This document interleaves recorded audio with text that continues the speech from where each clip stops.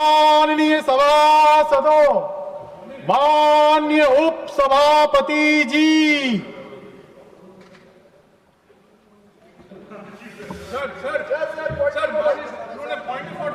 No point of order please. नहीं, ये budget पर है। Is it on budget? Budget पर है, बजट पर है। Is it related to budget? इन्होंने मुद्दा उठाया है सुबह और चेयरमैन साहब ने कहा था मैं आपको अलर्ट करूंगा। बजट पर नहीं है तो अभी है। नहीं सर, इन्होंने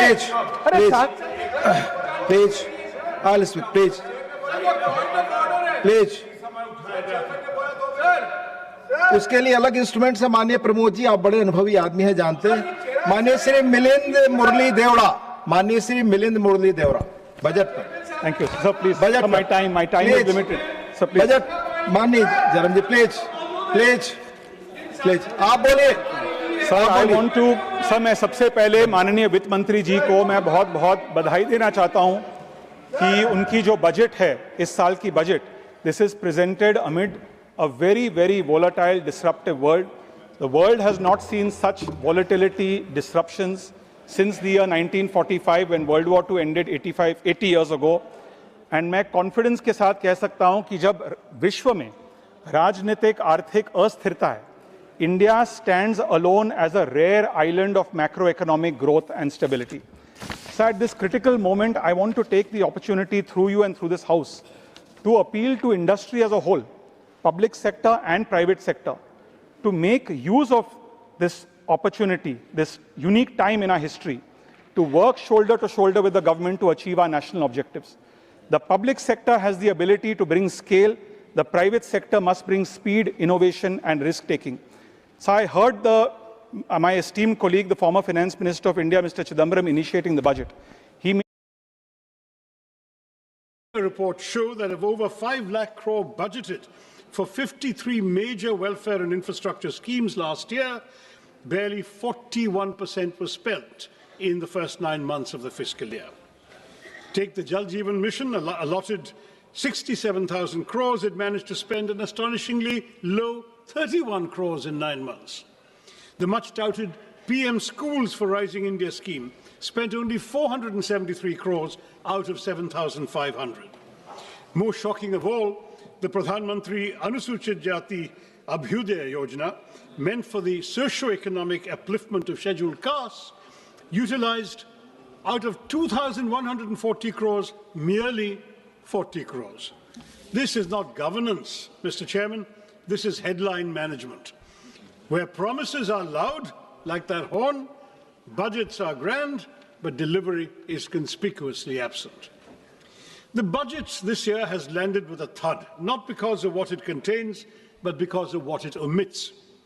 Behind claims of fiscal prudence lie a more uncomfortable reality. The Indian state is shrinking, not by design, but by compulsion. Government expenditure as a share of GDP has declined over the past decade, briefly rising during the pandemic before reverting close to the 2016 levels, driven by stagnant revenue mobilization. Tax receipts have remained flat relative to GDP. Disinvestment has underperformed, and non-tax revenues increasingly rely on extraordinary transfers such as Reserve Bank of India dividends, an unsustainable substitute for a stable revenue base. More troubling is the shift in the tax burden towards individuals, bearing a greater share of the tax burden than corporations, despite sharp post-pandemic profit growth. To elaborate further, in fiscal year 2017, corporate taxes were 3.2% of GDP, personal income tax was 2.3% of GDP. In fiscal year 27, that is 10 years later, they are projected to be 3.1% for corporates and 3.7% for personal income tax of individuals. So your revenue is coming disproportionately from the individual taxpayers. Fiscal consolidation since COVID has been achieved largely through expenditure compression, presenting necessity as virtue and compulsion as choice. Within these constraints, the government has relied on low-cost measures such as tax simplification and targeted incentives, but the budget offers no credible medium-term framework linking spending to employment and productivity. Capital expenditure is emphasized, yet weak demand, stagnant wages, high youth unemployment, compressed welfare spending, and inadequate devolution to states all persist, leaving India fiscally disciplined but developmentally constrained, without the revenue capacity or strategic clarity to deliver real economic security for the Aam Aadmi. This is why, Mr. Chairman, this is what I call an underwhelming budget. Now, let me look at specific sectors. M.S. Swaminathan had famously said, if agriculture goes wrong, nothing else will have a chance to go right. And this, I believe, is as good a starting point as any. Mr. Chairman, it's high time we stop treating agriculture as some issue that will sort itself out, because 46.1% of India's workforce and 60% of our population depend on agriculture and allied activities. Despite agriculture contributing 16 to 17% of GDP, it receives only 3% of this union budget, 1.62 lakh crore, which is a 5.1% cut from last year's 1.71 lakh crore. Now, this underinvestment is all the more alarming, Mr. Chairman, given the existential threats facing Indian agriculture today. This sector, vital as it is increasingly threatened by climate change and misaligned farming practices. Nearly two-thirds of the country are prone to drought, and the toll of weather-related disasters has been severe. Yet the Fasal Bima Yojana, meant to protect farmers, has failed. Flawed assessments and opaque settlements have reduced compensation to token amounts, 1 rupee, 3 rupees, 21 rupees, as your minister himself has acknowledged, turning protection into systemic injustice. Matters are worsened by cuts that leave the scheme at its lowest budget allocation in 8 years, fueling fears that new initiatives will repeat a familiar cycle of announcement without commitment, as seen last year when Gradley announced missions on cotton technology, pulses, vegetables, fruits, and hybrid seeds, all quietly faded with zero funding in the revised estimates. These announcements are like modern courtships, promises without commitment. That's what this government does to us. At a time when farm distress is deepening, the budget silence on revising the PM Kisan Nidhi disbursement speaks louder than any promise made elsewhere. हमारे किसानों की आय दोगुनी करने का वादा तो आपसे पूरा हो नहीं पाया। कम से कम उनकी सम्मान निधि ही बढ़ा दीजिए। पिछले 6 सालों से ये सिर्फ 6,000 रुपए पर ही अटकी हुई है। While there is an imperative need for breakthroughs in research and development and AI-driven agricultural technologies, paradoxically, funding allocations for agricultural research and education have dipped by 4.8% from the previous year's 10,466 crore, that's now to 9,967 crore, decreasing precisely when the finance minister is announcing new AI schemes. And frankly, Madam, touting a new AI app when the majority of our farmers can't afford fertilizers, harvesters, or tractors seems rather detached from reality, except of the virtual kind. Now, this budget speaks at length about crops from cashews to coconuts, yet ignores one of agriculture's most persistent concerns, pepper. Once hailed as black gold, the sector is now in distress in my state. In Kerala, which is one of the country's leading producers of pepper, output has fallen from 40,000 plus tons to 30,000 tons and is projected to decline by a further 28.7% in the foreseeable future.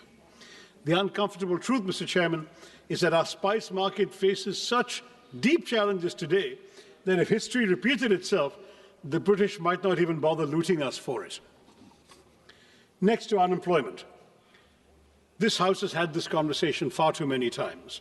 We recite the same statistics, express the same concerns, and then move on, while unemployment quietly worsens. The data at the end of 2025 makes one thing unmistakably clear. Rural unemployment has stagnated at 3.9%, while urban unemployment continues to rise, ending at 6.7% in December. The crisis is now starting to concentrate where aspirations and frustrations are colliding in our cities. And yet even the centre's flagship responses have failed to rise to the moment. Under the Pradhan Mantri Kaushal Vikas Yojana, barely 41% of certified candidates secured placements. More than half of those jobs were concentrated in just 5 sectors. And of the 1,380 crores released, 278 crores remained unutilized. The Prime Minister Internship Scheme tells a similar story. Allocation 10,831 crores. Ministry spends 526 crores in the first 9 months. This pattern is recurrent, sir. In fiscal year 25, allocations were cut after large unspent balances, with actual spending at just 680 crores. So much for creating employment when we can't even spend the money allocated for the job of creating employment. And what of gig workers, the backbone of our new economy? There is no mention of them in the budget. Their welfare has been deprioritized at a time when unrest grows over the absence of clearly defined benefits, time-bound claims and appeals mechanisms, and mandatory disclosure of work hours, earnings and deductions. This silence further weakens the gig workers' access to social security in practice.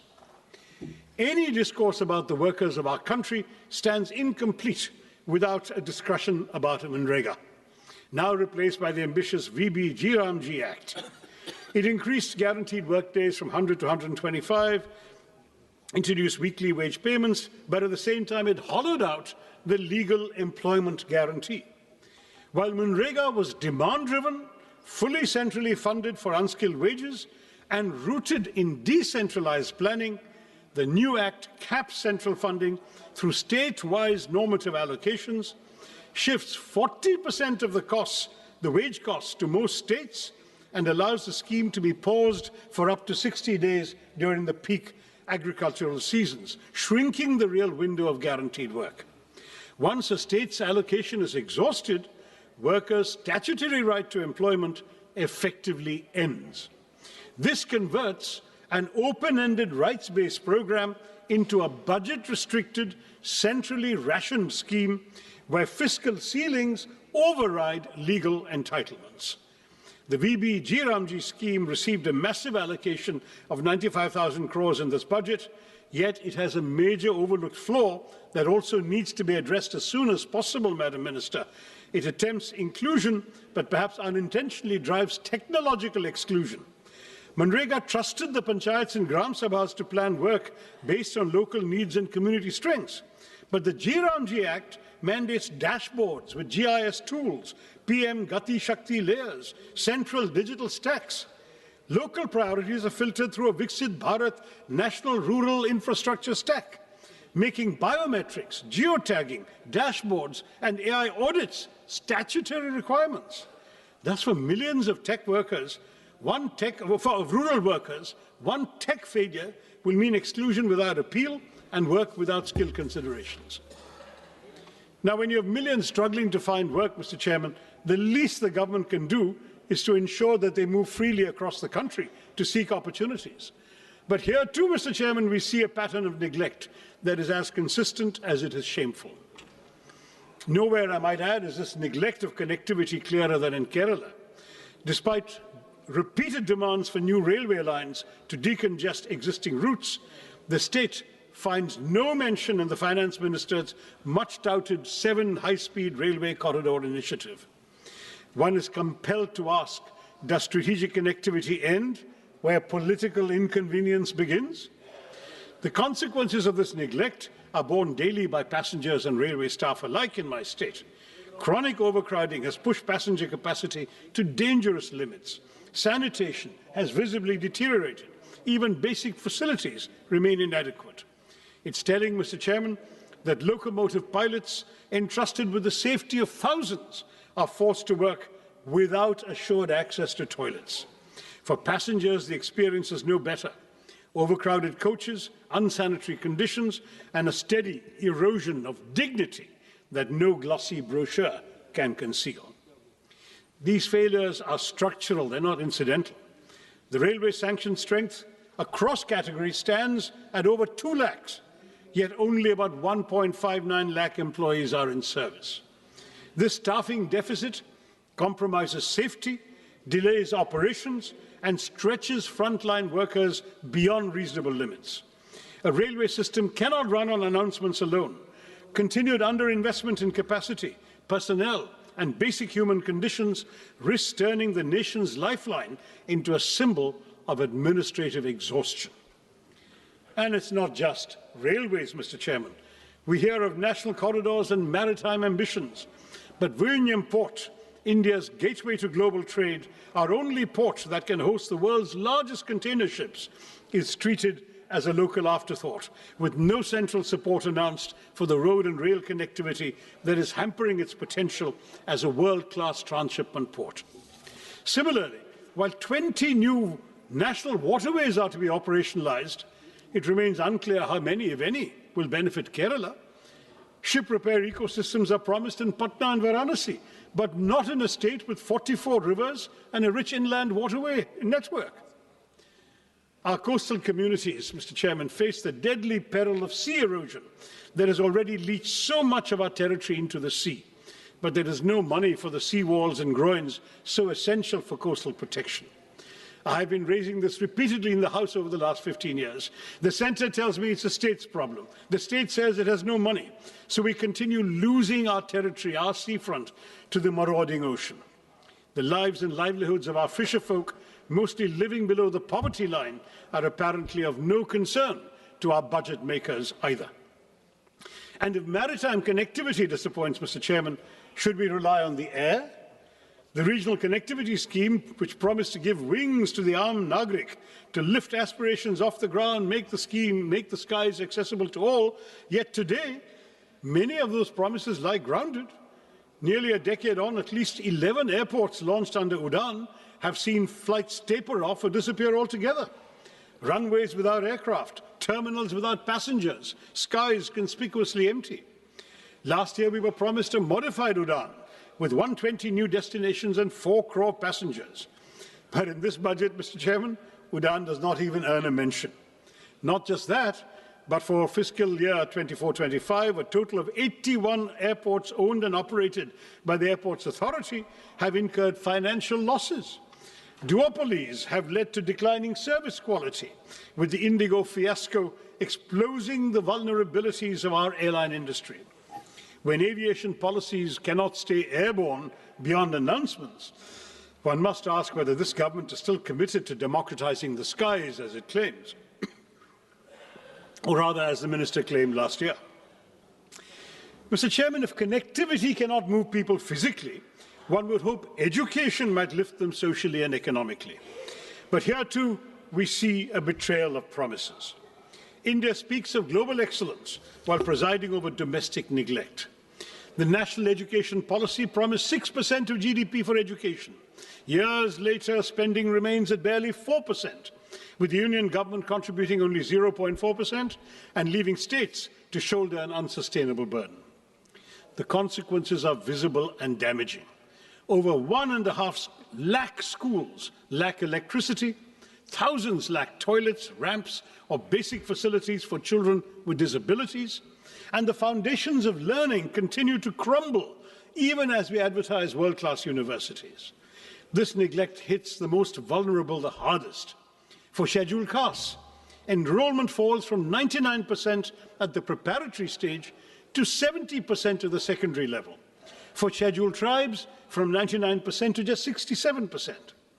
These numbers reveal a system where poverty pushes students out of classrooms and into premature work. We are told artificial intelligence will shape our future, yet only 52% of government schools have functional computers, just 58% have internet access. Where is artificial intelligence going to come to these schools? Technology without access is not transformation, Madam Minister. It is exclusion by design. Continued underfunding paired with grand promises will not uplift our children. It will mortgage India's future at a discount. Mr. Chairman, if education is one pillar of development the government should care about, health is surely the other. Budgets may speak in numbers, but nations are built in flesh and blood. And any budget serious about India's economic potential must invest in human capital, because healthcare is not charity, it is foresight. Yet public health spending remains below 2% of GDP, missing even the government's own promise of 2.5% after COVID. An allocation of over 1 lakh crore to the health ministry may sound impressive, but ambition must be measured in proportion, not in numbers. The consequences are now visible beyond government hospitals. Since 2019, over 600 private hospitals have exited the Ayushman Bharat Jan Arogya Yojana, revealing the fragility of coverage without delivery. Insurance that arrives late is merely distress deferred. Meanwhile, the fundamental determinants of health, clean air, safe water, nutritious food, and mental well-being continue to deteriorate even as disputes rise and mental health indicators worsen. A nation that seeks economic greatness cannot afford to economize on the health of its people. While you propose, Madam, exempting 7 additional rare disease drugs from import duties, your centres of excellence for rare diseases are few, unevenly distributed, and unable to utilize even the insufficient funds allocated, leaving thousands of patients to die every year for lack of treatment. And nowhere is this pattern of neglect more glaring than in the case of the long-promised AIMS in Kerala. First year of the NDA government, the promise was announced. The promise still remains unrealized. A state with one of the strongest public health records in the country continues to wait, while this budget, like its predecessors, offers neither clarity, nor timelines, nor urgency. 22 AIMS have been sanctioned across India, Mr. Chairman, but when it comes to Kerala, the silence is deafening. And AIMS that is not even a dot on a map is not institution building, it is institutional disregard. Kerala does not lack need, capacity, or credibility. What it lacks, it seems, is visibility in this government's priorities. Why, Mr. Chairman, is Kerala invisible to this government? I'd like to know. Equally telling is the silence on air pollution. After months of public outrage and choking headlines, the finance minister's speech found space for everything except the air we breathe. The National Clean Air Programme still runs on 2009 standards, weaker than the WHO's PM 2.5 norms, even as pollution control funding has been cut from 1,300 crores to 1,091 crores this year. A budget that saves on rupees but ignores the air its citizens breathe reduces development to bad arithmetic, not good progress. Mr. Chairman, the announcement of 3 new National Institutes of Pharmaceutical Education and Research, or NIPA, raises a troubling question of balance and intent once again. I'm sorry to return to my state, but Kerala, despite one of the country's strongest public health ecosystems and a proven record in healthcare delivery, once again went unaddressed, even as NIPAs are concentrated and clustered in northern and eastern India, and a single institute in Hyderabad is expected to serve the entire south. This imbalance is not new. I flagged it 2 years ago when I was chairman of the Standing Committee on Chemicals and Fertilizers. At a time when over 60% of India's 8,500 MSME drug units lack support to adopt even good manufacturing practices, such skewed institutional allocation risks shrinking rather than strengthening our manufacturing base. It also does little to reduce our dependence on China for nearly 2/3 of key active pharmaceutical ingredients, or to correct India's anemic R&D investment of just 0.64% of GDP, with even large pharma firms spending under 1% of net sales on their research. The result is predictable: limited innovation, continued reliance on low-cost biosimilars, and life-saving biologics priced far beyond the reach of most Indians, where public health spending remains so much below the GDP target of 2.5%.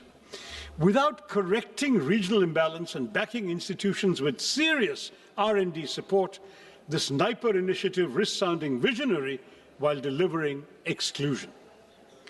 Now, all of these shortcomings in the sectors I've surveyed, in infrastructure, education, healthcare, might have been bearable if at least the economic burden were distributed equitably. But as per the UNDP Inequality-Adjusted Human Development Index, India ranks the lowest of all BRICS countries at 130. The silent shock absorbers of this economy are the middle class. They are now cracking under the strain. The symbols of success we see today, smartphones, cars, lifestyle assets, are only sustained by EMIs, Mr. Chairman, for the middle class, leaving the Aam Aadmi little room for health insurance, for savings or medical emergencies. Credit cards are once a luxury or a convenience. They've now become a lifeline. Defaults rose 28% last year to 6,742 crore rupees, not because Indian households are reckless, but because they're running out of room to breathe. With 2.9 lakh crore rupees in outstanding dues and 10.5 crore cards in circulation, borrowing has become the price of staying afloat. Even as households struggle, the tax burden has quietly shifted onto them. Personal income tax now contributes over half of all direct taxes, while the corporate share declines, as I mentioned earlier. And while last year's budget at least acknowledged middle-class housing stress through the Swami Fund, this budget offers only silence. Inflation may look subdued on paper, but for citizens, the cost of living has merely been shifted.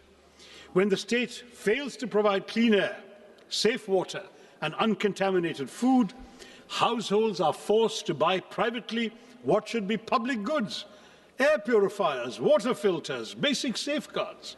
This burden is unequal, Mr. Chairman. The privileged can protect themselves, while the poor remain exposed. A nation cannot grow by exhausting the very people who sustain it. The Aam Aadmi who are financing this government are being sent deeply troubling signals on taxation.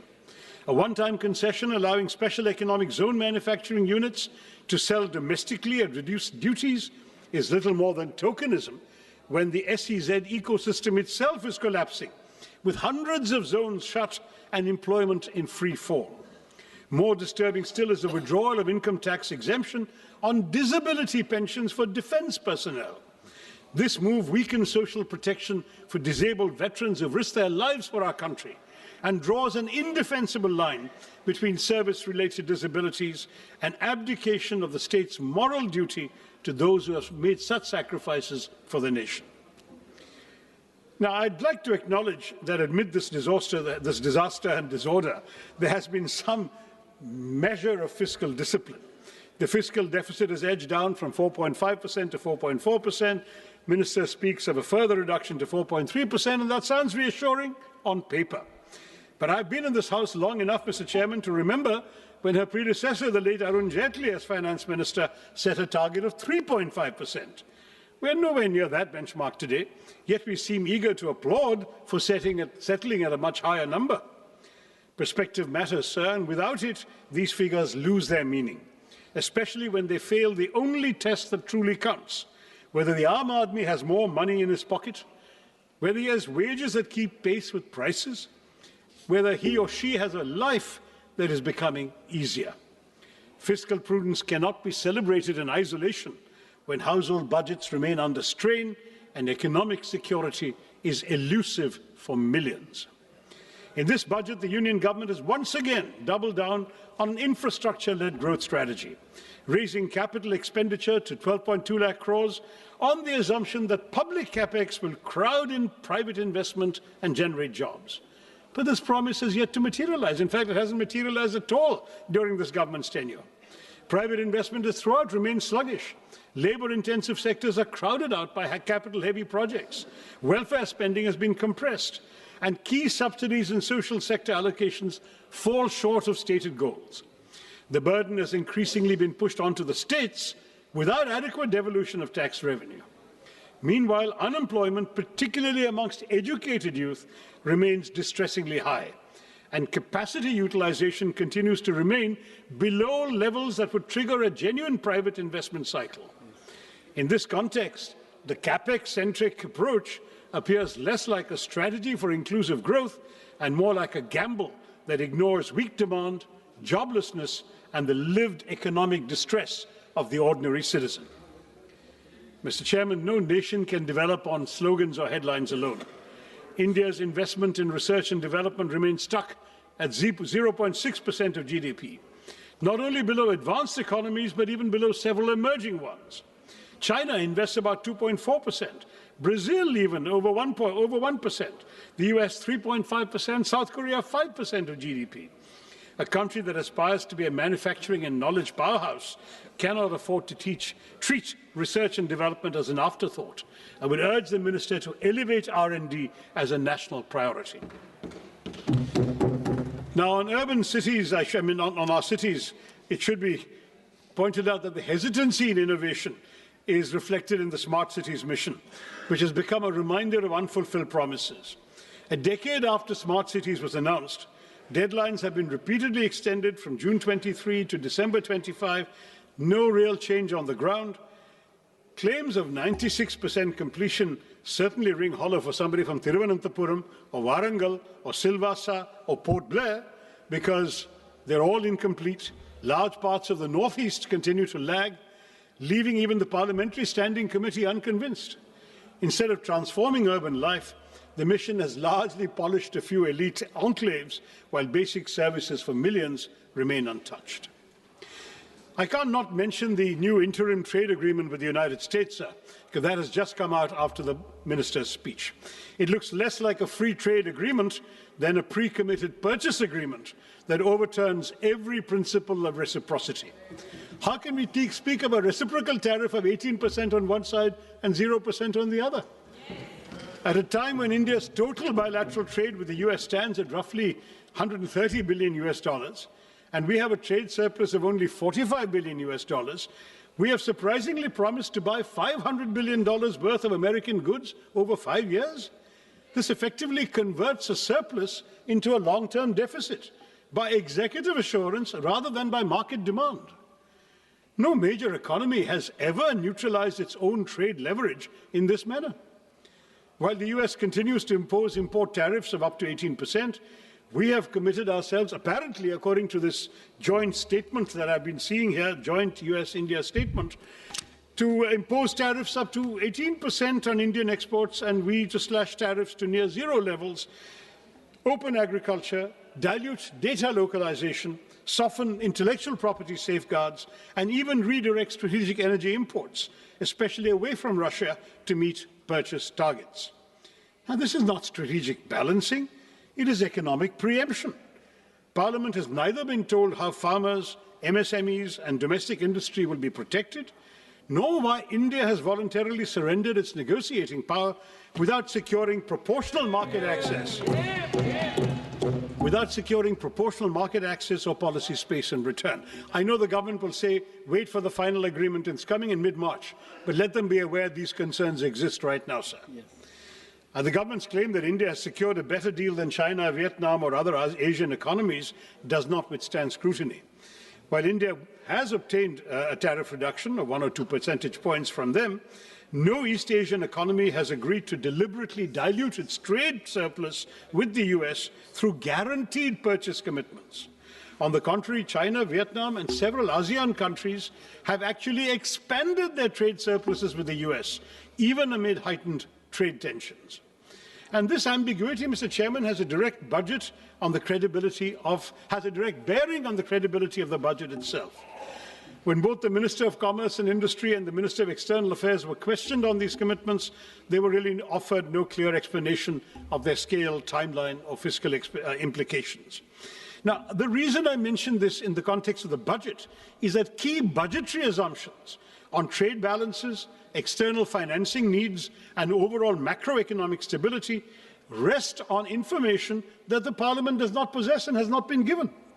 A budget framed amid such uncertainty is not just incomplete, it asks this House to approve numbers without knowing the obligations that may soon overtake them from this trade agreement.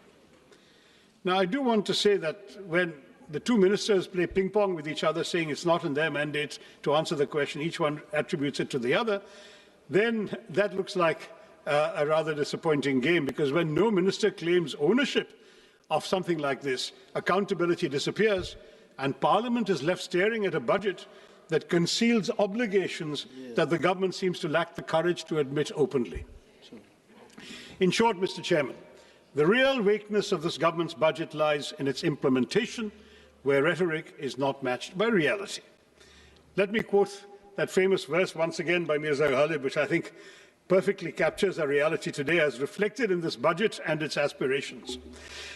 हमको मालूम है जन्नत की हकीकत, हमें मालूम है जन्नत की हकीकत, लेकिन दिल बहलाने के लिए गालिब ये ख्याल अच्छा है.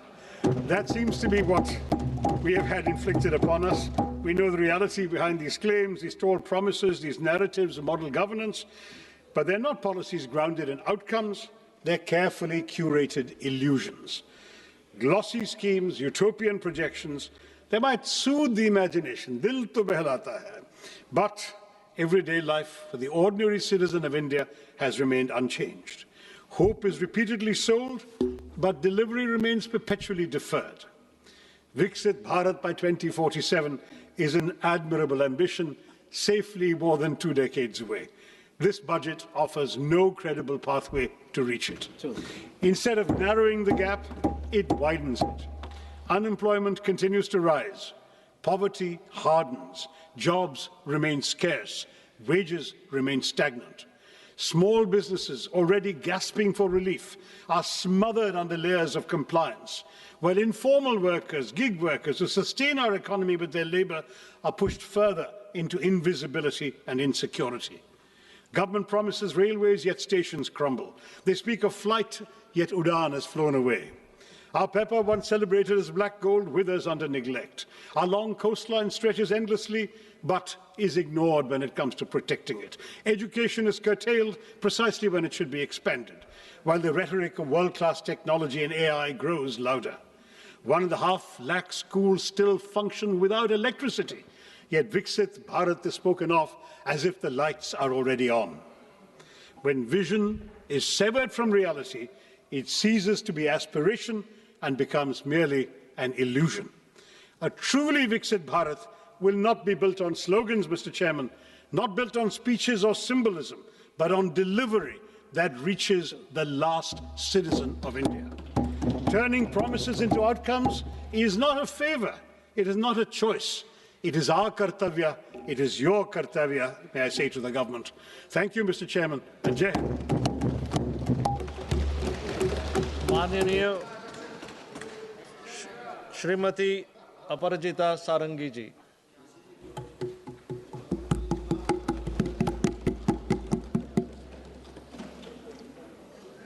It is my pleasure and privilege to talk about the Union Budget for the financial year 26-27. Thank you, Chairman, sir, for giving me this opportunity. At the outset, I commend Honorable Finance Minister, Madam Nirmala Sitharaman, for giving to this country of 1.4 billion people her 9th consecutive budget, a budget which reflects her commitment, the commitment of the government, the conviction of the government, and the consistency of the government. As I stand here to speak, I am reminded of a few words from Rigveda, the oldest of our Vedas.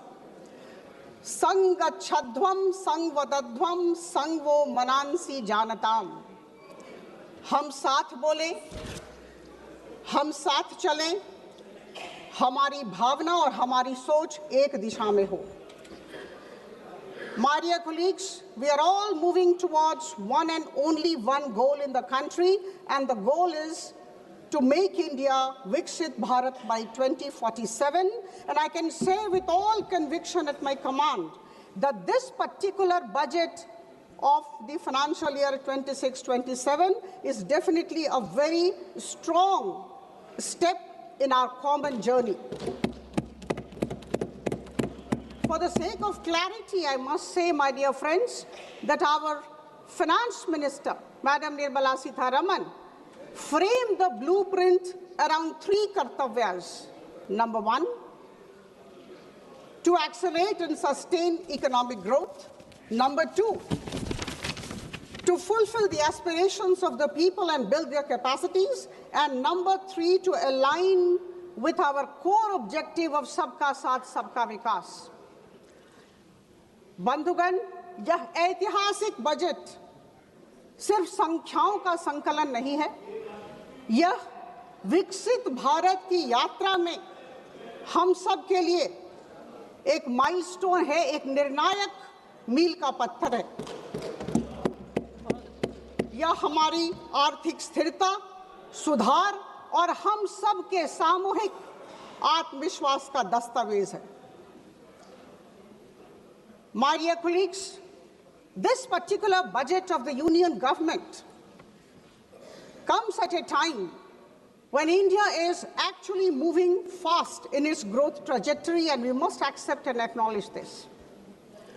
This is the first budget of the second quarter of 21st century, and that's why it's a very important budget for all of us, for all 1.4 billion Indians. Friends, we are aware of the fact that in 2014, we were the 10th largest economy, and at this juncture, our micro fundamentals are very strong. We are the 4th largest economy, bypassing Japan. We are going to be the 3rd largest economy, bypassing Germany very soon, and our forest reserves are very high. Our exports have gone beyond $800 billion, and I must say here, we have been all listening about inflation rate. The inflation at this juncture, December 25 figure, we are at 1.7%. And here while I say this, I must say that between 2011 and 2014, the average inflation of this country was 9.8%. I must say this, and I think all of us sitting in this house must appreciate this. Friends, the unemployment rate, all of us have been talking about the unemployment rate. It's declining every day, and at this juncture, it is 4.8%. We must realize this. हमारा देश वैश्विक निवेशकों, foreign investors के लिए एक भरोसेमंद गंतव्य की तरफ उभर के आया है, और हम सबको समझना होगा कि इस तरह की जो आर्थिक स्थिति है, जब विश्व में हमारी प्रशंसा हो रही है, हम मजबूत जमीन पर खड़े हैं, यह कोई संयोग नहीं है। यह हमारे अनुशासित वित्तीय प्रबंधन, संरचनात्मक सुधारों और स्पष्ट नीति का प्रमाण है। आदरणीय प्रधानमंत्री जी की सोच, की दूरदर्शिता और मार्गदर्शन को मैं नमन करती हूँ। The analysis of the budget of financial year 26-27 makes it abundantly clear that the Indian government has chosen the path of long-term growth. And this is not growth by impulse. This is not short-term stimulus. This is possible because of sustained, continuous investment in infrastructure, in institutions, in industrial capacity and upskilling. We must realize this. And these 4 things which I talked of are extremely important when a country aspires to become a developed nation. As was told by Honorable Madam Sitharaman in her speech, the expenditure today stands at 53.5 lakh crore. We must remember this. And the fiscal deficit stands at 4.3% of the GDP. My dear friends, we are in a very difficult global settings. I think all of us are aware of this. All my esteemed colleagues who are present in this house, it's an age of global uncertainty. And in this age of fractured global order, the government of India has decided to keep building. Charai veti, we must remember this. There is a massive scale-up in public capital expenditure. I remember in 2014, it was just 2 lakh crore. We must appreciate this. Rupees 2 lakh crore in 2014-15 has gone up to 11.2 lakh crore rupees in 2025-26. And now, with all pride, with all happiness as a citizen of the country, I can say that the public capital expenditure has gone up to 12.2 lakh crore rupees, which is 4.4% of the GDP, and it registers a 10% increase over the last year. And friends, we are aware of the fact that if the capital expenditure grows, then it definitely has a large multiplier effect on the economy. Urban transformation. Urban transformation is a very significant pillar of the budget. Madam Seetharaman talked about engines of growth. The cities, the big towns are today the engines of growth. And a wonderful concept was brought about and placed before all of us, the city economic region. City economic region focusing on Tier 2 and Tier 3 cities have been thought about by the government. Rupees 5,000 crore will be given to this city economic region, every city economic region, over a period of 5 years to build infrastructure. And we know what will happen. Less reduced pressure on the mega cities and fostering balanced development in the process. All of us know that no country ever can actually become a developed nation without having manufacturing competitiveness, and our government has tried to give a substantial push to the manufacturing competitiveness idea. This will not only create jobs, but also in the long run help promote our exporting community. The allocation of rupees 10,000 crore to the biopharma sector will not only help our people take care of their healthcare needs, but also lead to huge exports. Similarly, there was mention of many important areas which I think we must be talking about wherever we are. India has really advanced forward. There is focus on semiconductor mission 2.0, nuclear sector, rare earth corridors, data centers, and electronics components mission with a whopping 40,000 crore as the allocation. And I'm sure these investments will lead to less import dependency and make India future ready. I think these are things that we are thinking about our country, and I underscore the fact that we are intending to become Viksit Bharat by 2047, and that is why we have to be future ready. The provision of 4,000 e-buses is definitely going to enhance regional connectivity. My dear friends, 20 new national waterways, expanded road networks, freight corridors, 7 high-speed rail corridors and multimodal logistics system. These are giant leap towards a more competitive, resilient, confident, and self-reliant Viksit Bharat by 2047. We may like it, we may not like it, but we need to accept it.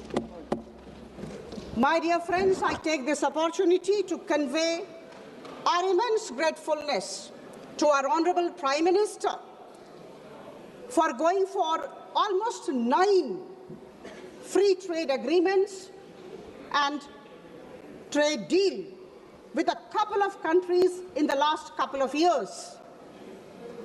Again, there would be critics, there would be naysayers, but I know to every action of Prime Minister Modi, there is an equal and opposite negative reaction from my right side. Free trade agreements and trade deal have been signed with New Zealand, UK, Oman, Australia, European Union consisting of 27 nations, and very recently with the US. And this is an indication of a particular thing which I think we need to appreciate. This is an indication of the fact that the government of India, under the leadership of our Prime Minister, knows how to navigate in a difficult world order. I talked about difficult global settings. We are aware of that. And in this difficult world order, the government of India for the past couple of years, about 10, 12 years, have acquired the ability, the capability, the talent to navigate successfully. In this budget, a number of customs duties and import duties have been withdrawn, and this is for good. This is to help the exporting community. Friends, I would like to give certain examples which I think all of us need to appreciate. We have allowed duty-free import of ingredients by seafood exporters, allowing 3% of freight on board value of exports to be imported duty-free by textile and leather goods, and allowing SEZ units to sell in domestic tariff area at concessional duty, and these are extremely progressive and pragmatic ways of strengthening our exporting community. My dear friends, our Prime Minister and our Finance Minister have been talking all the while about the micro, small and medium enterprises.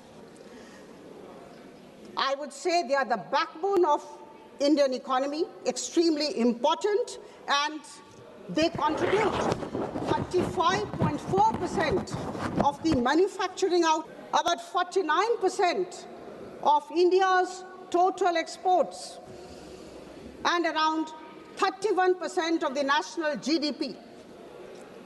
Now it's 7.47 crore MSMEs in the country, employing around 33 crore people. MSME has emerged as the second largest employer after agriculture. And our government, under the visionary leadership of our Honorable Prime Minister, recognizes this. And that is why rupees 10,000 crore have been allocated as SME Growth Fund. And there is a great concept, and the concept is nurturing the champion MSMEs. I think this is something very interesting, very innovative, and we all need to stand together and appreciate. Friends, a healthy India is a prosperous India. And here I must like to inform all of you, or rather help you recall, that Madam Nirmala Sitharaman allocated rupees 1.06 lakh crore for the Ministry of Health and Family Welfare in this budget.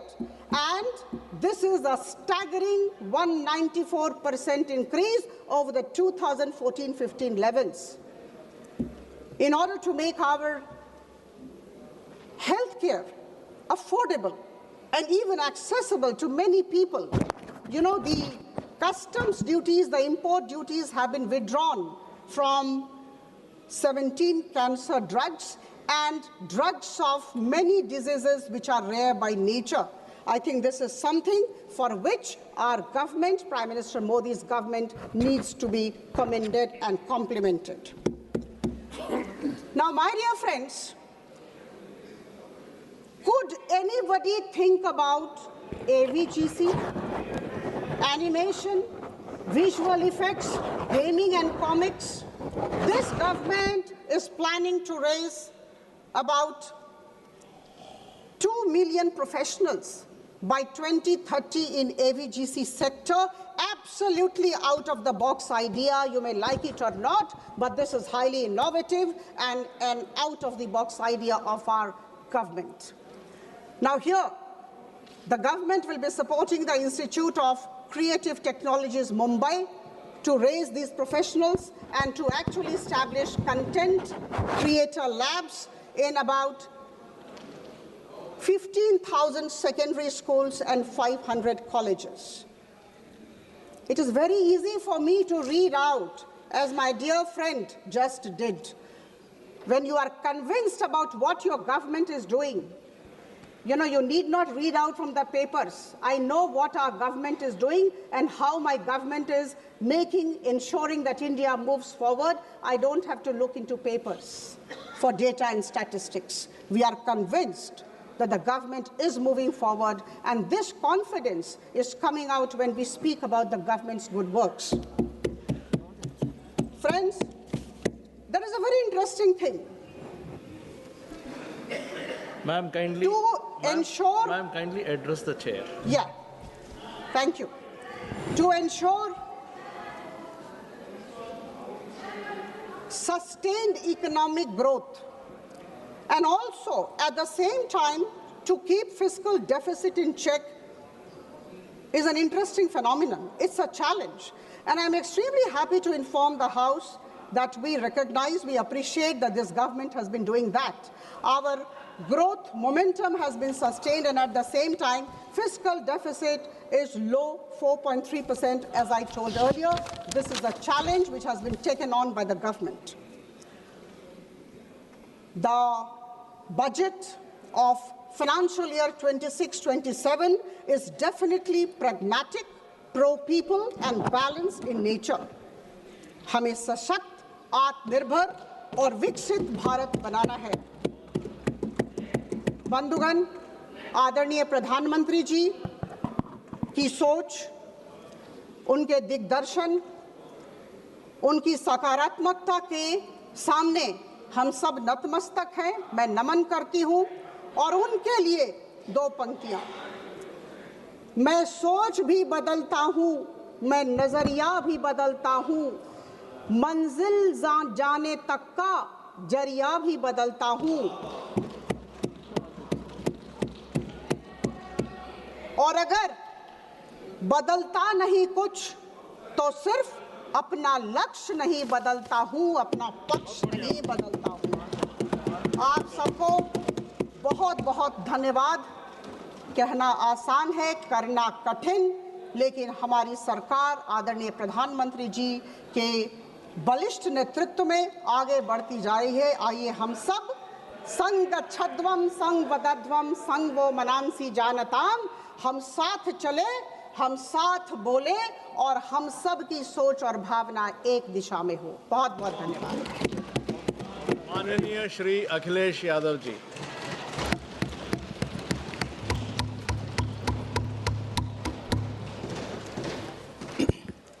मैं सबसे पहले सभापति महोदय आपका मैं धन्यवाद देता हूं कि मुझे आपने बजट पे बोलने का समय दिया है।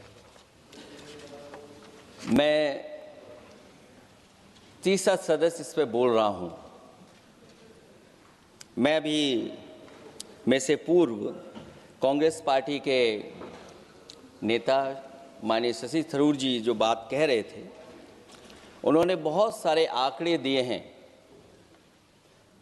सभापति महोदय, वही मिलते जुलते आंकड़े हमारे पास भी हैं। जब कभी जवाब आए तो शायद उन आंकड़ों का जवाब भी आए। और जब वो अपनी बातों को ख़त्म कर रहे थे तो वो एक शेर पढ़ के गए हैं, मिर्ज़ा गालिब का एक शेर पढ़ के गए हैं सभापति महोदय। सभापति महोदय, यही शेर अगर बीजेपी को पढ़ना होता तो बीजेपी कैसे पढ़ती? अगर यही शेर बीजेपी को पढ़ना पड़ता तो वो पढ़ते कि हमको मालूम है स्वर्ग की सच्चाई, लेकिन दिल को बहलाने के का गालिब ये ख्याल की जगह सोच अच्छा है। सभापति महोदय, यही फर्क है। सबका साथ, सबका विकास। सभापति महोदय, बोलने से पहले मैं जब बजट को देख रहा था और अक्सर सरकार को पिछले कई सालों से चलता हुआ मैं देख रहा हूं, मैं कहना चाहता हूं, क्यों झूठे ख्यालों में दिन रात करें, जो बनाते हैं हवा में बातों के महल, आओ उनसे कुछ जमीनी बात करें। सभापति महोदय, बजट आने से पहले और बजट आने के बाद पूरा देश और पूरे देश में ये बहस चल रही थी कि अमेरिका को लेकर के डील होने जा रही है। सभापति महोदय, मुझसे पहले अभी जो भारतीय जनता पार्टी की माननीय सदस्य बोल रही थी, और भारतीय जनता पार्टी का ये पक्ष है कि हम लोगों ने दुनिया में बहुत सारे देशों से फ्री ट्रेड एग्रीमेंट कर लिया है। सभापति महोदय, मैं भारतीय जनता पार्टी की सरकार से जानना चाहूँगा, अभी कितने देश और बचे हैं जिससे आप फ्री ट्रेड एग्रीमेंट नहीं कर पाए हैं? कुछ ऐसे भी देश बचे होंगे शायद जिनसे आपकी इच्छा होगी कि हम फ्री ट्रेड एग्रीमेंट कर लें।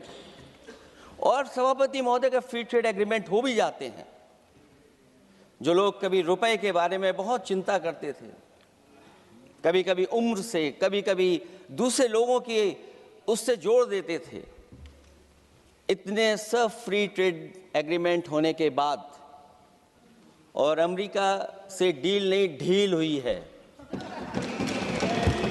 उसके बाद हमारा रुपया कहां पहुंचेगा? और अगर यही डील होनी थी तो 11 महीने इंतजार क्यों कराया?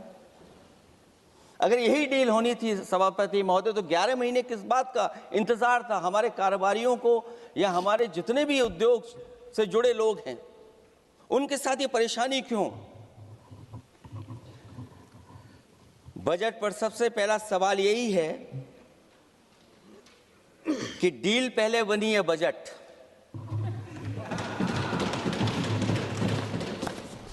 और बजट का हलवा यहां ज्यादा बटा के वहां। सभापति महोदय, स्वदेशी, आत्मनिर्भर, ये शब्द तो बहुत अच्छे लगते हैं,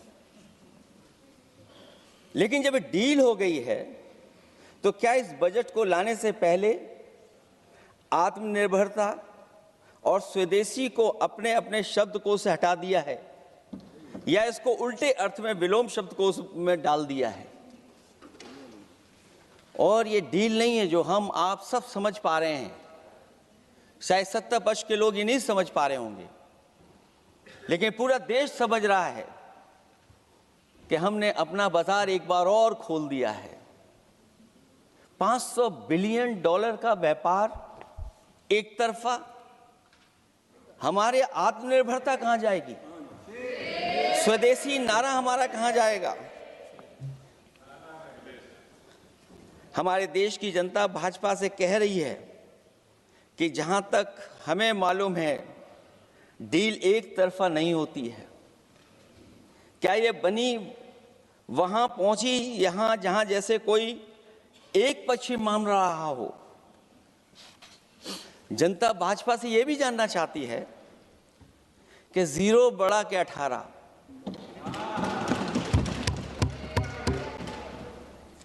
सभापति महोदय, भाजपा का समझौता गणित क्या यह है कि 18 0 के बराबर है? क्या 18 हमारा 0 के बराबर है? देश के किसानों, दुकानों, उद्योगों को बचाने के लिए खोखले शब्दों के अलावा भाजपा के पास कोई और सुरक्षा कवच या संरक्षण योजना है कि नहीं है? इसलिए मैं सभापति महोदय कहना चाहता हूं, ये बजट दिशाहीन है।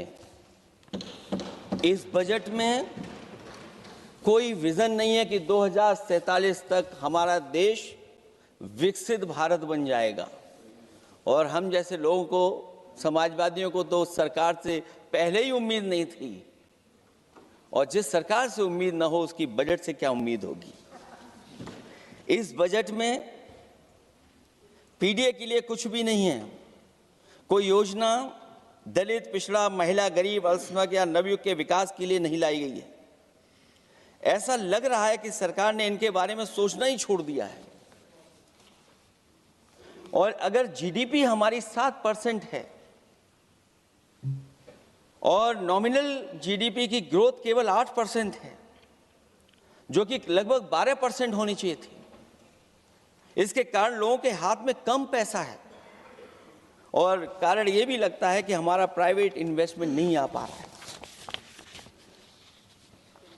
जो लोग ये कहते हैं कि हम प्रति व्यक्ति आय बढ़ा रहे हैं, जो आंकड़े हमारे पास हैं, जो जानकारी हमारे पास है, वो आंकड़ा यही कहता है कि $3000 के लगभग प्रति व्यक्ति आय हमारी है। और अगर हम दुनिया से जब इतना ही जुड़ गए हैं तो 2025 की जो रैंकिंग है, हमारा स्थान 144वां है, 144th है। तो जहां हम इतना 10, 11, 12 साल से हम इतने बजट ला रहे हैं, क्या हमारे पर कैपिटा इनकम लोगों की नहीं बढ़ पाई? और सदन में, इसी सदन में कई बार ये पूछा गया कि जो लोग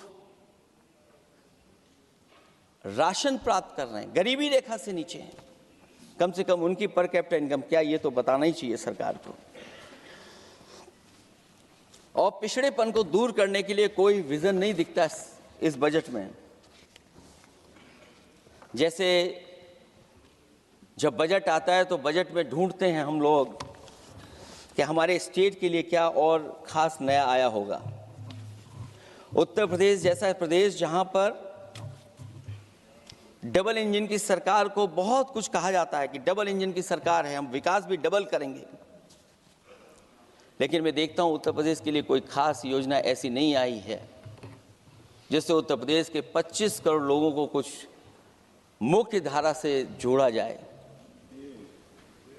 वैसे तो बड़े बड़ी योजनाएं बताई जा रही हैं कि हमारे कई फ्रेट कॉरिडोर्स बन रहे हैं, वाटरवेज बन रहे हैं, एक्सप्रेसवेज बन रहे हैं, लेकिन उत्तर प्रदेश जहां से प्रधानमंत्री जी आते हैं, भविष्य में जो बनेंगे एक्सप्रेसवे, लेकिन भारत सरकार के बजट से कोई भी अभी एक्सप्रेसवे वहां पर नहीं बना। अगर कोई बना हो, नया बन रहा हो, बड़ा बन रहा हो तो बताएं।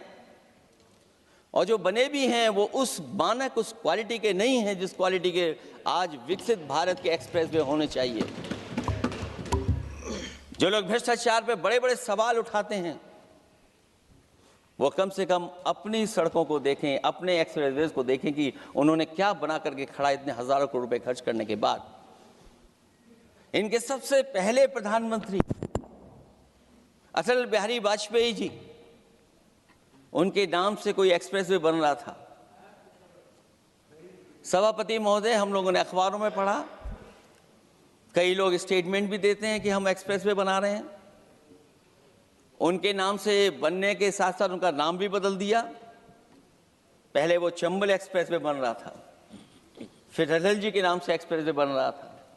लगता है वो जमीन पर नहीं उतरा है, वो केवल कागजों पे बन रहा था। तो ये तो एक्सप्रेसवे की बात हुई।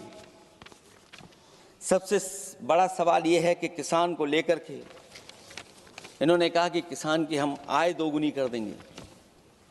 आज हमारा किसान इस उदारीकरण में कहां खड़ा है?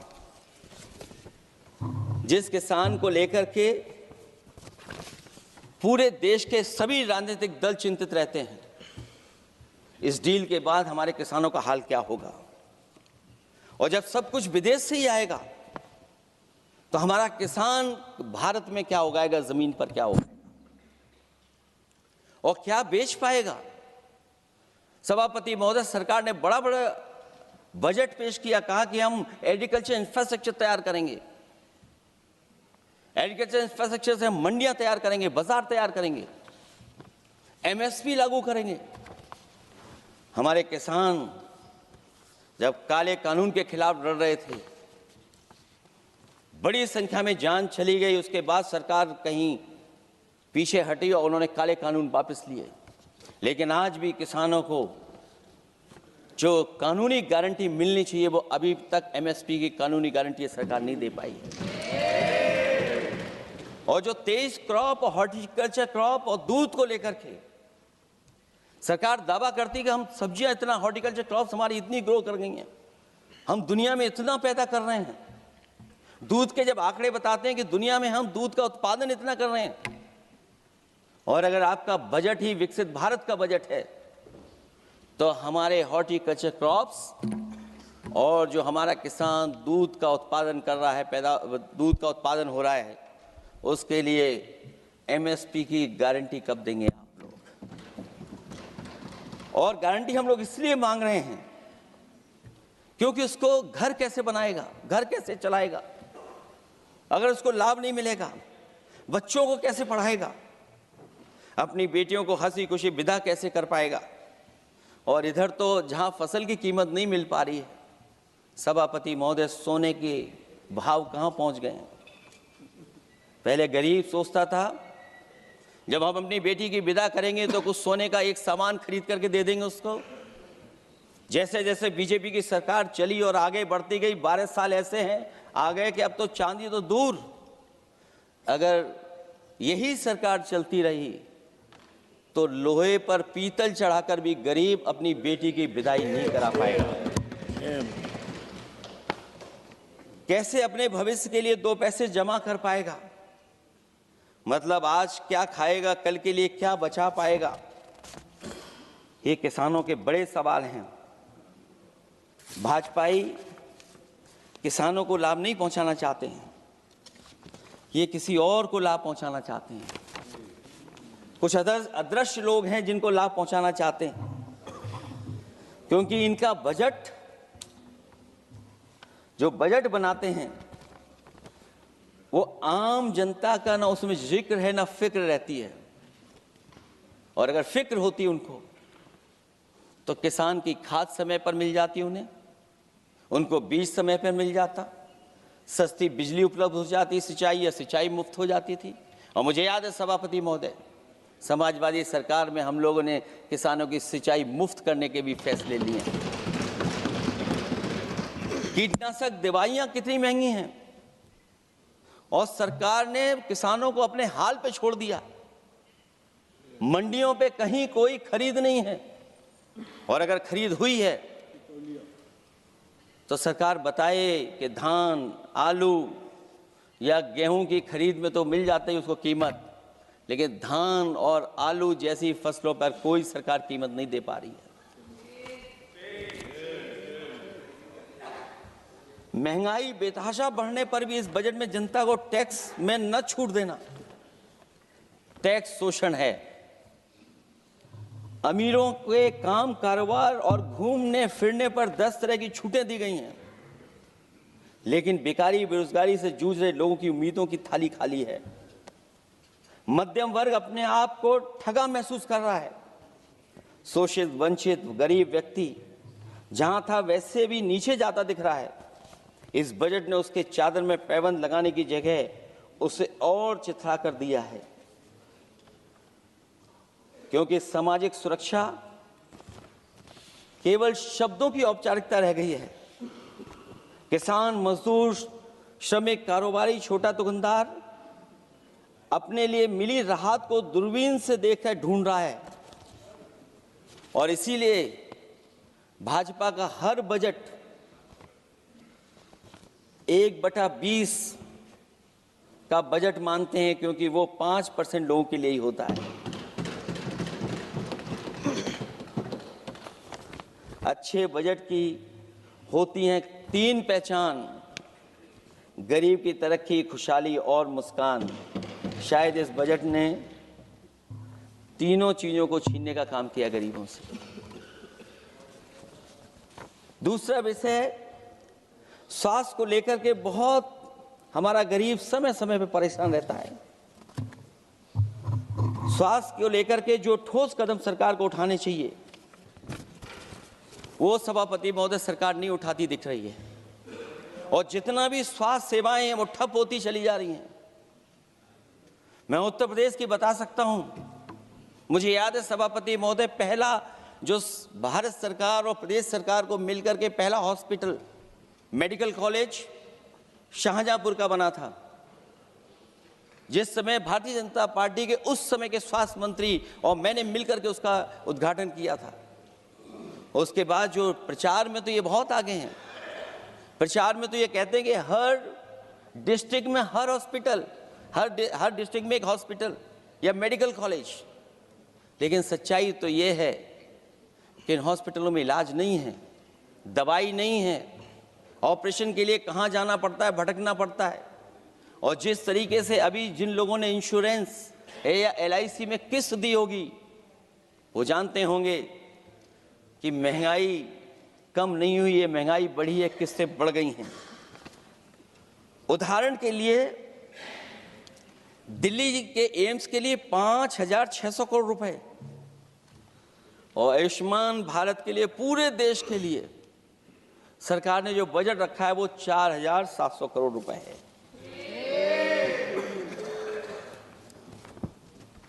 सुनते हैं पहले उपवन में हर ऋतु में बहार गाती थी, कलियों का तो कहना ही क्या, मिट्टी में खुशबू आती थी। ये भी ज्ञात हमें उपवन में कुछ ऐसे भौरे आए थे, सारा चमन कर दिया मरघट, अपने साथ जहर लाए थे। लेकिन अगर चमन वाले ही भौरों के रंग ढंग अपनाएं, माली तुम ही फैसला कर दो, हम किसको दोषी ठहराएं। सभापति महोदय, मैं उत्तर प्रदेश से आता हूं, जहां पर प्रधान संसदीय क्षेत्र है। राजमाता पूजनीय अहिल्याबाई होलकर जी, उनकी मूर्ति थी, उसको बुलडोजर से तोड़वा दिया। सभापति महोदय, कोई कल्पना कर सकता है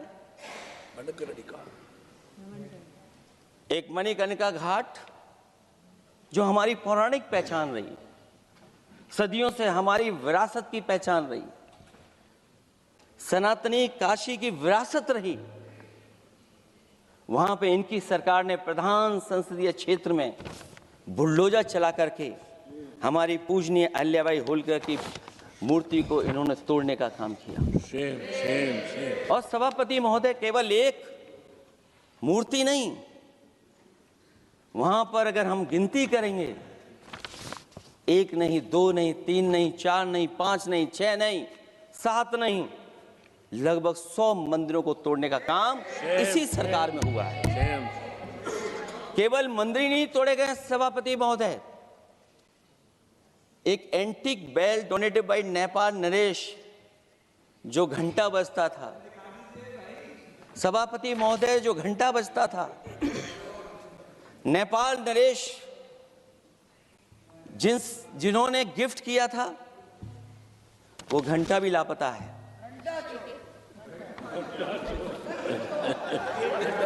केवल घंटा ही लापता नहीं है,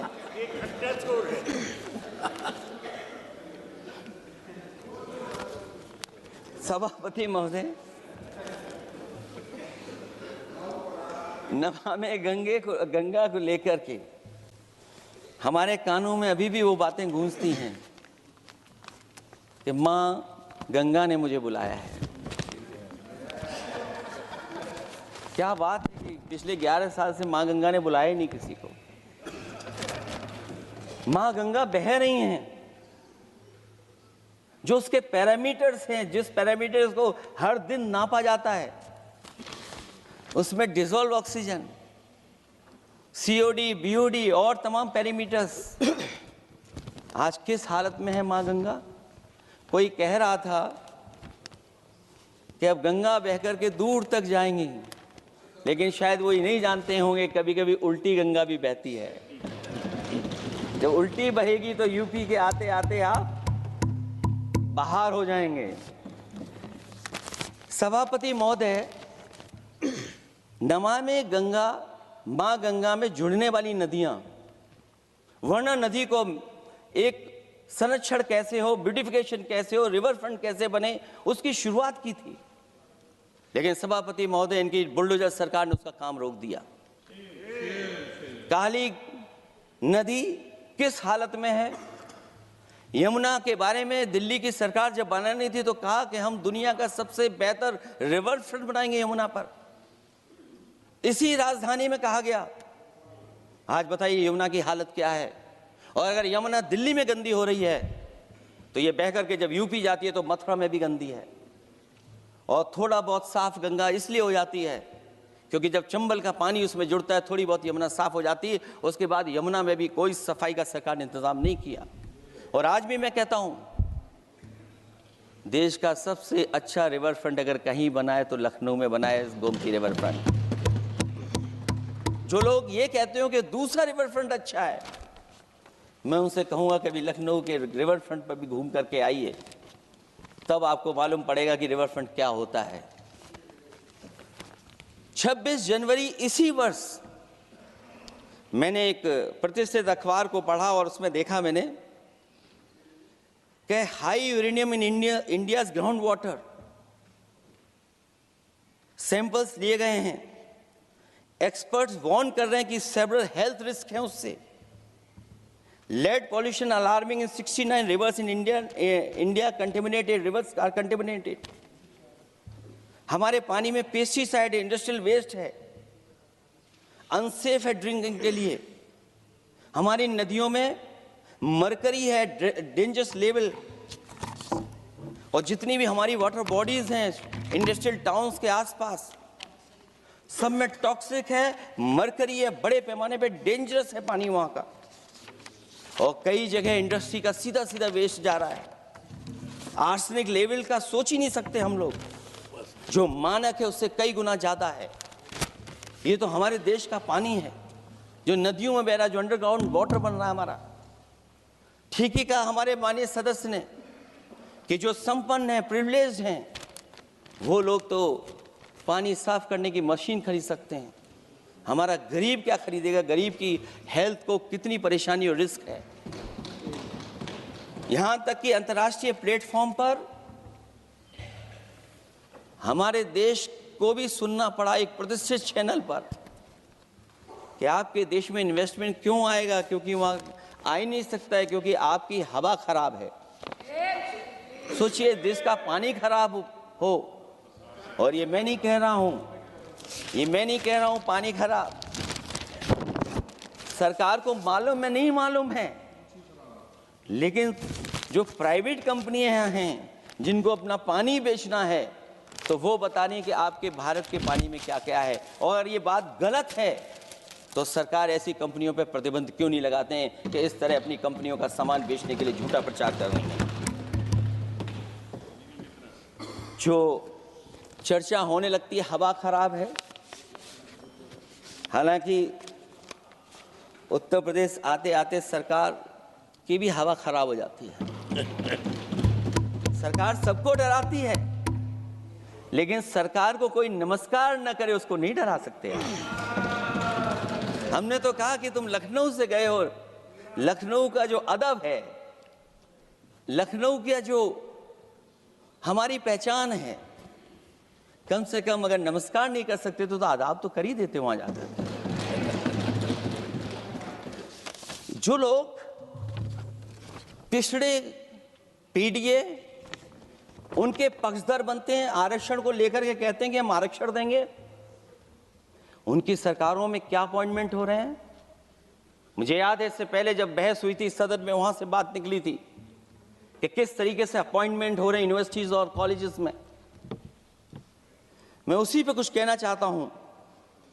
ये अपनी अपनी किस्मत है, कुछ कलियां खिलती हैं ऊपर और दूसरी मुरझा जाती हैं झुके झुके जीवन भर भूं पर। माना बदकिस्मत है, लेकिन क्या वे महक नहीं सकती हैं? अगर मिले अवसर अंगारे सी क्या दहक नहीं सकती हैं?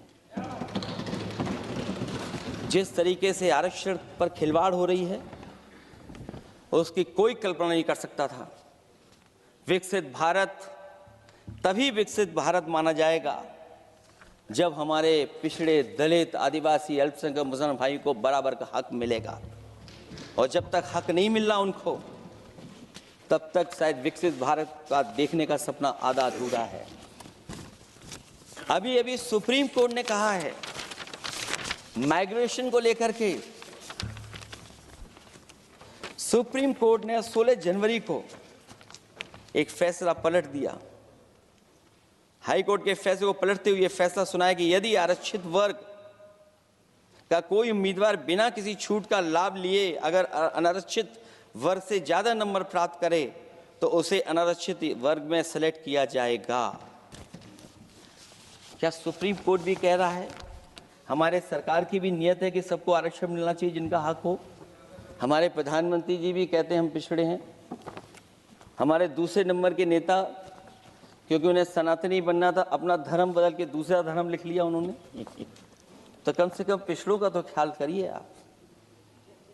जब पिछड़ों का ख्याल करोगे तभी आपका देश विकसित बनेगा, भारत विकसित बनेगा। अगर आप पिछड़ों को छोड़ देंगे, दलितों को छोड़ देंगे, आदिवासियों को छोड़ देंगे, अल्पसंख्यक भाइयों को छोड़ देंगे, तो आप कैसे विकसित भारत बनाएंगे? एक आर्थिक बराबरी है, दूसरी सामाजिक बराबरी है। और मुझे लगता है बजट से ना आर्थिक गैर बराबरी दूर हो रही है, ना सामाजिक गैर बराबरी दूर हो रही है। और इनकी सरकार में कितना भेदभाव है। सभापति महोदय, केवल चुनाव जीतने के लिए सोचिए, एक 72 साल के बुजुर्ग पर मोहित खान साहब, आप जानते होंगे आपके क्षेत्र में, टाउन एरिया। सभापति महोदय, बीजेपी का लक्ष्य केवल है चुनाव जीतना। इन आंकड़ों से क्या मतलब? और आंकड़ों के अगर ये ठीक आंकड़े होते सभापति महोदय, तो इन्होंने कहा था कि बुलेट ट्रेन हम 1 लाख करोड़ की बनाएंगे। आज बुलेट ट्रेन 2 लाख करोड़ की कैसे हो गई? सभापति महोदय कहा कि हम 1 लाख करोड़ में बनाएंगे बुलेट ट्रेन, और बुलेट ट्रेन केवल संपन्न स्टेटों में क्यों? हमारे बंगाल, बिहार और यूपी में क्यों नहीं? और अगर आप हाई स्पीड बुलेट ट्रेन लाना चाहते हैं तो 1 लाख करोड़ का बजट दिया था, 2 लाख करोड़ बजट हो गया। यूपी में जब बनेगा तो पता नहीं कब बनेगा, कौन जानता है कब बनेगा। चुनाव जीतने के लिए इनकी सरकार के लोगों ने झूठा फंसाया, ये सब जुमला है, जुमला। झूठा फंसाया, और इसलिए फंसाया कि वो मुस्लिम है, इसलिए फंसाया। 72 वर्ष के बुजुर्ग को 19 महीने जेल में रखा गया। समाजवादी पार्टी को बदनाम किया गया, और केवल इसलिए कि चुनाव जीत जाए आप, अयोध्या का चुनाव जीत जाए, क्योंकि अयोध्या का चुनाव हारे थे आप लोग। मैं अयोध्या की महान जनता का धन्यवाद देता हूं कि उन्होंने कम्युनल पॉलिटिक्स का समापन किया है। वो विकास के रास्ते पे जाना चाहते हो। मैंने पहले भी कहा, फिर कहता हूं, आपका विकास अयोध्या का तो मैं जानता हूं कैसा है, क्योंकि लोगों ने काशी को क्यूटिव बनते नहीं देख पाए।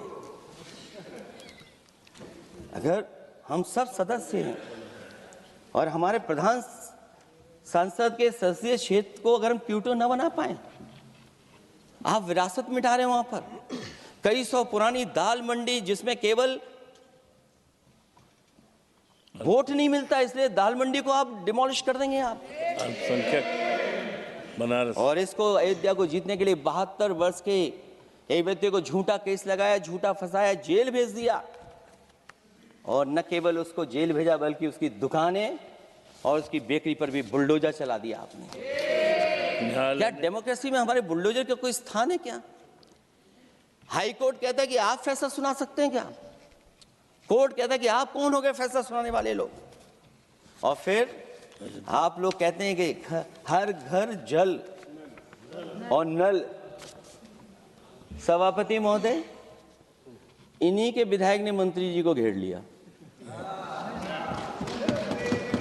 इन्हीं के विधायक ने मंत्री जी का अपहरण कर लिया, और ये कहते हैं कि हम तो, हमारे कोई अराजकता नहीं है। ये कहते हैं इन्वेस्टमेंट लाएंगे, हम एमओयू साइन करेंगे। सभापति महोदय, देश के प्रधानमंत्री, देश के सबसे बड़े उद्योगपति उत्तर प्रदेश पहुंचे थे, एमओयू साइन किए गए, लाखों करोड़ के एमओयू साइन हुए, और एमओयू साइन होने के बाद जमीन पर कितना उतरा ये बताए सरकार। एमओयू के बाद सरकार बताए कितना जमीन पर उतरा है। इन्होंने जब कश्मीर का 370 हटा रहे थे सभापति महोदय, हाँ ना, बजट ही है ये एमओयू में, क्योंकि इंसेंटिव अगर नहीं देंगे तो कौन आपका इन्वेस्टमेंट लाएगा? ये राज्य का विषय नहीं है सभापति, राज्य से प्रधानमंत्री आते हैं। और आपने ये कहा कि प्रधानमंत्री के क्षेत्र में, हमने देश में कहा कि हमने 1000 किलोमीटर मेट्रो बिछाई है। आपने देश के प्रधानमंत्री के क्षेत्र में क्यों नहीं मेट्रो बिछाई? क्यों नहीं बिछाई आपने? आपने देश के प्रधानमंत्री के क्षेत्र को एक्सप्रेस से क्यों नहीं जोड़ा आपने? क्योंकि आपके पास बजट नहीं है। अटल बिहारी वाजपेयी जी के आपने नाम से एक्सप्रेस क्यों नहीं बनाया? बताइए आप, ये बजट नहीं है आपके पास।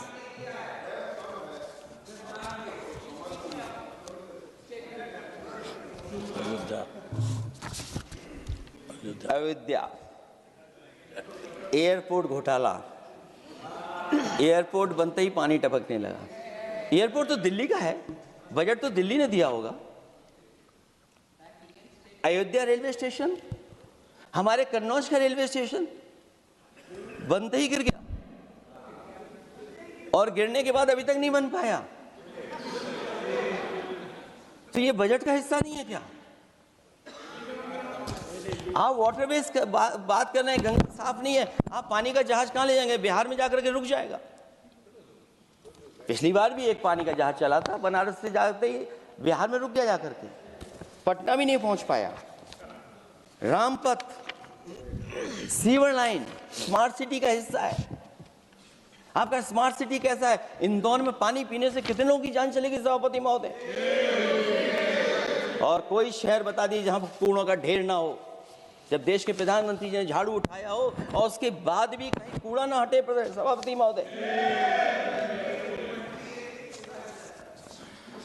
भजन संध्या स्थल घोटाला हुआ, अंतर्राष्ट्रीय मीडिया सेंटर बनाया, उसमें भी पानी गिर रहा है।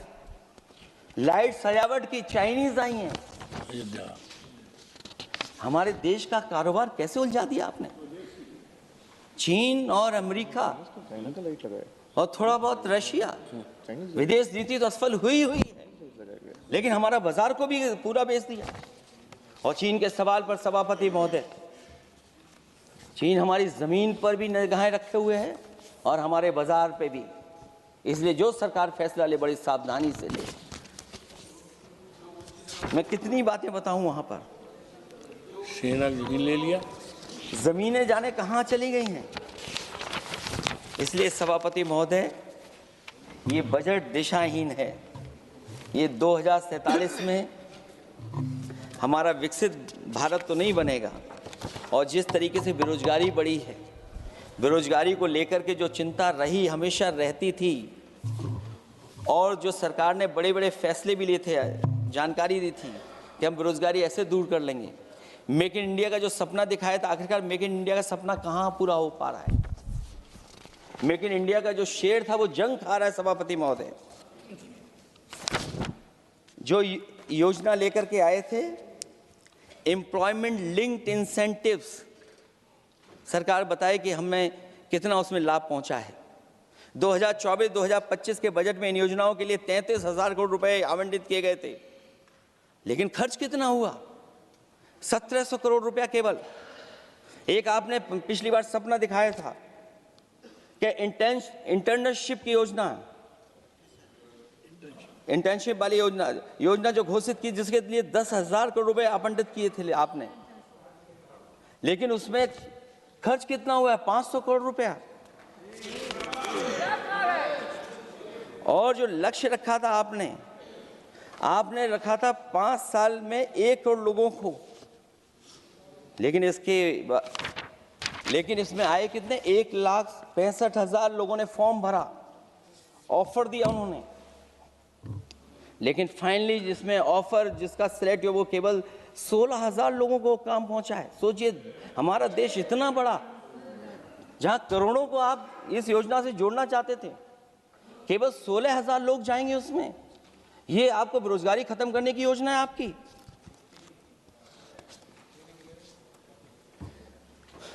माननीय वित्त मंत्री जी के सदन के सामने स्थिति स्पष्ट करनी चाहिए कि मनरेगा एक महत्वपूर्ण योजना थी जिसमें गरीबों को ग्राम स्तर पर रोजगार मिलता था, राइट टू वर्क के अनुसार थी।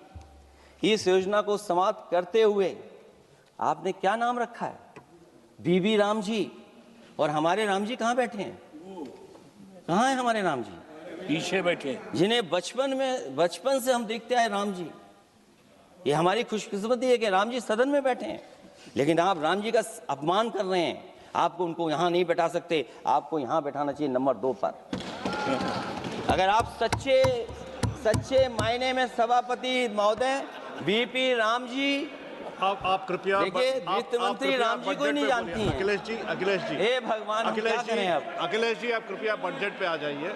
आप कृपया बजट पे आ जाइए अखिलेश जी। सभापति महोदय, बजट पे आइए, बजट पे आइए। एक मिनट क्या बोले? फिर बोलना दोबारा। नहीं, आप बजट क्या बोलिए? नहीं सभापति जी, बोलिए। नहीं सभापति महोदय, जिन्होंने गोली चलाई वो आपका राम मंदिर बना रहे हैं। सभापति महोदय, जिन्होंने गोली चलवाई वो राम मंदिर बनवा रहे हैं। अगर कुछ पता ना हो तो जाकर के पूछ लेना, पता कर लेना। आधी अधूरी जानकारी के साथ मत आया करो यहाँ पर। अब आप बताइए सभापति महोदय, बीबी राम जी नाम बदल दिया आपने। यूपी जैसा बड़ा स्टेट, उसको क्या मिलेगा अब? जहां पर 1,000 ग्राम सभाएं अर्बन हो गई हैं। जब 1,000 ग्राम सभाएं अर्बन हो गई हैं और 40% व्यय प्रदेश सरकारों पर डाल दिया गया है, ये स्कीम कैसे चलेगी आपकी? मैंने पहले ही कहा था कि एमएसपी की लीगल गारंटी मिलनी चाहिए, और जिस तरीके से किसान आत्महत्या कर रहा है, एनसीआरबी के आंकड़े सरकार के पास होंगे कि किसान कितनी आत्महत्या कर रहा है। जिन्होंने ये कहा कि 2022 तक हम दोगुनी आय कर देंगे। हाँ बताइए, आलू की पैदावार की क्या आय दोगुनी हो गई? धान की पैदावार करने वाले की आय दोगुनी हो गई? आपको गाय से बहुत प्रेम है। हमारे क्षेत्र में खुद एक काऊ मिल्क प्लांट बना, यूपी का पहला काऊ मिल्क प्लांट। आपकी सरकार ने उसको बंद कर दिया। आप कहते गाय की सेवा करो, लेकिन पहला यूपी का काऊ मिल्क प्लांट वो आपसे बंद हो गया। अगर शायद हम ऊंट के मिल्क की चॉकलेट बना रहे होते उस प्लांट से, तो वो प्लांट चलता रहता। आय दोगुनी कितनी हुई है बताएं सरकार? मत्स्य पालन और पशुधन विकास की तरफ सरकार का कोई ध्यान नहीं है। सरकार का कहना है कि वित्त अच्छी हुई है, लेकिन क्या कारण है कि एफडीआई में लगातार कमी आ रही है? विदेशी इन्वेस्टर्स क्यों बाहर ले जा रहे हैं? भारत में इन्वेस्ट करने के लिए क्यों नहीं इच्छुक हैं? और शेयर मार्केट क्यों इतनी जल्दी गिर जाता है? रुपए के मूल्य में डॉलर के विरुद्ध निरंतर गिरावट आ रही है। और इसके बाद सभापति महोदय, इस डील और ढील के बाद हमारा रुपया कहां होगा, ये सरकार जरूर बताए हमें। मैन्युफैक्चरिंग में कोई सुधार नहीं हो रहा है। अभी भी हम जीडीपी के 15% पर मैन्युफैक्चरिंग पर निर्भर हैं, जबकि मैन्युफैक्चरिंग के शेयर मेक इंडिया के अनुसार अभी तक 25% होना चाहिए था। इससे स्पष्ट लगता है कि मेक इन इंडिया, आत्मनिर्भर भारत और पीएलआई योजना सफल नहीं हो पाई हैं, और उसी का परिणाम है कि आज हमारे नौजवानों को रोजगार और नौकरी नहीं मिल पा रही है। सरकार उद्योगपतियों के साथ खड़ी है। सरकार द्वारा लेबर कोड्स लाए गए हैं, जिन लेबर रिफॉर्म्स के रूप में दर्शाया जा रहा है वो लेबर कोड एम्प्लॉयर के हित में है, लेबर के पक्ष में नहीं है और मजदूरों के नहीं है। अब अधिकांश उद्योगों द्वारा लेबर को कोई भी नौकरी से निकाला जा सकता है। इतना तानाशाही होगी कि जब चाहेंगे तब निकाल देंगे। उनके 8 घंटे से अधिक काम कराया जा सकता है। परमानेंट एम्प्लॉयमेंट की बजाय कॉन्ट्रैक्चुअल एम्प्लॉयमेंट की व्यवस्था की है सरकार ने। सोचिए, यही सरकार है कि सबका साथ सबका विकास। एयर पॉल्यूशन को लेकर के मैं पहले ही कह चुका हूँ, और शहरी विकास तो इनका मैंने क्यूटो को मैं देखा है, इसलिए उस क्यूटो के बारे में मैं ज़्यादा नहीं कहना चाहता हूँ। अंत में मैं इतना ही कहूँगा कि स्वास्थ्य और शिक्षा के केवल 10% और 14.2% बजट बढ़ाया गया है, जबकि पिछले वर्ष का पूरा बजट इन दोनों मदों में खर्च ही नहीं किया गया है। आखिरकार सरकार बताएगी खर्च क्यों नहीं हुआ, आखिर क्या कारण है, किसकी वजह से खर्च नहीं हुआ है? जल जीवन मिशन में 50,000 करोड़ रुपए खर्च नहीं हो पाए हैं, और प्रधानमंत्री आवास योजना में 40,000 करोड़ रुपए, और हमारे देश के प्रधानमंत्री ने गांव गोद लिया था। वो लगता है उस गांव को अनाथ छोड़ दिया है प्रधानमंत्री जी ने। वो गांव ही अनाथ छोड़ दिया है। आरबीआई के डेटा के अनुसार इनकम में जो नीचे 80% हैं, उनकी इनकम का शेयर 36% से घट करके 32% हो गया है, और हर वर्ष में रियल वेजेस 2% कम हो रही हैं। आखिरकार इसका कारण क्या है? मुझे उम्मीद है सरकार बताएगी कि इसका कारण क्या है कि जिसकी वजह से लगातार गिरावट होती जा रही है। मैं रैंकिंग में नहीं जाना चाहता हूं कि हमारी रैंकिंग कहां है, गैर बराबरी की रैंकिंग में हम कहां पहुंच गए हैं, हम कितना नीचे पहुंच गए हैं। जो तरह तरह की रैंकिंग समय समय पर आती हैं, उन रैंकिंग के बारे में सरकार को ज़रूर पता होगा कि हम एजुकेशन इंडेक्स में कहाँ हैं दुनिया में, हम हेल्थ इंडेक्स में कहाँ हैं दुनिया में, और जो एयर क्वालिटी के इंडेक्स है उसमें हम दुनिया में कहाँ हैं। इसलिए सभापति महोदय, मैं अंत में इतना ही कहना चाहता हूँ कि ये बजट दिशाहीन है। 2047 तक विकसित भारत तो नहीं बनेगा, लेकिन हमारे गरीबों के साथ बहुत अन्याय होगा। जिस तरह एआई पे बात की गई है, एआई अगर अच्छाई और भलाई के लिए हो तो अच्छी बात है, लेकिन पता नहीं भारतीय जनता पार्टी पे कितना रिसोर्सेज हैं कि एआई और जितना भी हमारा वो है जो बजट है वो सबसे ज़्यादा खर्च वो करते हैं दूसरों को बदनाम करने के लिए। इसलिए इन्हीं शब्दों के साथ मैं सभापति महोदय का धन्यवाद देता हूं। मैं उम्मीद करता हूं कि सरकार इस बजट को गरीबों की तरफ मोड़ेगी, पीडीए के लोगों की तरफ मोड़ेगी, जिससे वो भी मुख्य धारा में खड़े हो सकें। बहुत बहुत धन्यवाद। माननीय सदस्यगण, अभी हम केंद्रीय बजट पर सामान्य चर्चा में हैं। अगला माननीय स्पीकर माननीय श्री अभिषेक बनर्जी जी।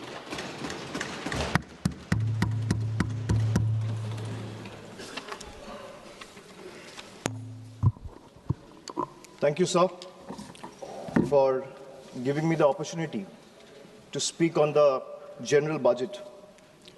Sir, I rise here today not merely just a member of the opposition, but as a voice of billion Indians who were promised Achhe Din and who today struggle to survive under the weight of soaring costs. So this union budget was presented on Maghi Purnima, a day which is ideally meant for clarity, renewal of purpose, and moral responsibility. Yet, sir, this budget offers none of these. It does not heal the economy. Rather, this budget curates headlines. It speaks loudly in slogans, but softly in solutions. So this is a budget that rewards those who can avoid taxes through privilege and punishes those who pay them honestly through compulsion.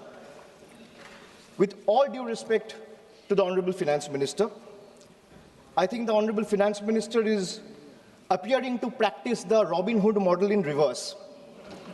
She drains the poor through taxation and inflation while rewarding the rich with concessions and privileges.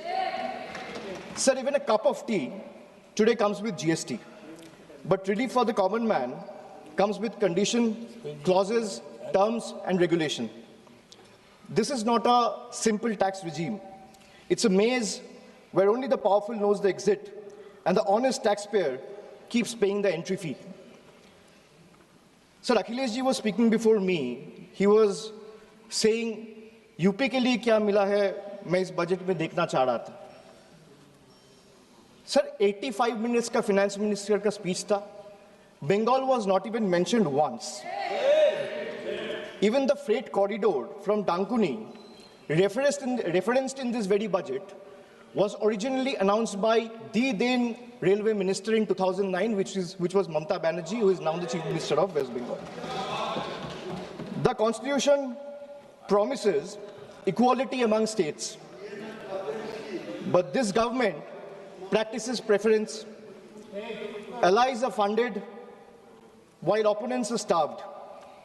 So this is not a model of cooperative federalism. This is a model of subscription-based federalism. So the budget and the manner in which the government chooses to function forces us to confront a truth that we as citizens have been avoiding for too long. So in November 2021, on a stage thousands of miles away at the Kennedy Center, Veer Das, a young stand-up comedian from India, spoke of two Indias. Many laughed, some were offended, few paused to listen. But what he offered was not comedy.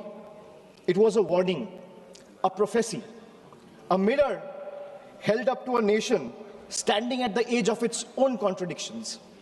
Because I too, sir, come from two India. And I come from an India which proclaims Ek Bharat, Shresth Bharat. And I also come from an India where mother tongue becomes a marker of suspicion, where speaking Bengali makes you a Bangladeshi and eating fish makes you a Mughal. Sir, I come from a part of India that gave birth to revolutionaries and wrote courage in blood. And I also represent an India where saying Joy Bangla or singing Amar Sonar Bangla is enough to strip you and brand you a labeled Ghuspetiya. Sir, I come from an India that thunders Sabka Saath, Sabka Vikas. From every podium, And I come from an India where West Bengal's rightful dues to the tune of 1,96,000 crores are frozen in cold bureaucratic silence. Sir, what is withheld is not just money. What is withheld is dignity. What is withheld is constitutional promise that every Indian, every state, stands equal before the union. This is not governance or federalism, sir. This is a message that you stand in line or you'll be made to pay the price. And that is the tragedy of our time. India has two faces, but that one India is being asked to kneel before the other is the truth that we all are facing today. Sir, I come from an India where the finance minister proudly declares with absolute confidence that India is the fastest growing economy in the world. And I come from another India where Bengal, after contributing 6.5 lakh crores in taxes in just last 7 years, is systematically denied its rightful share. So despite repeated requests and appeals, we have been denied employment under Manrega, housing under PM Awas Yojana, road connectivity under Gram Sadak Yojana, even basic drinking water under Jal Jeevan Mission is being stopped. So I come from an India that boasts of maximum governance, minimum government. And I also come from an India where governance means abandonment, where the poorest are forced to fight for roti kapra makan, where wages are held hostage, where houses are sanctioned on paper but erased in practice, where even drinking water becomes a bargaining chip in a political vendetta. I come from an India where farmers are stopped at the national capital with nail embedded in the roads with concrete barricades. And I also come from an India where terrorists can enter the national capital and carry out blasts killing 15 innocent people. I come from an India where we are told, and I quote, India's borders are safe and they cannot be violated. A promise that is made from the highest office. And I also come from an India where that promise lies in ruins. Terrorists crosses our border, infiltrated heavily guarded militarized zones like Pahalgam, and gunned down 26 innocent civilians under broad daylight. And Honorable Sir, all of these, the abandonment, the broken promises, the selective cruelty, it's not random, it's not accidental. It flows from a single, unmistakable principle of this budget. So this budget is built on a single unmistakable principle, that is triple, teen. A writer once said, there are three kinds of lies. Lies, damned lies, and statistics. Modern India lives with three certainties: pressure that mounts, taxes that multiply, and trust that is betrayed. So today, India lives under triple pressure, triple taxation, and triple betrayal, triple. So let me place before this august house my 10 principles of triple.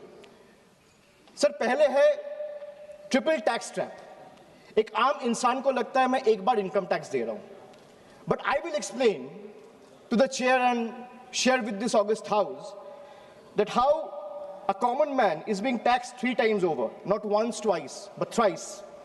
So the first blow is the income tax. The salaried citizen pays tax even before the salary reaches his bank account. There is no escape, no negotiation, no adjustment made for inflation. In today's India, honesty doesn't pay, it costs. So number 2 is GST. From the first biscuit with the morning tea to a school notebook, from sugar and spices in the kitchen to the electricity bills, from hospital expenses to medical expenses, from soap in the bathroom to the software at work, indirect taxes follows everywhere. Sir, जहां सरकार की welfare schemes नहीं पहुंचती है, वहां भी GST पहुंच जाती है.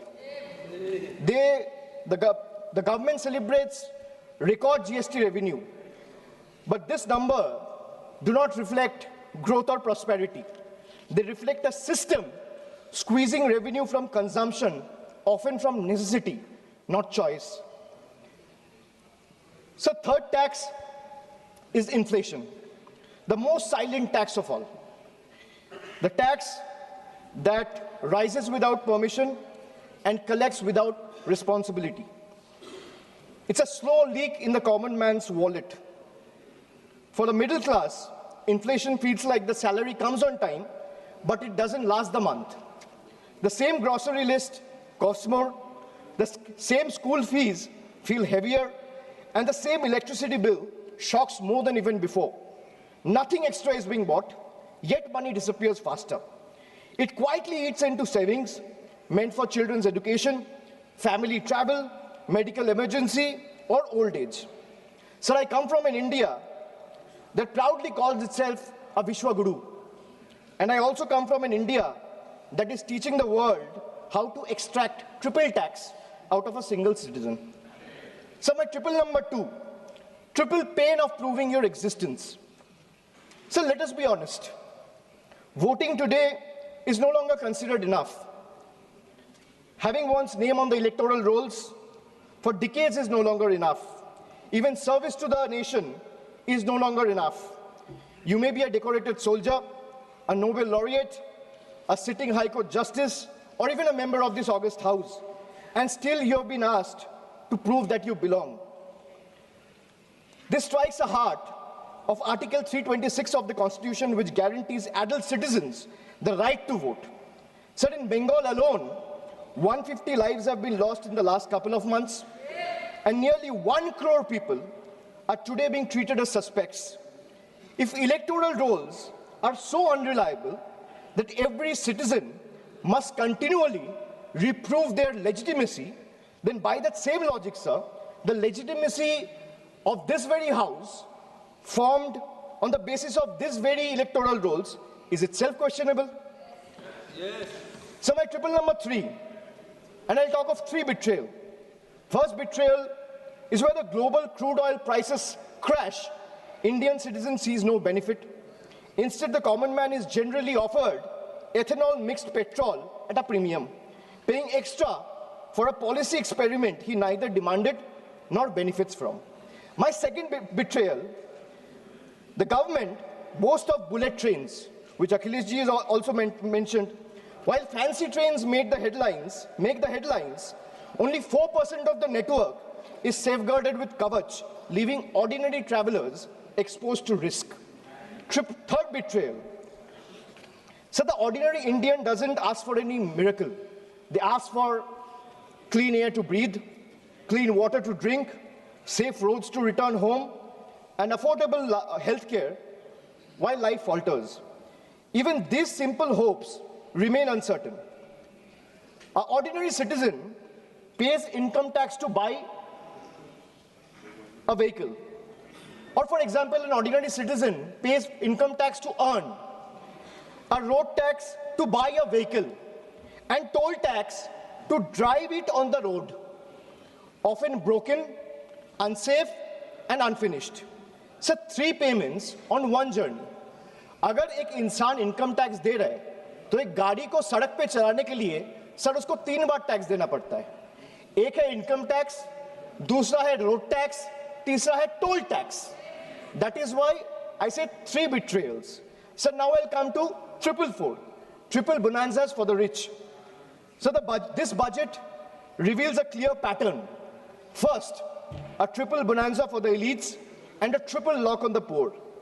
So top 10% of this country now corner 57% of nation's income and 65% of its wealth, while the bottom half survives on just 6.4%. In this economy, money earns money, but survival earns nothing. Second, so if you look at taxation and support, foreign cloud giants are handed tax holidays, while Indian MSME, the very backbone of employment, are left empty-handed. Sir, relief exists on paper, but in actual distress exists on the ground. Third, corporate India gets red carpet, easier property rules, wider equity access for NRIs and massive infrastructure promises, but the result of these government policies is not competition, it is concentration.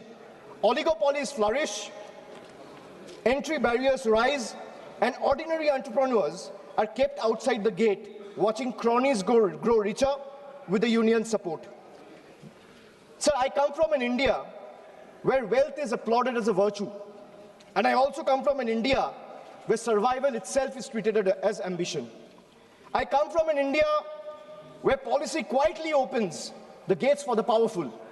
And I also come from an India that stand outside those gates with hands folded, backs bent, hearts heavy, and eyes raised, hoping that one day these gates will open for them too. Now my 555, farmers. So the budget completes a cycle of betrayal. Every day, nearly 30 farmers dies by suicide. Not because they failed, but because policy failed them. 5 years after the historic farmers' movement, which saw 700 lives lost, the union government has still refused to legalize MSP. Promises were made at protest sites, assurances were echoed in parliament, but delivery never followed.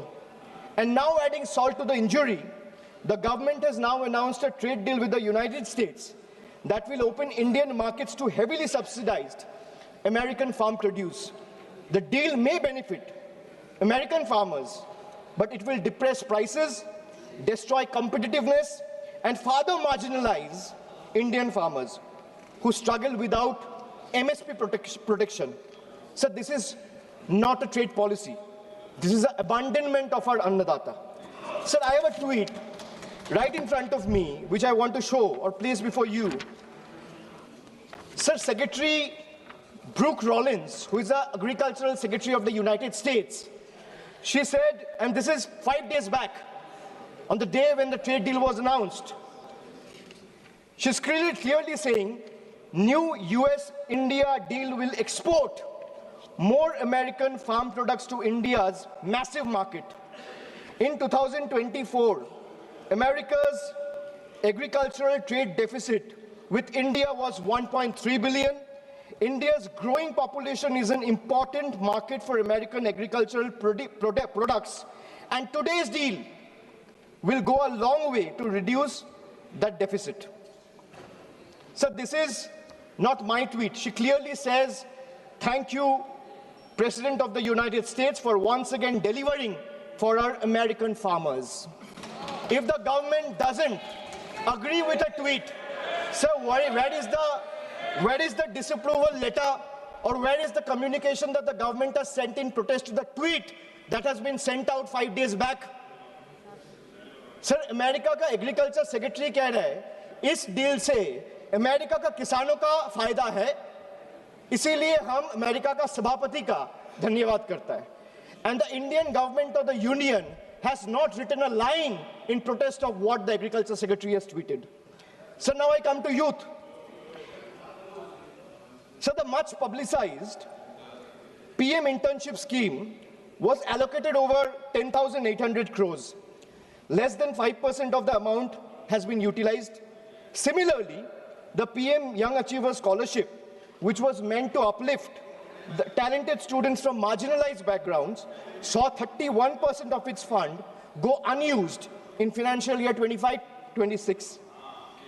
Sir, if I speak of women, more than 86 women are raped every day in this country. A number that reflects systematic collapse, not isolated crime. Sir, Bengal exercised its constitutional authority and passed the Aparajita Bill, a stringent anti-rape law providing the strongest deterrence against crime against women.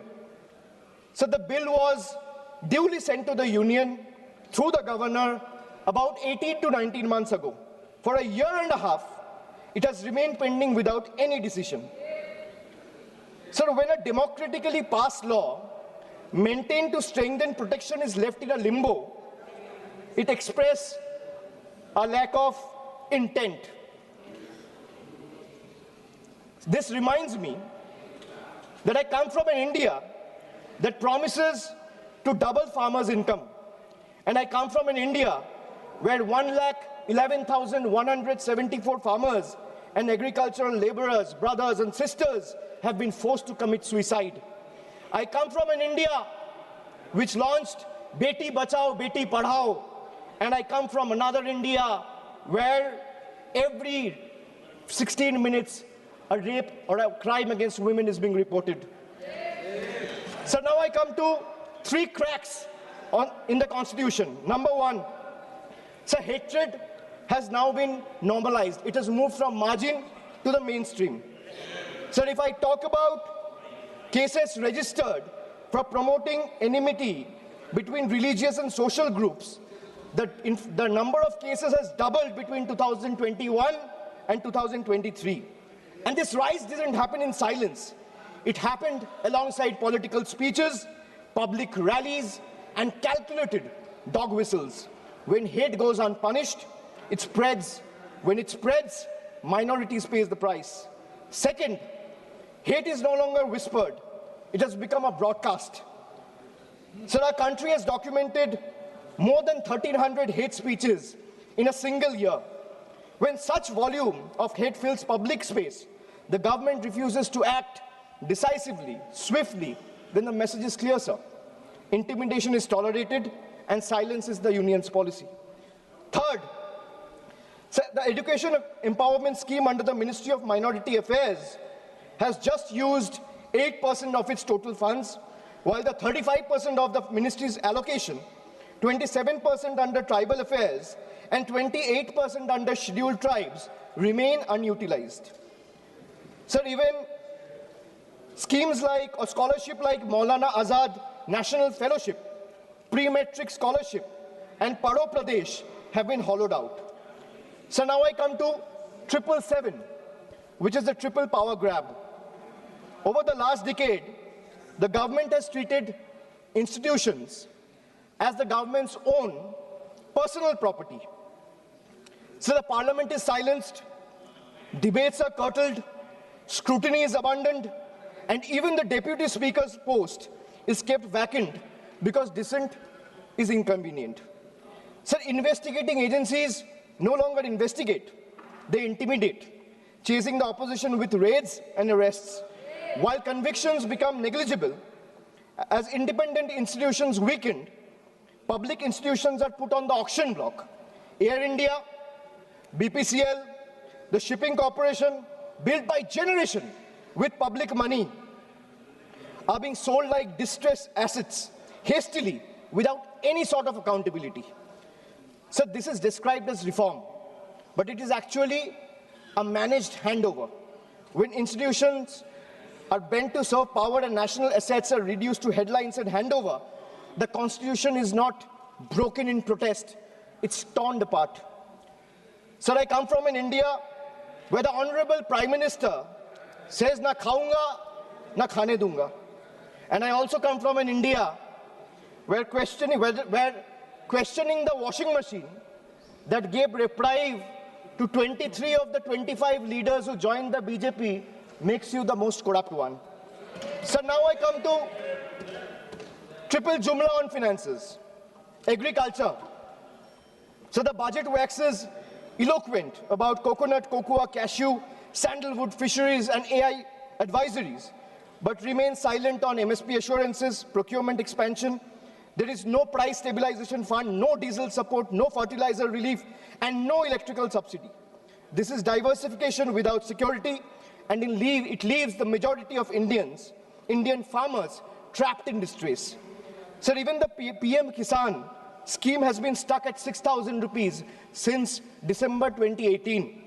Despite soaring input costs and record diesel prices, sir, in actual, if we see real terms, farmers are earning less each year. A rupee in 2018 is not a rupee in 2026. Sir, if I speak of healthcare, the government spends less than 0.26% of the GDP. And they might have questions on my source of information. If the need be, I will place all the sources before the table by 8 p.m. tonight. The government spends 0.26% of GDP on public health even today. The national health policy promised 2.5% of GDP. What we get instead is postponement, excuses, and under-allocation. In a country where illness is still the fastest road to poverty, this budget chooses flyover over first aid, optics over oxygen, and announcement over actual care. So if I speak of infrastructure, the smart city mission promised transformation in 100 cities with over 2 lakh crore.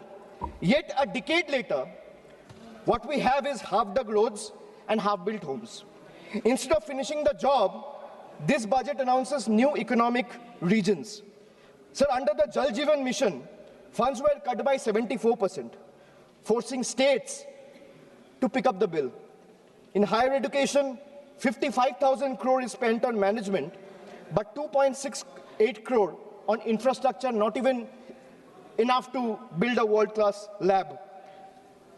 So now I come to my 999, the triple truth trap. And what I mean by truth is, the accountability on the government, sir, primarily rests on 3 pillars. One is the RTI Act. But when I speak of transparency, it diluted the RTI Act by expanding personal information as a ground for refusal. Sir, if you speak of PM cares, the PMO claims it lies outside the purview of RTI because it's a private fund. A fund that is created by public authority in a public office with the money of the people is being claimed as a private fund. There's no accountability. Sir, NFHS and NCRB data has been frozen because welfare still runs on census 2011. Sir, if I am to summarize the budget from the perspective of 3 stalwarts, B.R. Ambedkar warned us. What is the moral verdict of the budget? If we were to look at it from the perspective of Dr. Ambedkar, Gandhiji, or Swami Vivekananda, Dr. Ambedkar warned us that democracy is not just institutions. It is a constitutional morality.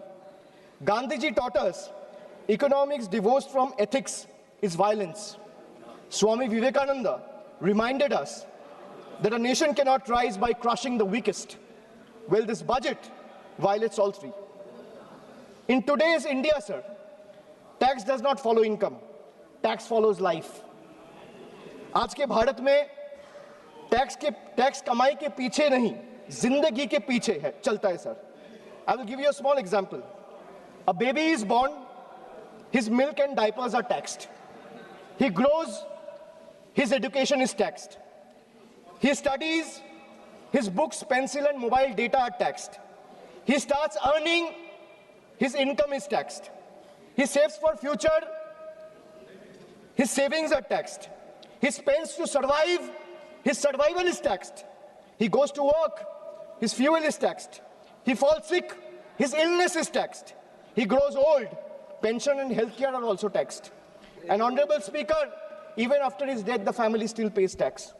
बच्चा पैदा होता है, दूध और diaper पर tax, पढ़ाई शुरू होती है, शिक्षा पर टैक्स, किताबें, notebook, pen, pencil, mobile data सब पर टैक्स, कमाई शुरू होता है, इनकम पर टैक्स, सर बचत करता है, बचत के ऊपर टैक्स, जीने के लिए खर्च करता है, खर्च पे टैक्स, काम पर जाता है, पेट्रोल डीजल पर टैक्स, बीमार पड़ता है, इलाज और दवाई पर टैक्स, बुढ़ापा आता है, पेंशन और इलाज पे टैक्स, और मौत के बाद भी सर शोक सभा में अगरबत्ती जलाने के लिए भी परिवार को टैक्स देना पड़ता है. This summarizes the budget. Sir, I am addressing the chair. I'm sure the finance minister will have a reply ready.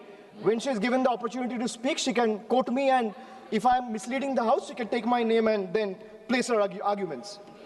Sir, from a baby's first milk to a citizen's final farewell, this government taxes life at every step. जन्म से लेके अंतिम संस्कार तक हर कदम पर tax. ये reform नहीं sir, ये लाइफ टाइम टैक्स ट्रैप है. Sir, now I come to 1010, मेरा लास्ट ट्रिपल. मैंने 9 ट्रिपल का बात किया, अब 10वां कर रहा हूं. Sir, I will and with 3 dates, 3 moments of history: 2016, 2021 and 2024. 3 elections, 3 verdicts, 3 decisive defeats for the BJP in West Bengal. And after this triple defeat, a 4th one is no longer a warning. It is approaching. Sir, मैं ज़्यादा घुमाऊंगा नहीं. Let me come straight. Sir, the government want to punish Bengal. Let them proceed. We won't bow. You want to freeze our funds? We will persist. मैं क्यों कह रहा हूँ persist? क्योंकि पीएम आवास से लेके, सड़क से लेके, मनरेगा से लेके सारे पैसे बंगाल के पिछले 5 साल से ये सरकार ने रोक के रखा है. प्रधानमंत्री ने आत्मनिर्भर भारत की बात किया है. हम स्वनिर्भर बंगाल क्या होता है काम करके दिखाया है. So you want to punish Bengal? Proceed, we won't bow. You want to freeze our funds? We will persist. You want to profile and persecute our youth? We will protect them. You want to starve our schemes? We will sustain our people. Bengal's spine was not ever bent by surrender, nor softened by sermons of hate. It is forged in struggle, tempered in sacrifice, and is not for sale. Go ahead, send your audits. We will answer them. Unleash your agencies. We will confront them. Delay our clearances. We will chronicle every day stolen, every stolen day. But remember this, files can be frozen, funds can be stalled, voices can be suppressed, but memories can't be erased. And when the people rise, and the ballot breaks the silence, we will settle the final account. You will wear the mask of the union, we will raise the mirror of the people. And when truth looks back, power will bend and we'll have to blink first. So this reminds me again that I come from an India that celebrates labor as a backbone of the economy, the hands that build our highways, factories, ports, cities, this parliament. But I also represent an India where that very labor, when it travels from Bengal, is no longer seen as a labor, he's seen as a suspect. Punished for the language he speaks. I come from an India where Northeast is proudly called Ashtalakshmi. And I also come from an India where Manipur bled for 864 days and the Prime Minister found no time to visit. I come from an India that derives its vocabulary from Ishwar Chandra Vidyasagar. And I also come from an India where Vidyasagar's bust was vandalized by ruling party at the center. I come from an India where we worship Ma Durga as Supreme Shakti. And I also come from an India where Ma Durga's ancestry is questioned by BJP leaders. Sir, I really come from two India. And honestly, I'm tired of explaining this house which India I belong to. Because the truth are, they both exist. And until and unless we acknowledge the second one exists, we will never be able to be the first one we claim to be. So budgets can divide, politics can polarize, power can pretend, but there's something deeper than budgets, older than governments, and stronger than fear, which is the moral imagination of the people. When institutions weaken and language loses its faith, it is our literature, our culture, our shared memory that rises to remind the nation of who it is and who it must never cease to be. So I finally return to the Constitution. When you open the Constitution, it opens with the words, "We, the people of India." It's not a ceremonial phrase. It's a declaration of sovereignty. It's a reminder that power flows upward from the people, not the other way down. That governments may rule, but people remain the supreme. That sentence is not meant to be recited, it is meant to be lived. And as long as people remember it, no fear can last, no injustice can endure, and no republic can ever truly be taken away. And thus today, I do not end with slogans, I end with conscience, and I end with voice of Bengal. এই মৃত্যু উপত্যকা আমার দেশ না, এই জল্লাদের উল্লাস মঞ্চ আমার দেশ না, এই বিস্তীর্ণ শ্মশান আমার দেশ না, এই রক্তস্নাত কসাইখানা আমার দেশ না।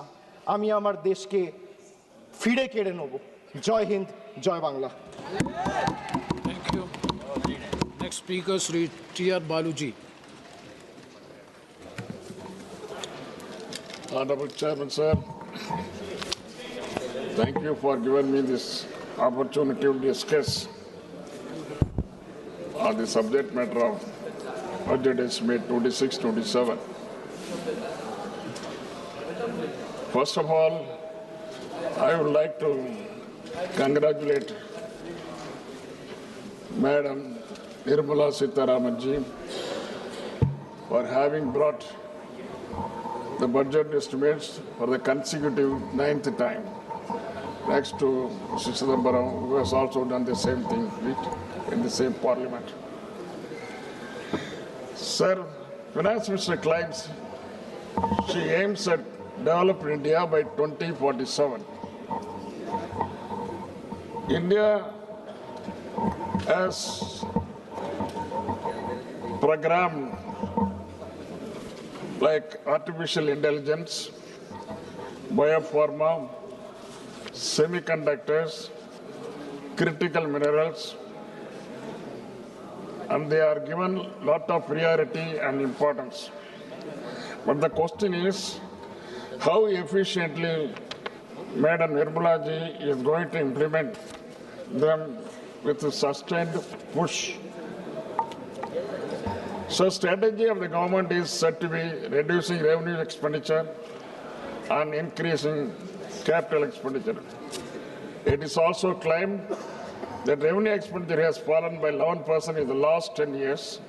That is from 88% in 2014-15 to 77% 26-27. It is also stated that the reduction of the revenue expenditure included 7% of subsidies. But what is the reality?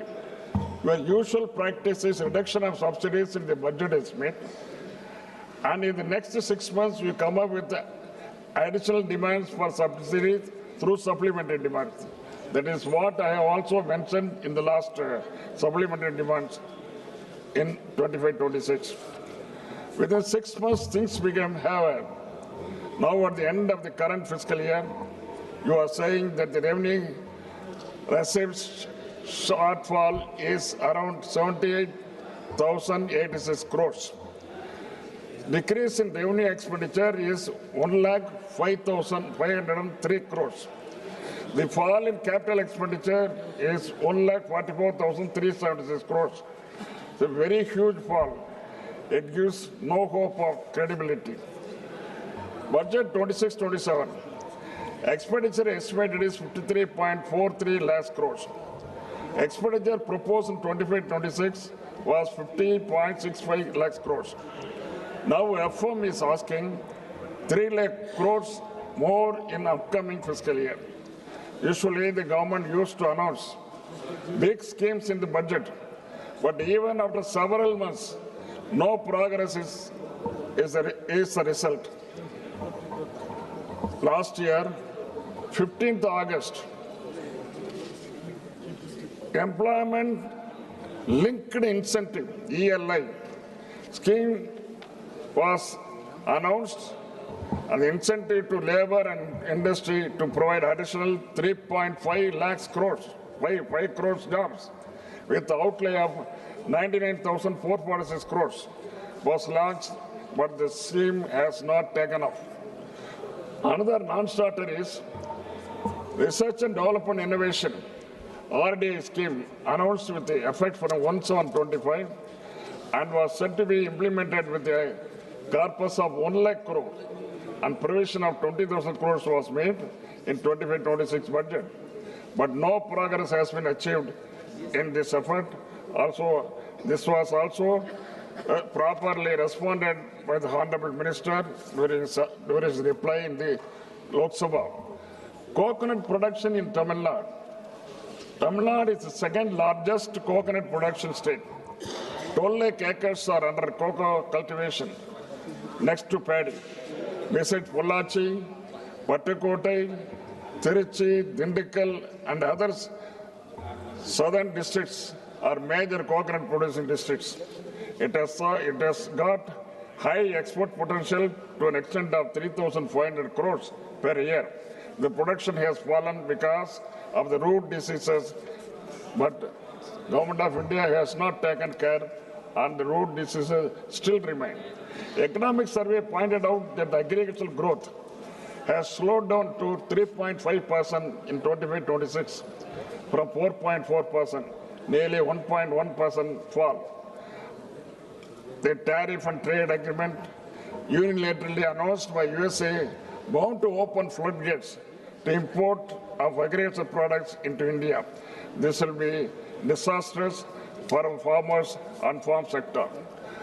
The finance minister said in her speech that rich value crops like coconut, cocoa, sandalwood, cashews, etc. will be given special support. But the allocation was just 350 crores only. The farmers' organization are condemning this announcement of government is nothing but a naive rhetoric. Banana is another crop that requires special attention and support from Government of India. Tamil Nadu is #1 in banana cultivation and exports around 4,000 crores every year. Government of India should come forward to give special intensive to banana cultivation to boost exports. Union government has been giving stepmotherly treatment to Tamil Nadu, and there has been no special scheme or financial allocation so far. Even the prestigious projects like Setu Samudram, which were implemented by UPA, has been shelved on political grounds. UPA government had gifted 69 large projects and very important projects in all sectors during 2004 and 2014. The last of the schemes included the Tamil as Samori, Chennai port as to Madurai elevated bridge of 21 kilometers, abolition of Senva to protect textile industry, new railway station, new Norway division at Salem, Thiruvarur Central University, IIM at Trichy, Indian Maritime University at Chennai, etc. On the contrary, it lasts 12 years. For the past 12 years, one project has come, that is AIMS Madurai. Not yet taken up. AIMS Madurai is still under the ground. It has not yet been taken up. Tamil Nadu CM had also stated during UPA, Tamil Nadu was allotted 11% of plan expenditure, and now Tamil Nadu is given 0 only. Government of India is not funding Metro Rail Project number 2, Samagra Shiksha Fund to the tune of 3,548 crores, not yet released. Madurai and Coimbatore Metro, which has been provided 21,000 crores, and project submitted to the Central Union Government has not given approval. But at the same time, small towns like Agra, Bhubaneswar, Navi Mumbai, and Indore have been permitted. Jal Jeevan Fund, rupees 3,112 crores had not been released. Railway schemes, 289.73 crores to Thiruvananthapuram, Kanyakumari not released so far for the land acquisition. Further, to purchase 931 hectares of land, funds have not been provided. CM Tamil Nadu has also urged that the devolution from the divisible pool from taxes should be increased to 50%, but it has fallen on deaf ears of the union government, and at present 41% is retained. I also urge Government of India that cess and other taxes which are not being shared with the state should be abolished immediately, or they should be brought under the divisible pool. Such anti-federal attitude and exploitation must be ended. What happened to the promises made by the Honorable Prime Minister of India? 2 lakhs jobs per year. What has happened? 15 lakhs per family. What has happened? Nobody, it's all dumbfounded. For this question, always for the past 10 years, Government of India, the people of Government of India representing the Government of India, they are keeping lukewarm position only. Much talked about MSP not implemented. Double the agriculture income not implemented. And Dr. Swaminathan's recommendations have become only slogans to every election. People of the industry, business, the middle class, and even the ordinary men on the street have expressed dissatisfaction and said your budget is nothing but the rhetoric of a sloganeering government with little use to the common mass. Before I conclude, how are you going to arrest the jet speed depreciation of rupee against US dollar? It is already around 92 per dollar. Prime Minister has lauded this budget as a historic. There is proverb in Tamil, Kakaki Tangunjam Pungunji. It means to a crow, its offspring is golden. Thank you very much. Thank you very much. Next speaker, Sri B. Nagaraju.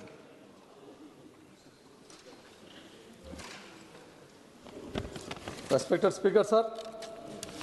మన గౌరవనీయ ప్రధానమంత్రి నరేంద్ర మోడీ గారి యొక్క దూరదృష్టి నాయకత్వాన్ని ప్రశంసిస్తూ 2026-2027 ఆర్థిక సంవత్సరానికి ముందు చూపుతో మరియు ఆర్థిక క్రమశిక్షణతో కూడినటువంటి కేంద్ర బడ్జెట్ను సమర్పించినటువంటి గౌరవనీయులైన ఆర్థిక మంత్రి నిర్మలా సీతారామన్ గారిని అభినందిస్తూ వికసిత్ భారత్ లక్ష్యంగా ఈ ఆర్థిక సంవత్సరపు బడ్జెట్ను 3 కర్తవ్యాల ఆధారంగా రూపుదిద్దుకుంది అధ్యక్ష. అందులో భాగంగా మొదటి అంశం వచ్చేసి ఆర్థిక వృద్ధిని వేగవంతం చేయడం, రెండవ అంశం వచ్చేసి సామర్థ్యాన్ని పెంపొందించడం, మూడవ అంశం సమగ్రాభివృద్ధిని నిర్ధారించడం. ఈ 3 అంశాల ఆధారంగా ఇది స్పష్టమైన మ్యాక్రో ఆర్థిక దిశను నిర్దేశిస్తూ ఉంది అధ్యక్ష. ఇకపోతే ఈ బడ్జెట్లో ముఖ్యంగా అధ్యక్ష నాన్ డెబిట్ రిసిప్ట్స్ కోసం 36.5 లక్షల కోట్ల రూపాయలను మరియు మొత్తం వ్యయంను 53.5 lakhs కోట్లను అంచనా వేయబడింది అధ్యక్ష. మూలధన వ్యయం వచ్చేసి 12.2 లక్షల కోట్లకు పెంచబడింది అధ్యక్ష, ఎన్నడూ లేని విధంగా. అంతేగాక ఇది వచ్చేసి ముఖ్యంగా ఈ బడ్జెట్లో మౌలిక వసతుల మరియు ఆధారిత వృద్ధికి ప్రభుత్వం యొక్క కట్టుబాటును చూపిస్తూ ఉంది అధ్యక్ష. ఇకపోతే ఆర్థిక లోటు వచ్చేసి జీడిపిలో 4.3% తగ్గించబడింది. రుణం మరియు జీడిపి నిష్పత్తి 55.6%కి తగ్గేలా అంచనా వేయబడింది అధ్యక్ష. ఈ సంఖ్యలన్నవి అభివృద్ధి మరియు ఆర్థిక క్రమశిక్షణ మధ్య సమతుల్యతను ప్రతిబింబిస్తూ ఉన్నాయి అధ్యక్ష. ఇకపోతే అధ్యక్ష ప్రతిపక్షాలు ఇంతసేపు వారి యొక్క స్పీచ్లో ఎంతసేపు ఉన్నా కూడా గవర్నమెంట్ మీద నిందలు మోపుతూ బడ్జెట్ మీద ఇది చేస్తా ఉన్నది సరికాదు అధ్యక్ష. ఎందుకంటే భారత్ అనేది తయారీ రంగంలో మేక్ ఇన్ ఇండియాలో ఎస్పెషల్లీ వ్యూహాత్మక రంగాలకు పెద్దపీట వేయబడింది అధ్యక్ష. అందులో భాగంగా బయోఫార్మా శక్తి కోసం 10,000 కోట్ల రూపాయలను మరియు ఎలక్ట్రానిక్స్ భాగాల తయారీకి 40,000 కోట్ల రూపాయలను, కార్బన్ క్యాప్చర్ సాంకేతికలకు 20,000 కోట్ల రూపాయలను మరియు ఛాంపియన్ ఎస్ఎంఈల కింద 10,000 కోట్ల రూపాయల నిధిని ఈ బడ్జెట్లో ఏర్పాటు చేశారు అధ్యక్ష. ఇకపోతే అధ్యక్ష ఇప్పుడున్నటువంటి ఆధునిక యుగంలో పాశ్చాత్య దేశాలతో పోటీ పడుతూ టెక్నాలజీని ఇప్పుడున్నటువంటి ప్రజలకు అవసరాల కోసం ఏ రోజుకి ఆ రోజు పోటీ పడుతూ ఈ బడ్జెట్లో 7 హైస్పీడ్ రైలు కారిడార్లను ప్రతిపాదించబడ్డాయి అధ్యక్ష. అంతేగాక 20 జాతీయ జల మార్గాలు అభివృద్ధి చేయబడుతున్నాయి అధ్యక్ష. మూలధన వ్యయం కింద చరిత్రాత్మక స్థాయిలో ఎన్నడూ లేని విధంగా ఉపయోగిస్తూ ఉన్నారు అధ్యక్ష. ఇకపోతే ఇది సాధారణ బడ్జెట్ కాదు అధ్యక్ష, ఇది నిర్మాణాత్మక సంస్కరణల బడ్జెట్గా భావిస్తున్నాను అధ్యక్ష. సరఫరా గొలుసులను మరియు బలోపేతం చేయడమే కాకుండా ఎగుమతులను పెంపొందించడం మరియు సూక్ష్మ మరియు మధ్య తరహా పరిశ్రమలను ప్రోత్సహించడంలో భాగంగా రైతులకు మద్దతు ధర ఇవ్వడంలో మరియు భారతదేశాన్ని గ్లోబల్ పోటీలో ముందుకు తీసుకెళ్లడంలో భాగంగా ముఖ్య ఉద్దేశంగా ఈ బడ్జెట్ను రూపొందించారని తెలియజేస్తా ఉన్నాను అధ్యక్ష. ఇప్పుడు ముఖ్యంగా మా ఆంధ్ర రాష్ట్రానికి ఈ బడ్జెట్ ఆంధ్ర రాష్ట్రానికి ఎలా ప్రయోజనం చేకూర్చిందో ప్రత్యేకంగా 2 విషయాల్లో ప్రస్తావించదలుచుకున్నాను అధ్యక్ష. 16వ ఆర్థిక సంఘం సిఫార్సుల మేరకు ఆంధ్రప్రదేశ్ రాష్ట్రానికి 64,320 కోట్ల రూపాయలను కేటాయించబడ్డాయి అధ్యక్ష. విభజిత ఆంధ్రప్రదేశ్లో రాష్ట్ర వాటా 4.21%గా పెరిగింది. ఇది రాష్ట్ర అభివృద్ధి అవసరాలను గుర్తించిన నిర్ణయంగా భావిస్తున్నాం అధ్యక్ష. ఎందుకంటే ఈ విషయంలో మేము గౌరవ నిర్మలా సీతారామన్ మేడం గారికి మరొకసారి ధన్యవాదాలు తెలియజేస్తున్నాం అధ్యక్ష.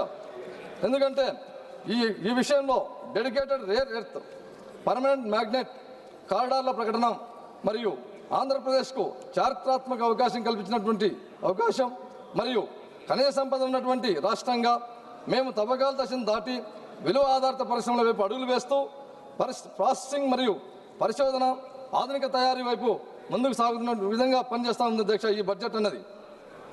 ఏపీలో వచ్చేసి అధ్యక్ష మాకు తీర ప్రాంతం అనేది సుదీర్ఘంగా ఉంది అధ్యక్ష. అందులో భాగంగా మత్స్య మరియు ఎగుమతులకు క్లస్టర్లకు మద్దతు ఎంతో ప్రయోజనం చేకూర్చే విధంగా ఈ బడ్జెట్ రూపొందించారు అధ్యక్ష. అంతేగాక డ్యూటీ ఫ్రీ దిగుమతుల పరిమితిని 1% నుంచి 3% వరకు పెంచడం వలన వ్యయం భారం తగ్గుతుంది అధ్యక్ష. అందులో భాగంగా భారతదేశ ఈజెడ్లో చేపల వేటకు ఇచ్చినటువంటి మద్దతు మా మత్స్యకారులకు ఆదాయం పెంపుకు దోహదపడుతుంది అధ్యక్ష. ఇకపోతే అధ్యక్ష ట్రైబల్ ఏరియాలో భాగంగా అరకులోయలో సస్టైనబుల్ మౌంటైన్ ట్రైల్స్ను మరియు పులికాట్ సరస్సు యొక్క పరిసరాల్లో ఈ పక్షి వీక్షణ మార్గాలను ఆంధ్రప్రదేశ్కు పర్యావరణ పరంగా పర్యాటక పరంగా కేంద్రంగా నిలబడుతున్నాయి అధ్యక్ష. ఇవి కాక ఉపాధి అవకాశాలను పెంచడమే కాకుండా గిరిజన ప్రాంతాలకు మద్దతు ఇస్తూ ఉన్నట్టుగా ఈ బడ్జెట్లో కేటాయించారు అధ్యక్ష. ఇకపోతే ముఖ్యంగా అధ్యక్ష 600 కోట్లతో నైపుణ్య మరియు రూపాంతర పైలట్ కార్యక్రమంలో భాగంగా ఆంధ్రప్రదేశ్ ఎంపిక చేయడం చాలా గర్వంగా ఉంది అధ్యక్ష. ఎందుకంటే యువతకు పెద్ద అవకాశంగా మారుతా ఉంది అధ్యక్ష. ఇది మా యువత ఉద్యోగార్థులనే కాకుండా ఉద్యోగ సృష్టికర్తలుగా మార్చే దిశగా ఇది సహాయపడుతుందని తెలియజేస్తా ఉన్నాను అధ్యక్ష. ఇకపోతే అధ్యక్ష మా ఆంధ్రప్రదేశ్కు ముఖ్యంగా ఈ బుల్లెట్ ట్రైన్లో భాగంగా హైదరాబాద్ టు చెన్నై టు బెంగళూరు ఈ హై స్పీడ్ కారిడార్లు అనేటివి మా రాష్ట్రానికి చాలా చాలా ఉపయోగంగా ఉన్నాయి అధ్యక్ష. ఎందుకంటే ఈ హైదరాబాద్ టు చెన్నై అనే కార్యక్రమంలో భాగంగా మా అమరావతి అనేది టచ్ అవుతుంది అధ్యక్ష. ముఖ్యంగా ఈ బెంగళూరు టు హైదరాబాద్ అనే కార్యక్రమంలో మా సొంత పార్లమెంట్ అనేటువంటి కర్నూలు ముఖ్యంగా ఉంది కాబట్టి చాలా చాలా గర్వంగా ఉంది అధ్యక్ష. అంతేగాక ముఖ్యంగా ఈ బడ్జెట్లో అధ్యక్ష మాకు ఆంధ్రప్రదేశ్ జీవనాధారమైనటువంటి పోలవరం జీవనాడు లాంటిది అధ్యక్ష. అది 2027 కల్లా కంప్లీట్ చేయాలనే కృతనిశ్చయంతో ఉన్నటువంటి ఆంధ్రప్రదేశ్ ప్రభుత్వానికి ఈ జలవనరుల శాఖకు ముఖ్యంగా అత్యధికంగా నిధులు కేటాయించేందుకు చాలా చాలా మరొకసారి ధన్యవాదాలు తెలియజేస్తా ఉన్నాను అధ్యక్ష. అంతేగాక అమరావతి నిర్మాణం అనేది మాకు స్టేట్ క్యాపిటల్ చాలా ఇంపార్టెంట్ అధ్యక్ష. ఆ స్టేట్ క్యాపిటల్ నిర్మాణంలో భాగంగా అర్బన్ డెవలప్మెంట్ అథారిటీకి పట్టణాభివృద్ధి శాఖ కూడా నిధులు పుష్కలంగా కేటాయించినందుకు నిర్మలా సీతారామన్ మేడం గారికి మరొకసారి ధన్యవాదాలు తెలియజేస్తా ఉన్నాను అధ్యక్ష. అంతేగాక ఈ బడ్జెట్ అనేది ఆంధ్రప్రదేశ్ను భారతదేశ అభివృద్ధి ప్రయాణంలో వ్యూహాత్మక భాగస్వామిగా గుర్తించింది అధ్యక్ష మా స్టేట్ను. ఇకపోతే అధ్యక్ష మా ఆంధ్రప్రదేశ్ ముఖ్యమంత్రి వర్యులైనటువంటి గౌరవనీయ నారా చంద్రబాబు నాయుడు గారి యొక్క దూరదృష్టి నాయకత్వంలో ఆంధ్రప్రదేశ్కు ఈ కేటాయింపులు అన్నటివి వేగవంతమైన అభివృద్ధిగా మార్చగలవు. ఈ పెట్టుబడులను ముఖ్యంగా పరిశ్రమలకు మరియు ఏపీ యొక్క భవిష్యత్తును మార్చగలని చెప్పేసి భావిస్తున్నాము అధ్యక్ష. ఇకపోతే అధ్యక్ష ఫైనల్గా ఇప్పుడు నా నియోజకవర్గం కర్నూలు పార్లమెంట్ గురించి 2 విషయాలు తెలియజేయాలని తెలుసు అధ్యక్ష. ముఖ్యంగా ఈ బడ్జెట్లో నా కర్నూలు పార్లమెంటుకు హైదరాబాద్ టు బెంగళూరు కారిడార్లో భాగంగా కర్నూలు పార్లమెంట్ అనేది మధ్య ప్రాంతంలో వస్తుంది అధ్యక్ష. మాకు చాలా సునాయాసంగా 2 రాష్ట్రాల మధ్యన 2 మెట్రోపాలిటన్ సిటీస్ మధ్యన మా కర్నూలు పార్లమెంటుకు ఈ బుల్లెట్ ట్రైన్ వస్తున్నందుకు చాలా చాలా గర్వంగా ఉంది అధ్యక్ష. అంతేగాక ఈ రోడ్ మినిస్ట్రీలో భాగంగా ఈ రోడ్ మినిస్ట్రీకి అత్యధికంగా డబ్బులు కేటాయింపులు జరిగినాయి అధ్యక్ష ఈ బడ్జెట్లో. అందులో భాగంగా మా కర్నూలు బళ్ళారి నేషనల్ హైవే వేయాలని చెప్పేసి కోరుకుంటున్నాను అధ్యక్ష. అంతేగాక ముఖ్యంగా అధ్యక్ష గత బడ్జెట్లో మా కర్నూలు ప్రాంతంలో ఓర్వకల్కు ఇండస్ట్రియల్ నోడ్ ఇచ్చినటువంటి ఘనత కూడా ఎన్డీఏ కూటమి అధ్యక్ష. అందులో భాగంగా మాకు పూర్వోదయ స్కీమ్ కింద ఆ ఓర్వకల్ హబ్లో ఇంటిగ్రేటెడ్ స్టీల్ హబ్స్ ఏర్పాటు చేయాలని చెప్పేసి కోరుకుంటున్నాం అధ్యక్ష. ఎందుకంటే మా అంతా వెనకబడ్డ ప్రాంతం అధ్యక్ష. ఈ పూర్వోదయ స్కీమ్లో భాగంగా మంత్రాలయం రైల్వే కనెక్టివిటీ కూడా వేయాలని చెప్పేసి ఆశిస్తున్నాం అధ్యక్ష. అంతేగాక ముఖ్యంగా అధ్యక్ష అటల్ భుజన్ యోజన కింద ఎందుకంటే మా రాయలసీమ ప్రాంతం అంతా చాలా డ్రాట్ ఏరియా, ఆ ప్రాంతంలో గ్రౌండ్ వాటర్ డెవలప్ చేయాలంటే అటల్ భుజన్ యోజన పథకం కింద సెలెక్టెడ్ కాబట్టి మా జిల్లాకు ప్రత్యేకంగా నిధులు కేటాయించాలని చెప్పేసి కోరుకుంటున్నాను అధ్యక్ష. రెస్పెక్టెడ్ స్పీకర్ సార్, చివరిగా ముఖ్యంగా మా గౌరవనీయ చంద్రబాబు నాయుడు గారు ఆంధ్రప్రదేశ్ ముఖ్యమంత్రి వర్యుల యొక్క నాయకత్వంలో ఆంధ్రప్రదేశ్ రాష్ట్రం పరిపాలనా సామర్థ్యం మరియు సాంకేతిక దృష్టి మరియు సంస్కరణాత్మక పాలనలో నిరంతరం ముందంజలో నిలిచి ఉంది అధ్యక్ష. అలాగే ప్రధానమంత్రి నరేంద్ర మోడీ గారి యొక్క నాయకత్వంలోని కేంద్ర ప్రభుత్వం మరియు రాష్ట్ర ప్రభుత్వాల మధ్య సమన్వయం ఉన్నప్పుడు డబుల్ ఇంజన్ సర్కార్ ప్రజలకు స్పష్టమైన ఫలితాలని అందిస్తుందని చెప్పేసి తెలియజేసుకుంటూ నాకు ఈ అవకాశం ఇచ్చినటువంటి స్పీకర్ గారికి మరియు నా కర్నూలు పార్లమెంట్ ప్రజలందరి తరఫున ధన్యవాదాలు తెలియజేస్తూ నా ప్రసంగాన్ని ముగిస్తున్నాను అధ్యక్ష. నమస్కారం అధ్యక్ష. Thank you very much. Next speaker, Sri Anil Desai ji. Thank you, Deputy Chair, sir. Sir, Honorable Finance Minister Srimati Nirmala Sitharaman presented the Union Budget 26-27 in this House on auspicious day of Maghi Purnima. Lot of expectations were there from the Indian population, common people, and all alike.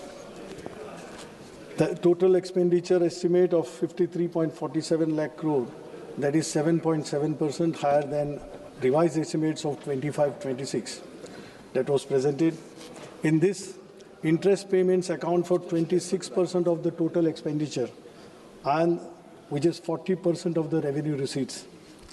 Whereas the total receipts other than borrowings are estimated to be 36.51 lakh crores, which is 7.2 higher than the revised estimates of 25-26. Revenue deficit in 26-27 is targeted at 1.5% of the GDP, which is the same like revised estimate of 25-26. It is unchanged.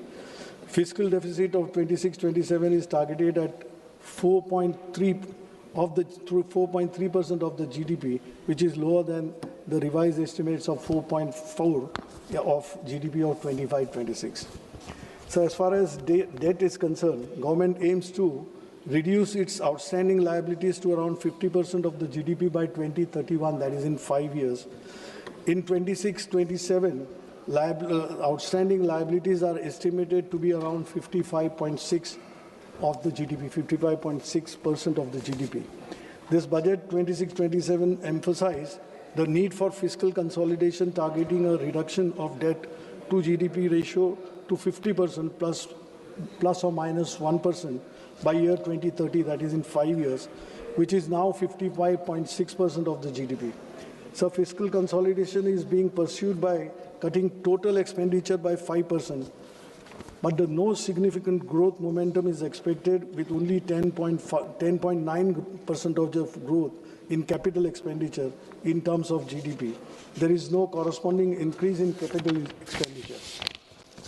So there is marginal increase in union government revenue expenditure, which shows at 39.44 lakh from 25-26 revised estimate to 41.25 lakh crores in 26-27. That is a growth of around 4.5%. There is only a marginal increase in transfer towards centrally sponsored schemes, rising from 5.42 lakh crore in 25-26 to 5.49 lakh crore in 26-27. That is just an increase of 1.28%. So it is to be noted that Finance Commission grants have declined from 1.32 lakh crore in 25-26 budget estimates to 1.29 lakh crore in 26-27 budget estimates. So as far as revenue receipts are concerned, only marginal increase is there in revenue receipts from 34.30 lakh crore in 25-26 to 35.33 lakh crores in 26-27. That is rise of around 2.90%. There is no estimate of GST compensation cess collection, and budget is silent about the future of GST compensation cess. I think I would request Honorable Finance Minister to shed some light on this aspect, because we would like to know how the compensation cess stands and what is the future course of it. The share of the states has fallen from 14.22 lakh crore in 25-26 to 14.22 lakh crore in 25-26 to 13.93 in 25-26 RA, which is decline of minus 2.07 for year 26-27. The estimated tax share to states in rupees 15.26 lakhs crore, which is only 7.3 higher than the previous year. Even after considering the 16th Finance Commission tax devolution, the centre's tax share to states amounts to 34.65 instead of, which is mandated, of 41%. 16th Finance Commission recommended state share in divisible pool at its present level of 41%. For horizontal devolution, there is a change in the criteria and weights from 15 Finance Commission. The major change is the criteria inclusion and inclusion of contribution to GDP, that is 10% weightage is given, and demographic performance by each state. With regard to revenue deficit grants, the 16 Finance Commission has not recommended that the same be granted to the states. When states fall of revenue deficit, they try to get revenue deficit from the something from the center to carry on with their projects like development or wherever it is needed. But this time around, Finance Commission has regretted, it has negatived the recommendation, which will put the stress on the states, because states are not able to generate any kind of significant revenue, as GST has already subsumed all taxes and there are hardly any avenues left for the center to generate a revenue of its kind. My state of Maharashtra contributes the maximum to the central exchequer. In recent years, we've seen, sir, that we've been contributing more than 5 lakh crore, 5 to 5.5 lakh crore to the central exchequer, but what we get in return is hardly around 3 lakh crore. Though Maharashtra CM, Sri Fadnavis, has said, and he has praised the entire budget, substantiating the facts that around 1 lakh crore will come to the state of Maharashtra, out of which 98,000 crores will be in the form of devolution or the tax returns what we'll be getting by it, and 12,000 crores for various projects which are there in Maharashtra, which have come up, that 26-27 allocations have been made for different projects. Now,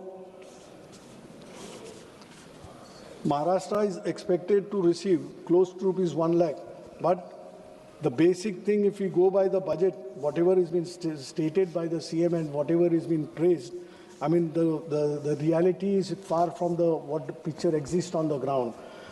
The projects which have been funded or projects which have been allocated, good amount of, as far as infrastructure is concerned or urban projects are, urban development projects are concerned, the projects which have been there in the pipeline, projects which have been initiated and which are in progress, they have been exorbitantly cost escalation has taken place.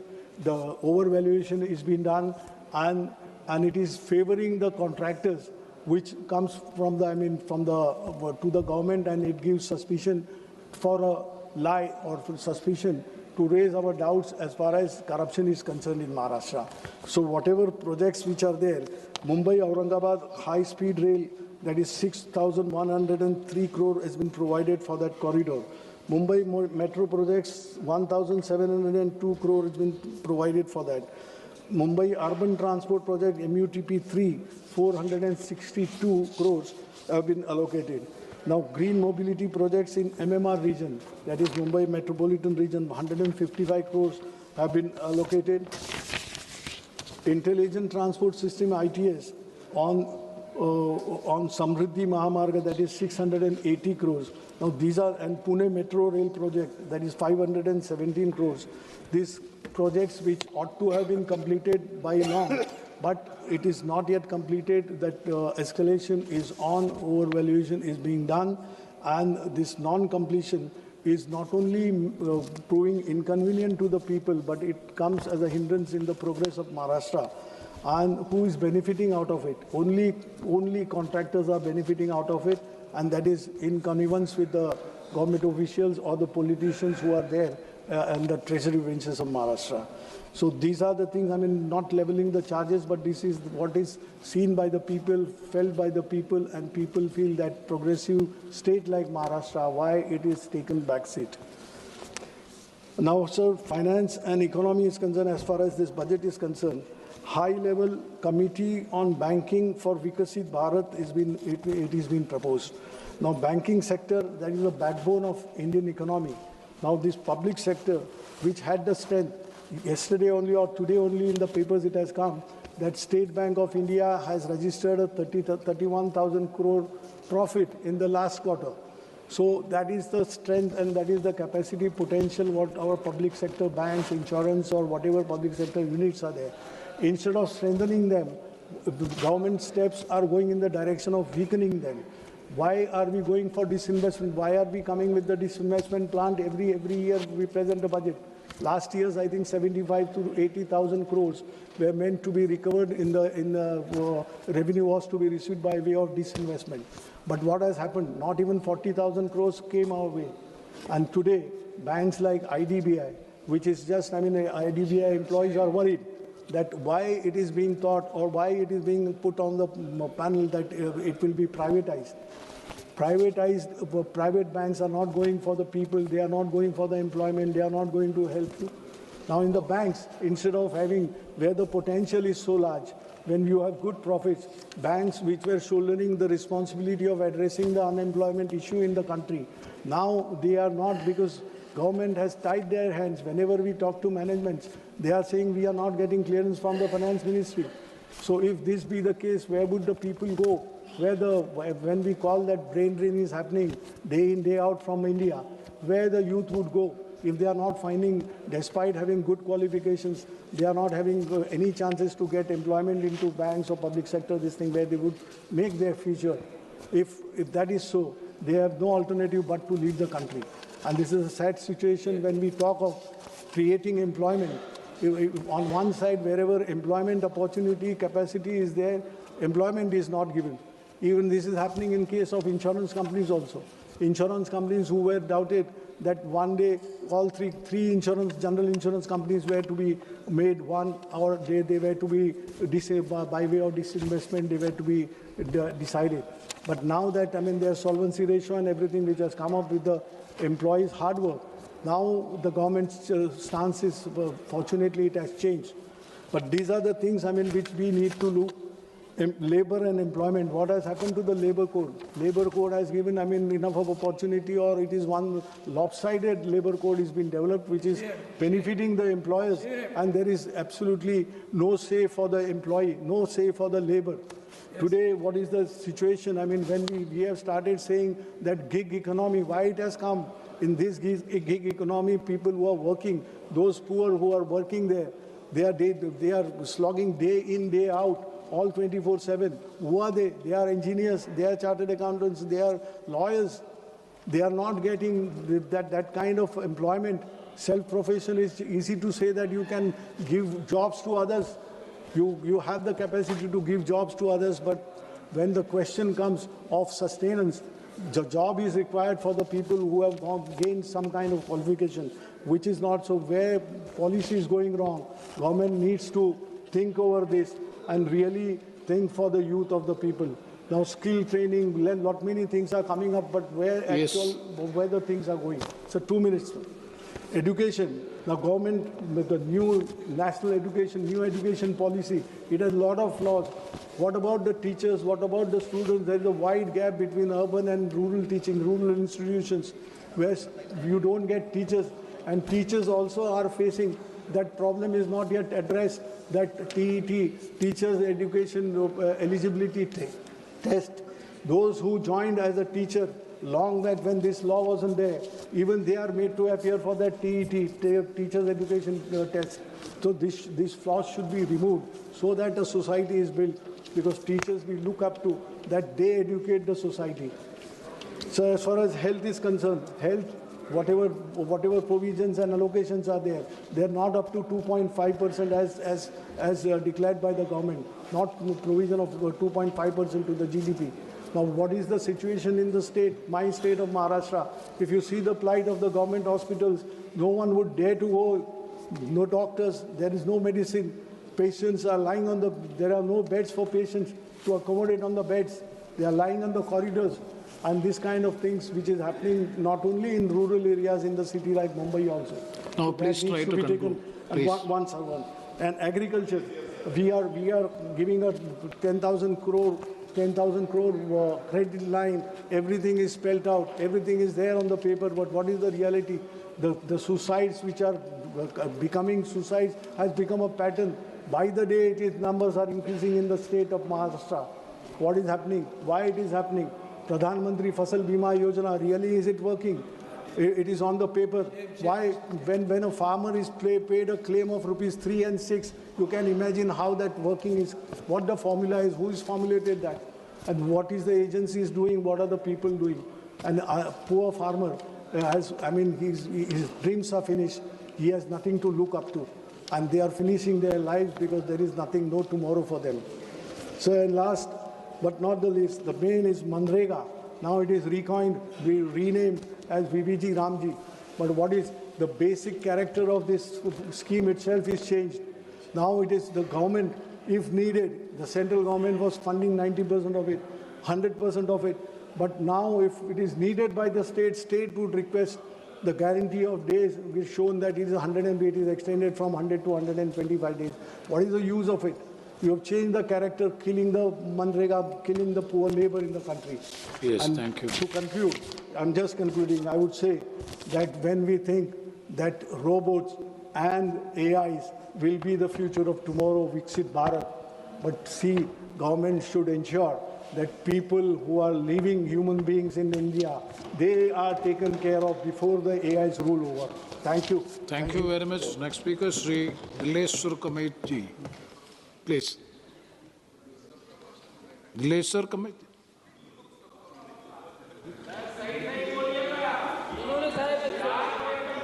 ये वर्ष 2026-27 के आम budget पर चर्चा में भाग लेने का अवसर दिया, इसके लिए आपका आभार प्रकट करता हूं।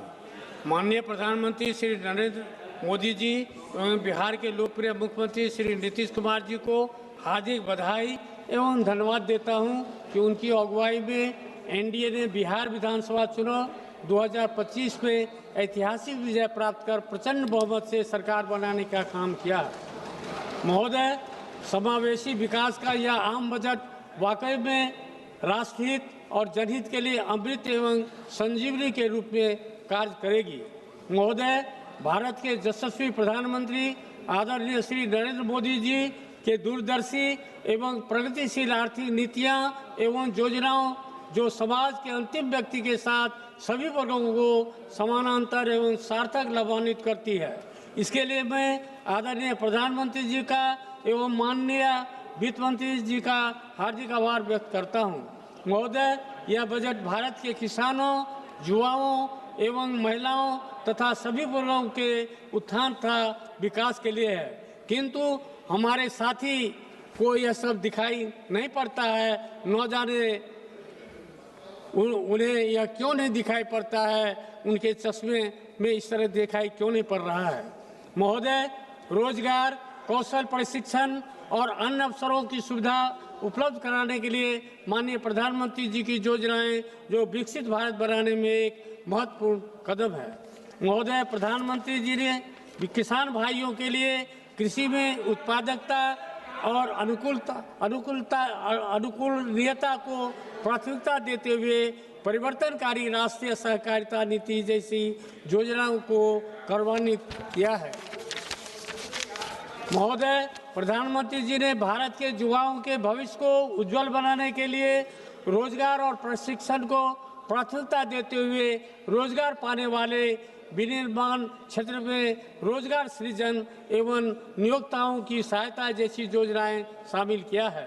महोदय, भारतीय अर्थव्यवस्था की विकास यात्रा को विकसित भारत के लक्ष्य प्राप्त करने के लिए समावेशिता के मार्गदर्शन प्रेरणा से ईंधन के रूप में हमारे सुधार का उपयोग कर कृषि, एमएसए, एमई, निवेश और निर्यात जैसी 4 शक्तियां इंजन गति प्रदान कर रही है।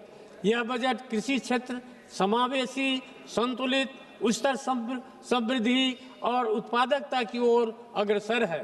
युवाओं का सशक्तिकरण हमारी समृद्धि युवाओं को पर्याप्त रूप से साधन संपन्न करने और सशक्त बनाने पर निर्भर करती है।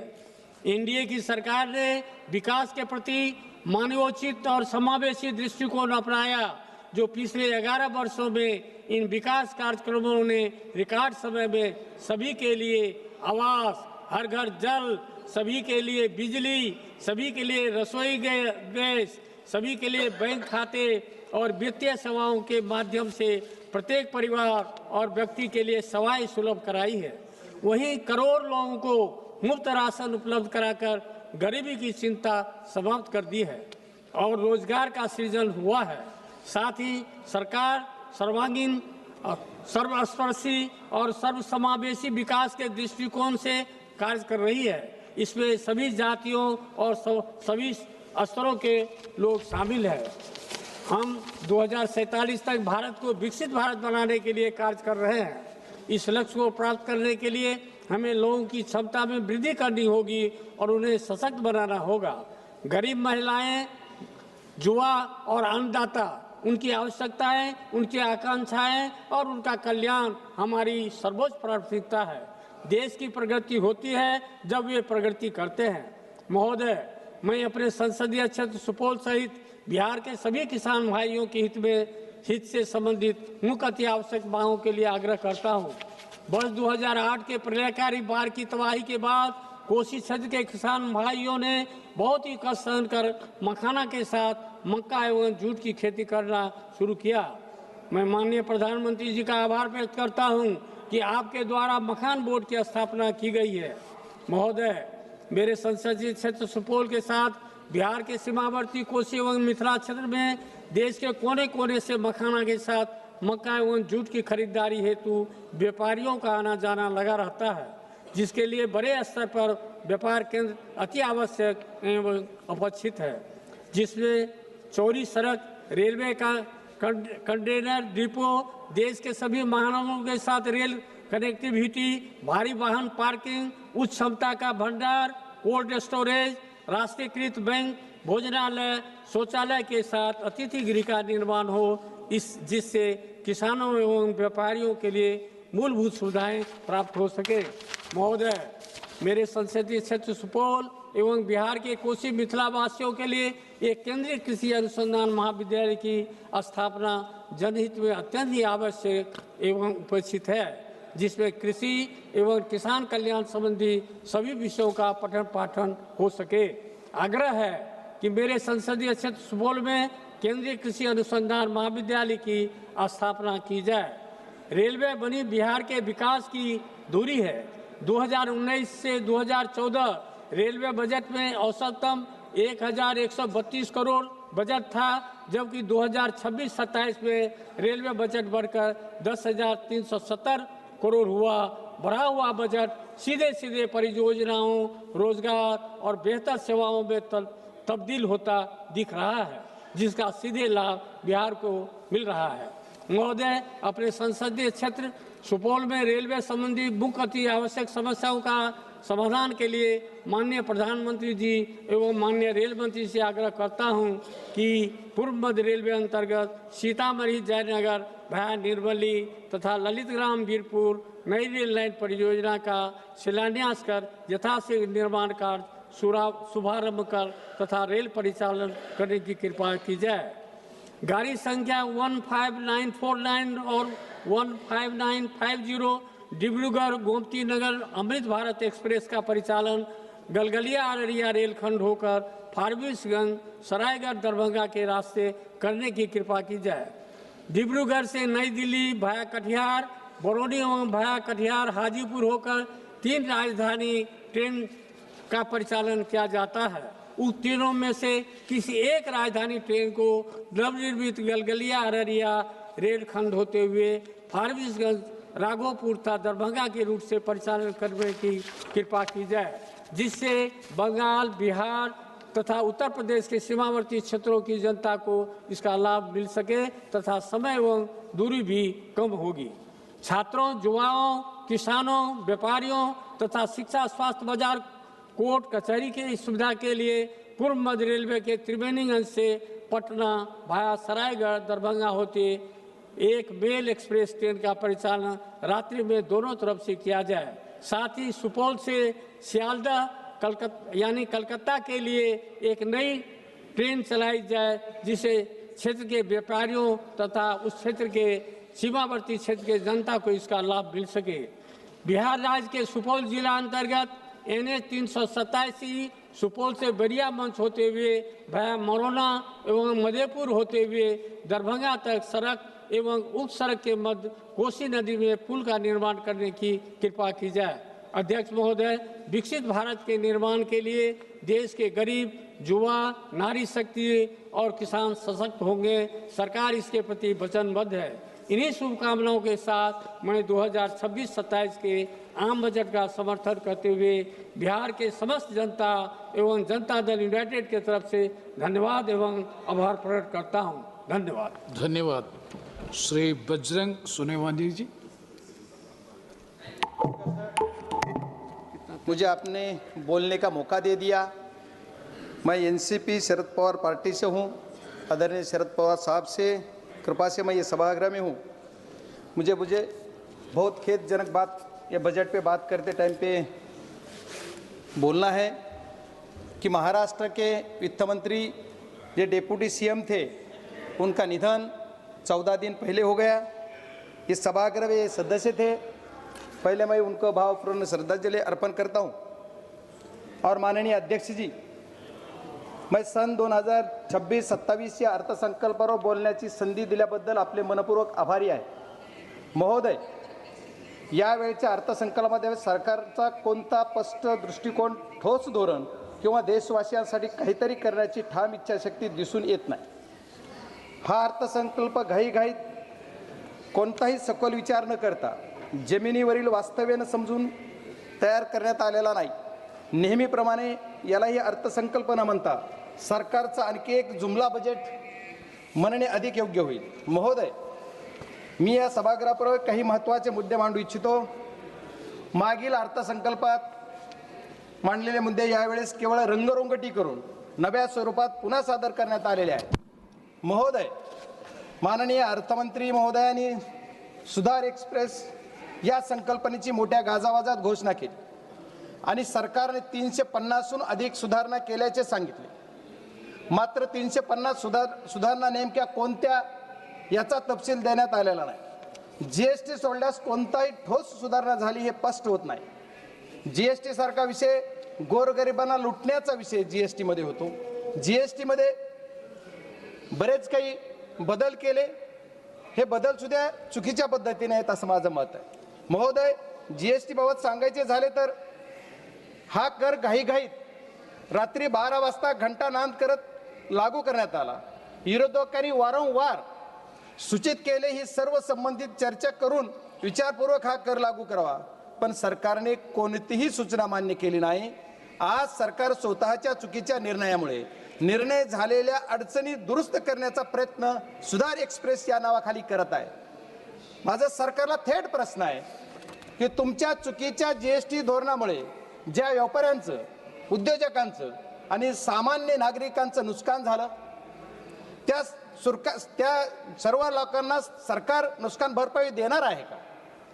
महोदय, एमएसएमई क्षेत्रासाठी दरवर्षी आश्वासने दिली जातात, पण वास्तव असे आहे की काही सरकारच्या काळात लघु मध्यम उद्योग दिवसेंदिवस अडचणीत सापडत आहेत। अनेक छोट्या उद्योग बंद पडण्याच्या मार्गावर आहेत। त्यांना वाचवण्यासाठी सरकारकडे कोणते स्पष्ट धोरण नाही। सरकार याच्यासाठी कुठलीही पावले उचलत नाही, त्याच्यामुळे उद्योजक अडचणीत येत आहेत।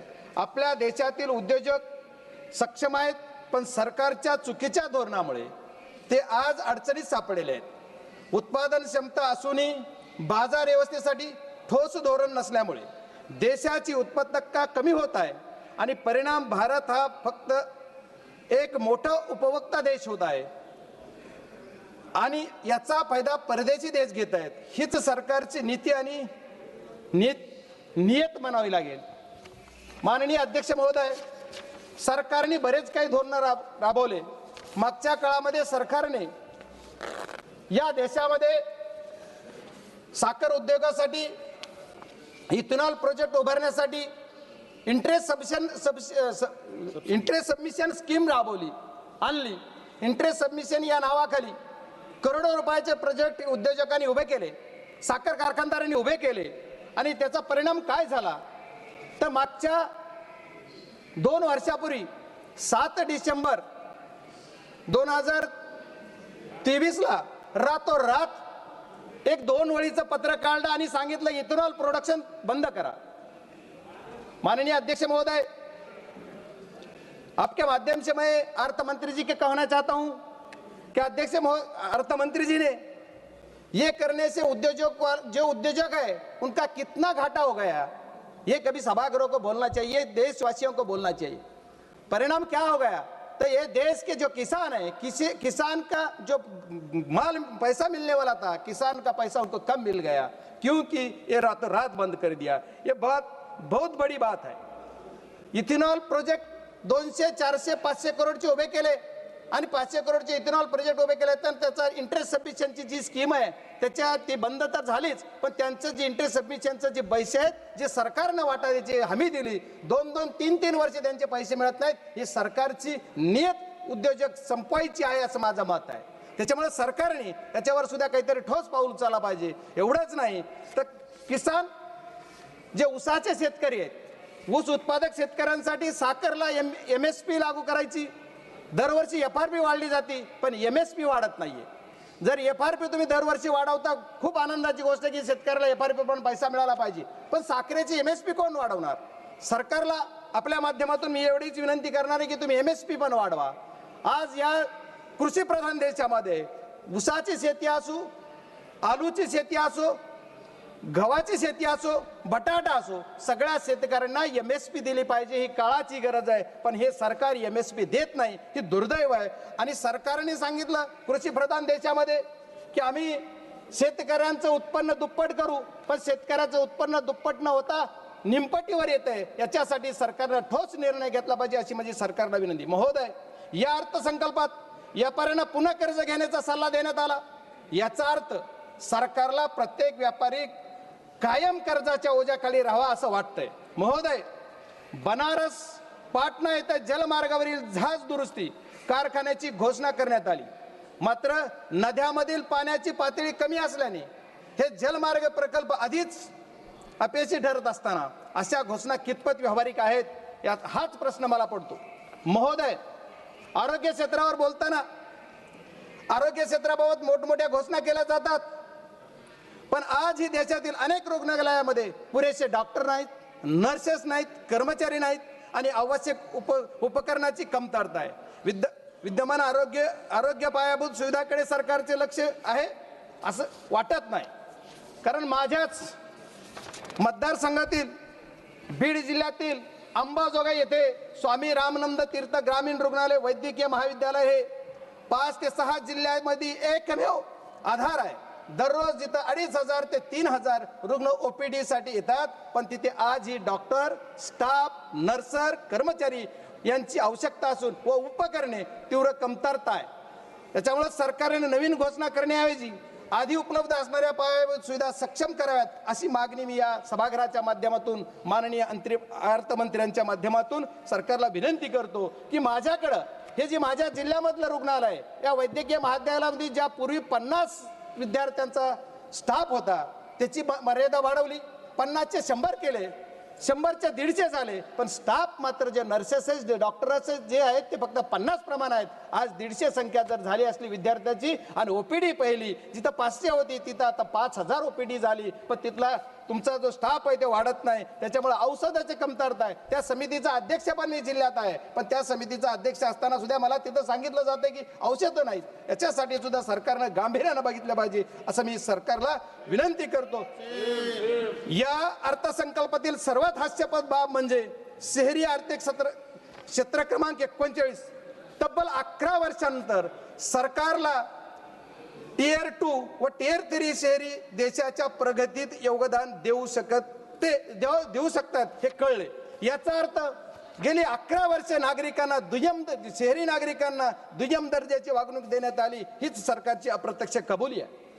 महोदय, माझा जिल्हा तसा विचार केला किंवा मी ज्या जिल्ह्यातून येतो तो जिल्हा ग्रामीण भागात आहे। महोदय, माझ्याकडे माझी जी ओळख आहे कि किसान का बेटा बोल के मेरी पहचान है, इसलिए मैं रिक्वेस्ट करता हूं सर की शेतकऱ्यांना न्याय मिळाला पाहिजे, कृषी प्रधान देशामधल्या माझ्या शेतकऱ्यांना न्याय मिळाला पाहिजे ही माझी मागणी। काजू आणि चंदन अशा सर्व चर्चेला उल्लेख अर्थसंकल्पात करण्यात आला। काजू आज सर्वसामान्यांच्या आवाक्याबाहेर आहे आणि चंदन उत्पादक दक्षिण भारतातील शेतकरी आपल्या मालाच्या विक्रीसाठी त्रस्त आहेत। ही किती लाजिरवाणी घटना आहे की आपल्याला जे तुम्ही लावायला सांगताय, प्रोत्साहन देताय आणि परत पुन्हा माल विक्रीला तुम्ही चालना देत नाही किंवा माल घेत नाही, ही अत्यंत खेदजनक बाब आहे. माननीय महोदय, माझा जिल्हा ग्रामीण आहे, माझा मतदारसंघ ग्रामीण भागाचा येतो. ग्रामीण भागाच्या ह्याच्यासाठी आपण जर विचार करायचा झाला तर आमच्याकडे आमच्या महाराष्ट्राचे मुख्यमंत्री महोदयांनी 14 ते 19 या काळामध्ये सरकार होतं त्यांचं, त्यावेळेस त्यांनी वॉटर ग्रेड ही योजना मी माझ्या बीड जिल्ह्यासाठी आणेल अशी एक घोषणा केली.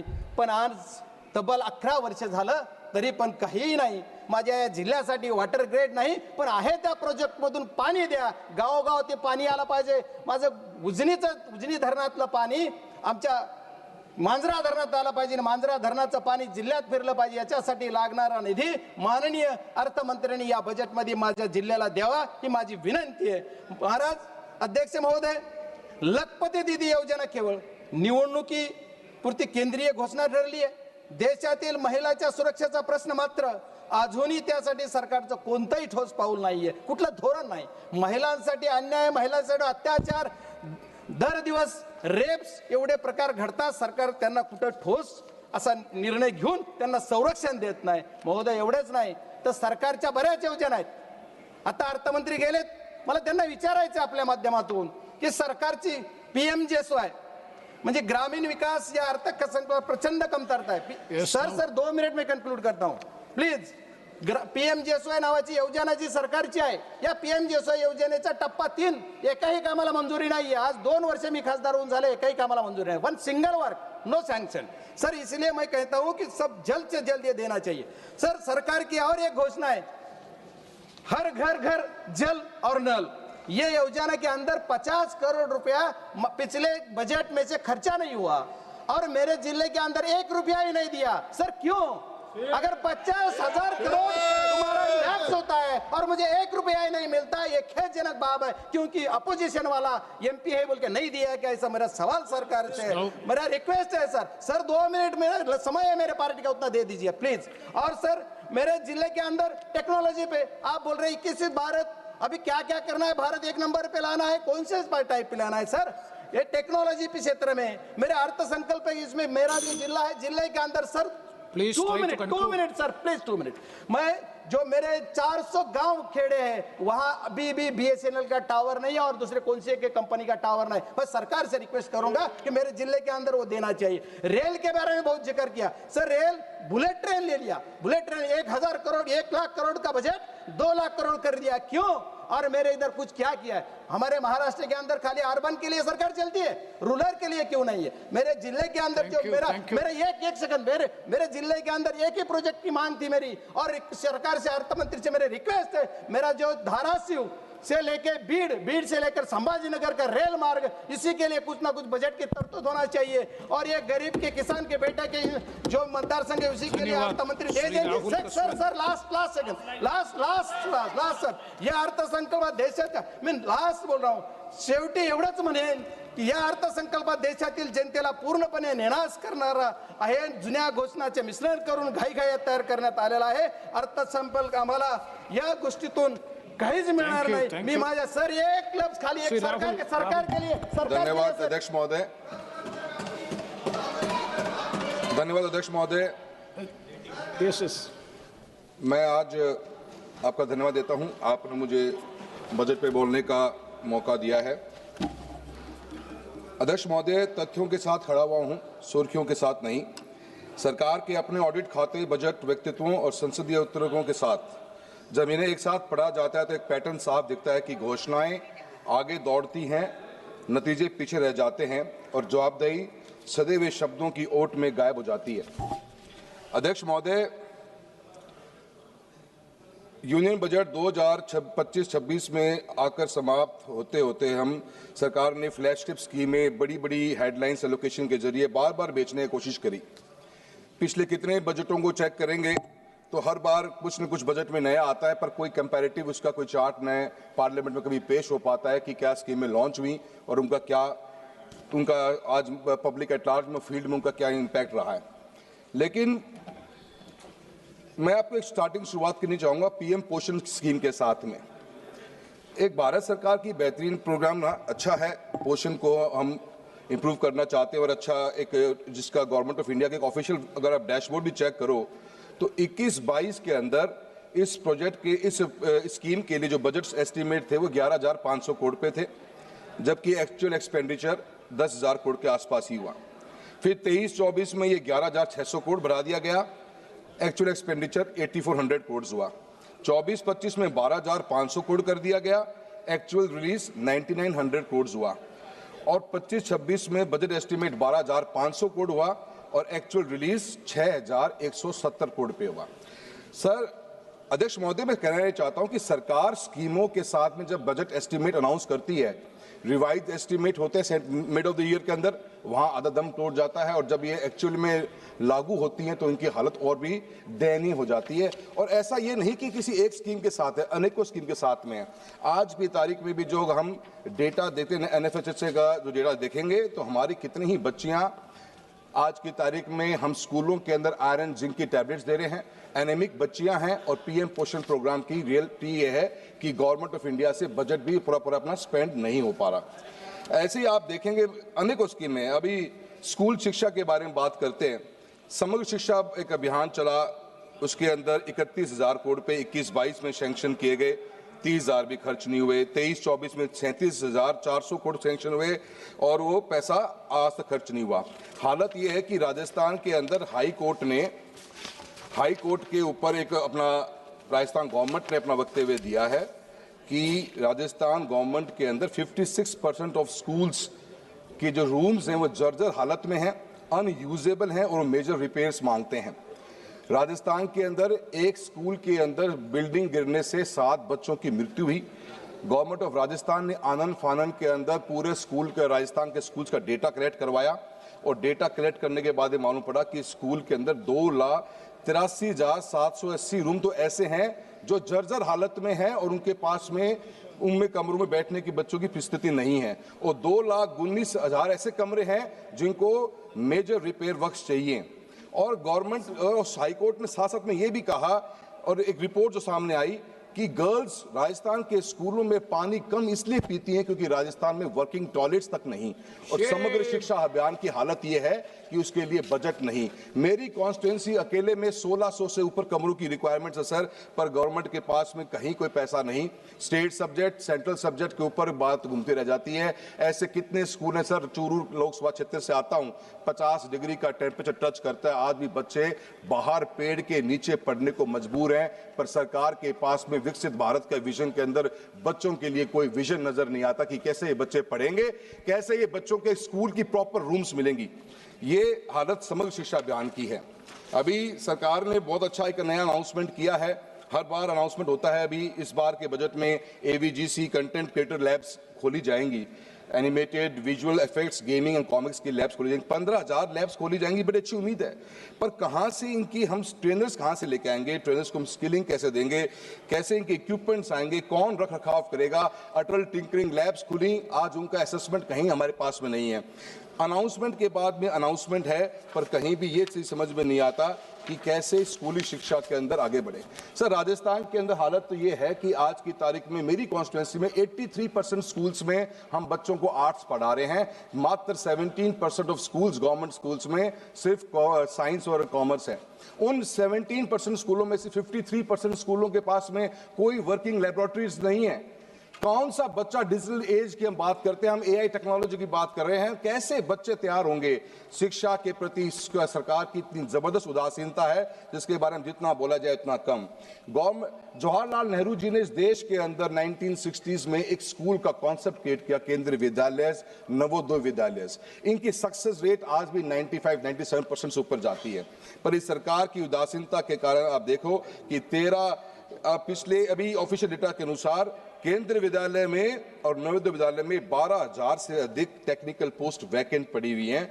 बच्चों के एडमिशन्स घटते जा रहे हैं, जहां 1,95,000 20-21 के अंदर बच्चे KV में एडमिशन लेके बैठे हुए थे, आज वो फिगर घटते घटते हमारा 1,39,000 के ऊपर आ गया है। यही हालत हमारे नवोदय स्कूल्स की है।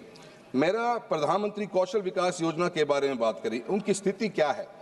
बिल्कुल खत्म होने की पोजीशन के ऊपर सेंटर्स आगे हैं। सिर्फ और सिर्फ न तो कोई एक डेटा के अनुसार 41% बच्चों को, ट्रेन बच्चों को गवर्नमेंट प्लेसमेंट दिला पाई, और प्लेसमेंट होने के बाद में इन बच्चों के साथ में आज की तारीख में सिर्फ ये सर्टिफिकेट डिस्ट्रीब्यूशन का एक प्रोग्राम रह गया है।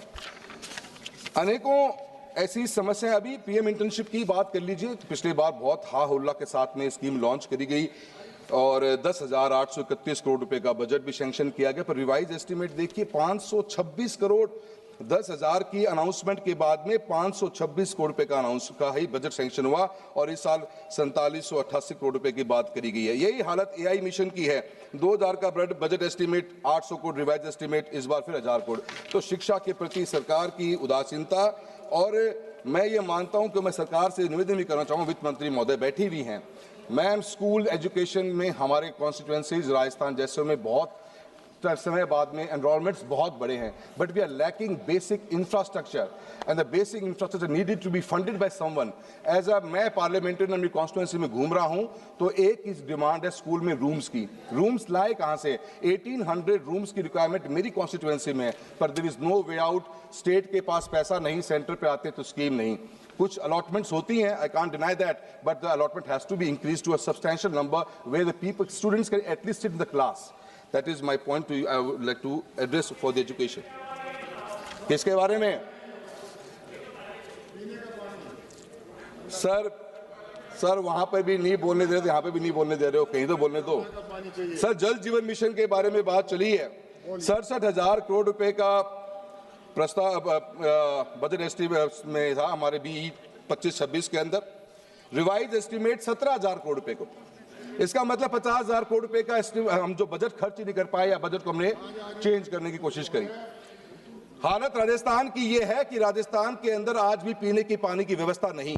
आज मेरी कॉन्स्टिट्यूएंसी के अंदर भी, या राजस्थान में ऐसे कितने ही टेंडर्स हैं जो जल जीवन मिशन के ओपन तक नहीं हो पाए हैं। आज की तारीख में अवार्ड हुए वे वर्क 2021 के अंदर, और उनका डेविएशन आ गया 500 करोड़ के प्रोजेक्ट में 70 करोड़ रुपए का डेविएशन आ गया, और उस डेविएशन के अंदर आज सरकार के पास 2 साल से फाइल पड़ी हुई है, पर सरकार के पास 70 करोड़ रुपए नहीं है। अभी किसान हमारे रतनपुरा के धरने पे बैठे हुए थे, और उनको पीने के पानी की सरकार के पास में कोई सिस्टम नहीं। जल जीवन मिशन को बंद करने का काम कर दिया गया है। कहीं सरकार हाथ पे हाथ रख के बैठ गई है, पानी के लिए पैसा देने के पास सरकार के पास कोई विजन नहीं। और ऐसे प्रोजेक्ट्स हैं जहां पे अभी तक उन प्रोजेक्ट्स को सैंक्शनिंग करने के लिए फाइल 2 साल से ऑफिसर्स के पास पड़ी है। निशिकांत जी, आपसे निवेदन करेंगे कि आप भी बोलिए कि जल जीवन मिशन के प्रोजेक्ट को जो 21 से स्टार्ट हुए वे आज तक कंप्लीट नहीं हो पा रहे। मैं सरकार से प्रधानमंत्री ग्रामीण सड़क योजना की बात करता हूं। 19,000 करोड़ रुपए का सैंक्शन की थी, 11,000 रुपए बजट एस्टीमेट को रिवाइज करके रिवाइज एस्टीमेट में 11,000 करोड़ रुपए लेके आ गए। आज भी प्रधानमंत्री ग्रामीण सड़क योजना का जो फोर्थ फेज चल रहा है, उसमें सिर्फ बचे हुए गांवों की रिक्वायरमेंट नहीं रही है मंत्री महोदय। गांव की रिक्वायरमेंट ये रहेगी कि आज पंचायतें इतनी बन गई कि पंचायत से गांव जुड़े कैसे। राजस्थान के अंदर गांवों की, हिंदुस्तान में भी मैं मानता हूं कि एक गांव से दूसरे गांव, एटलीस्ट अपने गांव से पंचायत हेडक्वार्टर तक जोड़ने का भी प्रावधान होना चाहिए। और जो एग्जिस्टिंग रोड्स पहले बनी हुई थी, जो फेज 3 में थी, जहां पे आप रोड का चौड़ाईकरण कर रहे थे, उन रोड्स को भी शामिल करने की बात करिए। मैं मनरेगा के बारे में बात करूंगा। मनरेगा के अंदर आपने ये बात कही है कि 40% शेयर वीबीजी रामजी बिल के अंदर 40% शेयर स्टेट गवर्नमेंट देगी। अध्यक्ष महोदय, राजस्थान की सरकार ने पिछले साल 4800 करोड़ रुपए नरेगा में खर्च करे। राजस्थान गवर्नमेंट अपने basic day to day expenditure के लिए भी लोन लेना पड़ता है। क्या राजस्थान की सरकार 2000 करोड़ रुपए अपनी जेब से दे पाएगी? मनरेगा की शुरुआत, खात्मे की शुरुआत हुई है इस नए बिल के साथ में। जो एक आखिरी व्यक्ति गांव में बैठा हुआ था, उसको पीने की, उसको जो काम, उसको रोजगार मिलता था, उस रोजगार को छीनने का काम सरकार करने जा रही है। मैं जल जीवन मिशन के साथ में सिंचाई के पानी की बात करता हूं। आज की तारीख में भी एक हाल ही में जो रिपोर्ट नहीं आई है, एनवायरमेंट एंड वाटर की एक इंडिपेंडेंट स्टडी के अनुसार इंडिया की treated water, waste water rescue capacity अभी बहुत कम है, और सिर्फ 10 स्टेट्स के पास फॉर्मल रीयूज पॉलिसी है, जबकि ट्रीटेड वेस्ट वाटर 2050 तक दिल्ली के क्षेत्रफल के 26 गुना के बराबर की क्षेत्र की सिंचाई कर सकता है और वास्तविक आर्थिक मूल्य पैदा कर सकता है। फिर भी इस सदन का कोई नेशनल प्लान नहीं दिखाई गया, न टाइमलाइन, न बजट, न टारगेट्स, ताकि वेस्ट वाटर को भी कैसे रीयूज किया जाए, वाटर स्कैरिसिटी को केंद्रीय स्तंभ बनाया जा सके। क्यों नहीं हम वेस्ट वाटर जो सचमुच बहकर बर्बाद हो रहा है का उपयोग करें, क्यों नहीं कर सकते, जबकि वह खेतों की सिंचाई कर सकता है। Rahul ji, I was allotted 10 minutes, sir. Only 3 minutes, sir. Already 11 minutes over. Sir, another 2 minutes, sir. Sir, मेरा सरकार से ये कहना है, हम ईस्टर्न हमारा जो पानी है, जो आज की तारीख में हरीके बराज से हमारी तीनों नदियों का पानी इंटरनेशनल बॉर्डर क्रॉस करता है, 2 MAF पानी जिसकी कैपेसिटी 10 से 15 लाख हेक्टेयर जमीन को सिंचित करने की है, उसके ऊपर सरकार की कोई अनाउंसमेंट नहीं है। इरिगेशन के अंदर इरिगेशन के ऊपर अनाउंसमेंट होती, हम एक तरफ 50 लाख टन दलहन और तिलहन विदेशों से इंपोर्ट कर रहे हैं और एक तरफ हमने इरिगेशन के लिए कोई भी बजट सैंक्शन नहीं किया है। मेरी सरकार से गुजारिश है कि राजस्थान, नॉर्थ वेस्ट राजस्थान, जहां पे हमारा नागौर, चूरू, झुंझुनू और बाड़मेर, बीकानेर जैसे क्षेत्र जहां पे इतना बड़ा लैंड मास पड़ा हुआ है, अगर इरिगेशन की फैसिलिटी मिलेगी तो उनके बहुत बड़ा उसका फायदा मिलेगा और इरिगेशन के ऊपर गवर्नमेंट का फोकस करना। सर लास्ट 2 पॉइंट करना चाहूंगा सर। सर 2 मिनट सर, मैं वहीं से आ रहा हूं सर जहां से आप बोल रहे हो। राष्ट्रीय राजमार्गों की बात करूंगा सर नेशनल हाईवे के अंदर हर साल बजट बढ़ रहा है, पर सर हम हमारे स्टेट्स जो हाईवेज हैं उनकी ओवर कैपेसिटी हमारी यूटिलाइजेशन हो रही है, स्ट्रेस बढ़ता जा रहा है। सर डिजाइन जो हाईवे की, सर एक एग्जांपल देता हूं, जयपुर से लेकर किशनगढ़ का हाईवे राजस्थान के अंदर है सर, 50,000 PCU के लिए डिजाइन हाईवे आज 1,26,000 PCU पे वो कर रहा है। आए दिन एक्सीडेंट होते हैं, अभी पिछली बार इलीगल कट्स पे एक्सीडेंट होने पर 100 से ऊपर लोगों की जान गई। सर सरकार के पास में नए हाईवेज के लिए कोई प्लान नजर नहीं आ रहा। राजस्थान को सर इस बजट में राजस्थान का नाम तक भी नहीं लिया गया। सर रेलवेज के लिए कहना चाहूंगा, न्यू रेलवे लाइंस के लिए बजट एस्टिमेट 32,000 करोड़ रुपए का था, 30,000 करोड़ खर्च करे। सर मेरी लोकसभा कॉन्स्टिट्यूएंसी चूरू के अंदर सर सीकर से नोखा, खाटू श्याम जी से करनी माता वाया मुकाम नोखा बिदासर होते हुए सरदार शहर से नौहर, सरदार शहर से हनुमानगढ़ और साधुपुर तारानगर गजसिंहपुर की रेलवे की लाइन की डिमांड बहुत ज्यादा है। मैम हर बार जब हम सर्वे करवाते हैं ROI नेगेटिव आती है। राजस्थान में फ्रेट नहीं है, so there has to be some viability gap funding kind of stuff. Rahul ji, next speaker श्रीमती दी। मैं आखिर में sir last sentence sir please sir, आपने बिल्कुल बोलने नहीं दिया सर। बोल भाई, अब बोलिए ना सर निशिकांत जी हमेशा डिस्टर्ब करते हैं सर, सभी को करते हैं, आप मुझे भी कर रहे हैं सर। डॉक्टर साहब बैठिए सर, वादों की दुकान सस्ती रही हर साल, पर गरीब की थाली रही खाली की खाली। कागज पर चमकते हजार, कागज पर सपने चमकते हजार, जमीन पर मगर सिसकता परिवार। पिछले बजट के हिसाब नहीं और इस बजट पर विश्वास नहीं, राजस्थान का हिस्सा नहीं तो विकसित भारत सिर्फ एक नारा है और एक नारा ही रहेगा। धन्यवाद। Madam ji Purandeswari ji.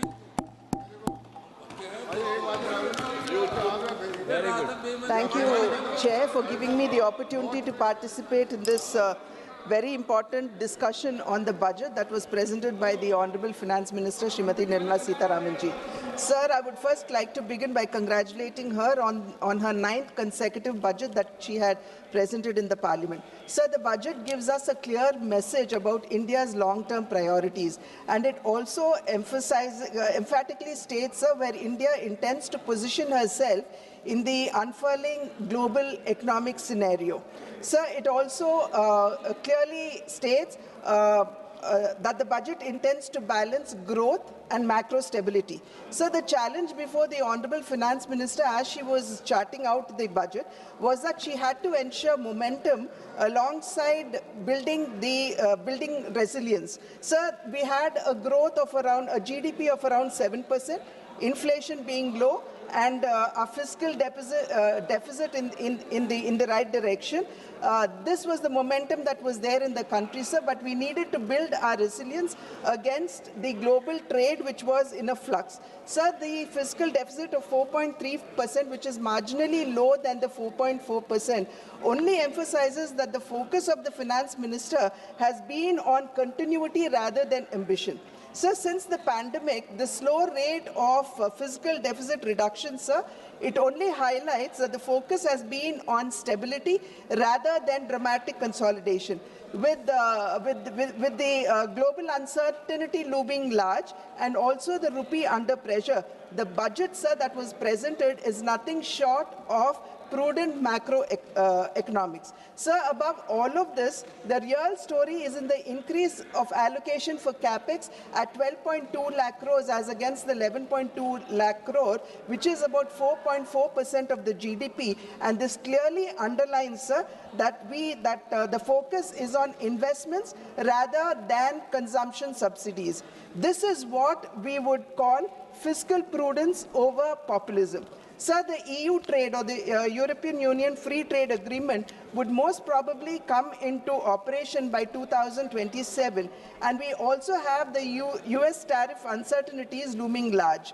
Sir, under these circumstances, we need to build our domestic capacities to protect our country from from supply chain disruptions. Sir, against this backdrop, the industrial strategy that has been spelt out in the budget, sir, reveals a resolve to move up the value chain. It could be the 10,000 crore allocation for the Biopharma Shakti initiative, or the 40,000 crore allocation for the electronic component manufacturing, or this India's semiconductor mission 2.0, they together emphasize, sir, that India would want to become Atmanirbhar or self-reliant in these strategic sectors on which India was until now import dependent. Sir, there is also renewed emphasis on service sector, and we know that the contribution of service sector to our GDP is around 55%, and it dominates our exports as well. So common safe harbor margins of 15.5% and the threshold enhancement from 300 to 2,000 crores only emphasizes that India's software, they still remain a reliable foreign exchange earners. So the proposed Education to Employment and Enterprise Standing Committee aiming at 10% of the global service market underscores this, and the expansion of Ayush and Khelo India mission only reveal the intent of extending or diversifying service exports beyond technology. Sir, there has also been emphasis on rare earth mineral corridors. Today, sir, we are faced with an external environment in which trade as well as multilateralism is in danger, and access to supply chains are being disrupted. Hence, sir, we need to strengthen, if not protect ourselves against these external shocks. Therefore, the manufacturing of rare earth permanent magnets, or REPM, is vital to meet our upstream industries, growing demands of the upstream industries like electronics, electric vehicles, aerospace, defense, and the likes. So the need for securing our supply chain arose when China, the world's largest, if not the only supplier of REPM, curbed its exports, giving rise to global shortage and disrupting industries. So this shock not only emphasized the need for indigenization. And today, by indigenizing REPM, India could position herself as a global hub of sustainable manufacturing. So the proposed scrapping of custom duty on monazite from the present 2.5% is a welcome measure, because this would only attract more investments in REPM and also improve the employment opportunities for our own children. So the states in which monazite is largely found is Kerala, Tamil Nadu, Andhra Pradesh, Orissa, Jharkhand, Maharashtra, Gujarat, and West Bengal, with Andhra Pradesh, Kerala, Tamil Nadu, and Orissa contributing 89% of the 12.73 million ton monazite reserves in our country. Sir, I would only request the Honorable Finance Minister here, sir, that we would need to work closely with the states for the single window clearances as well as land subsidies,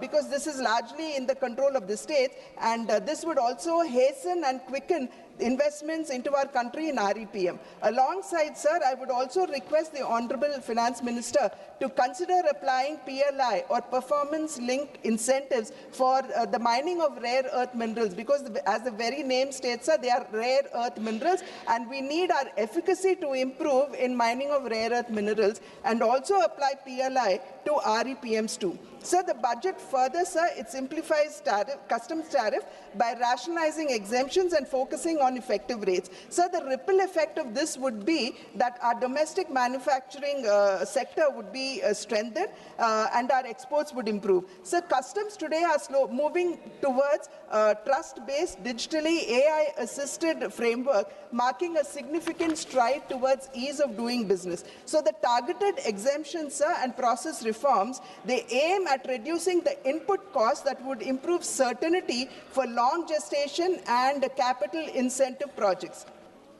Sir, manufacturing is the central pillar of our Indian economic growth, and its contribution to the GDP is around 16 to 17%. Sir, it is much lower than what many of the other countries, for example, China, has. However, sir, the duty-free imports for leather and footwear industry, the extension of export obligation period under the advance authorization scheme from 6 months to 1 year, the announcement of the scheme to support production of high-value, technologically advanced construction and infra components, and for the MSMEs, the removal of the rupees 10 lakh per consignment cap on courier exports would not only improve our access to foreign markets, but would also strengthen our local manufacturing sector as well. So in the health sector, the customs duty exemption on 17 additional drugs, so this is over and above the exemption that was given for the cancer drugs earlier in her earlier budget,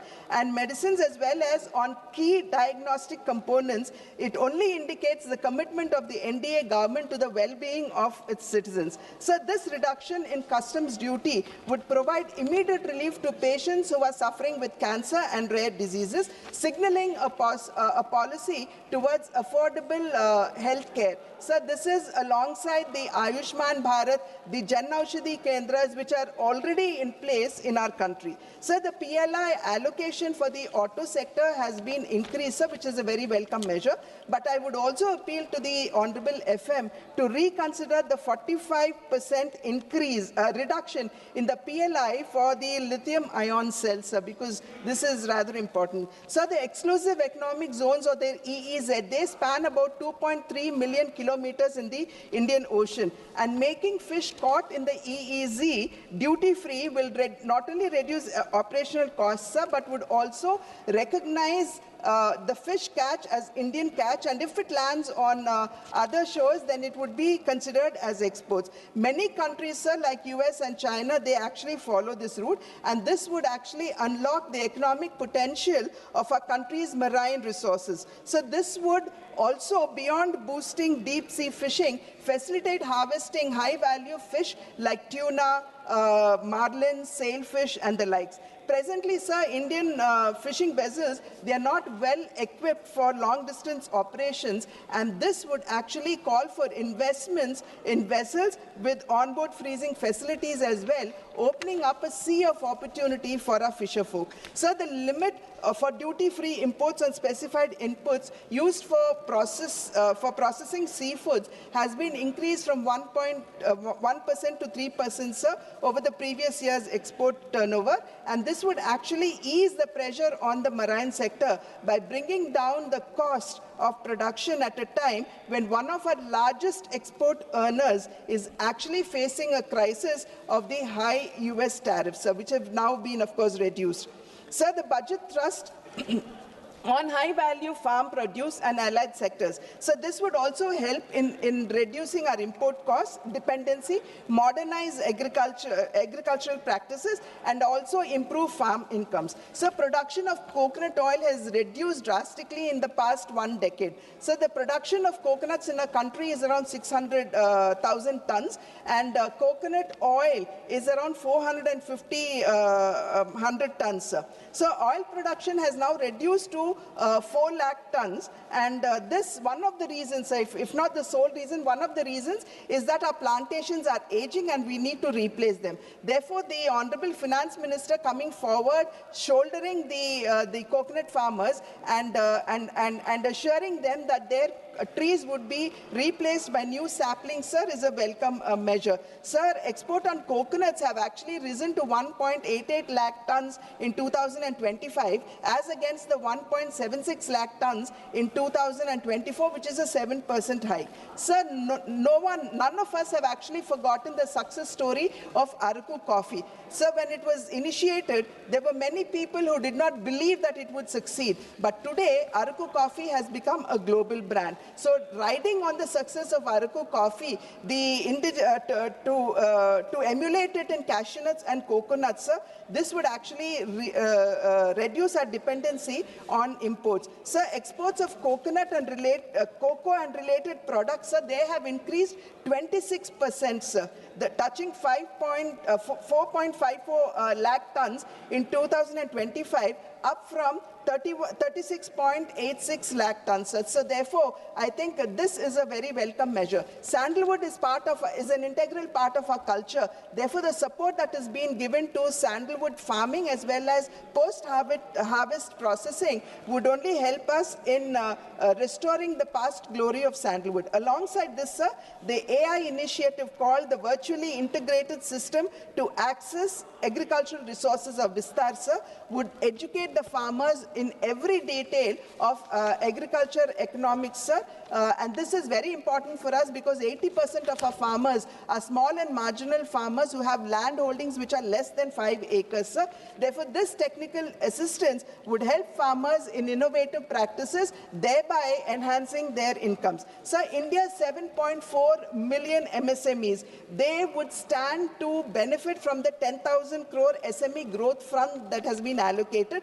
This is over and above the 2,000 crore self-reliant India fund that has already been allocated, sir. And this provides access to risk capital for MSMEs. Sir, MSMEs largely supply to PSUs and other large houses, but payments are quite often delayed, which leads to financial crunch and thereby the ill health of the MSME. Therefore, TREDs are being made mandatory, where the invoice has to be settled via the platform with no excuses, sir, is a big help for the MSMEs. The chronic problem that MSMEs face, sir, which even our economic survey has emphasized, is that their lack of accessibility to capital. Therefore, these initiatives, sir, would surely enhance the proximity to capital for the MSMEs, who are one of the largest employment generators after agriculture.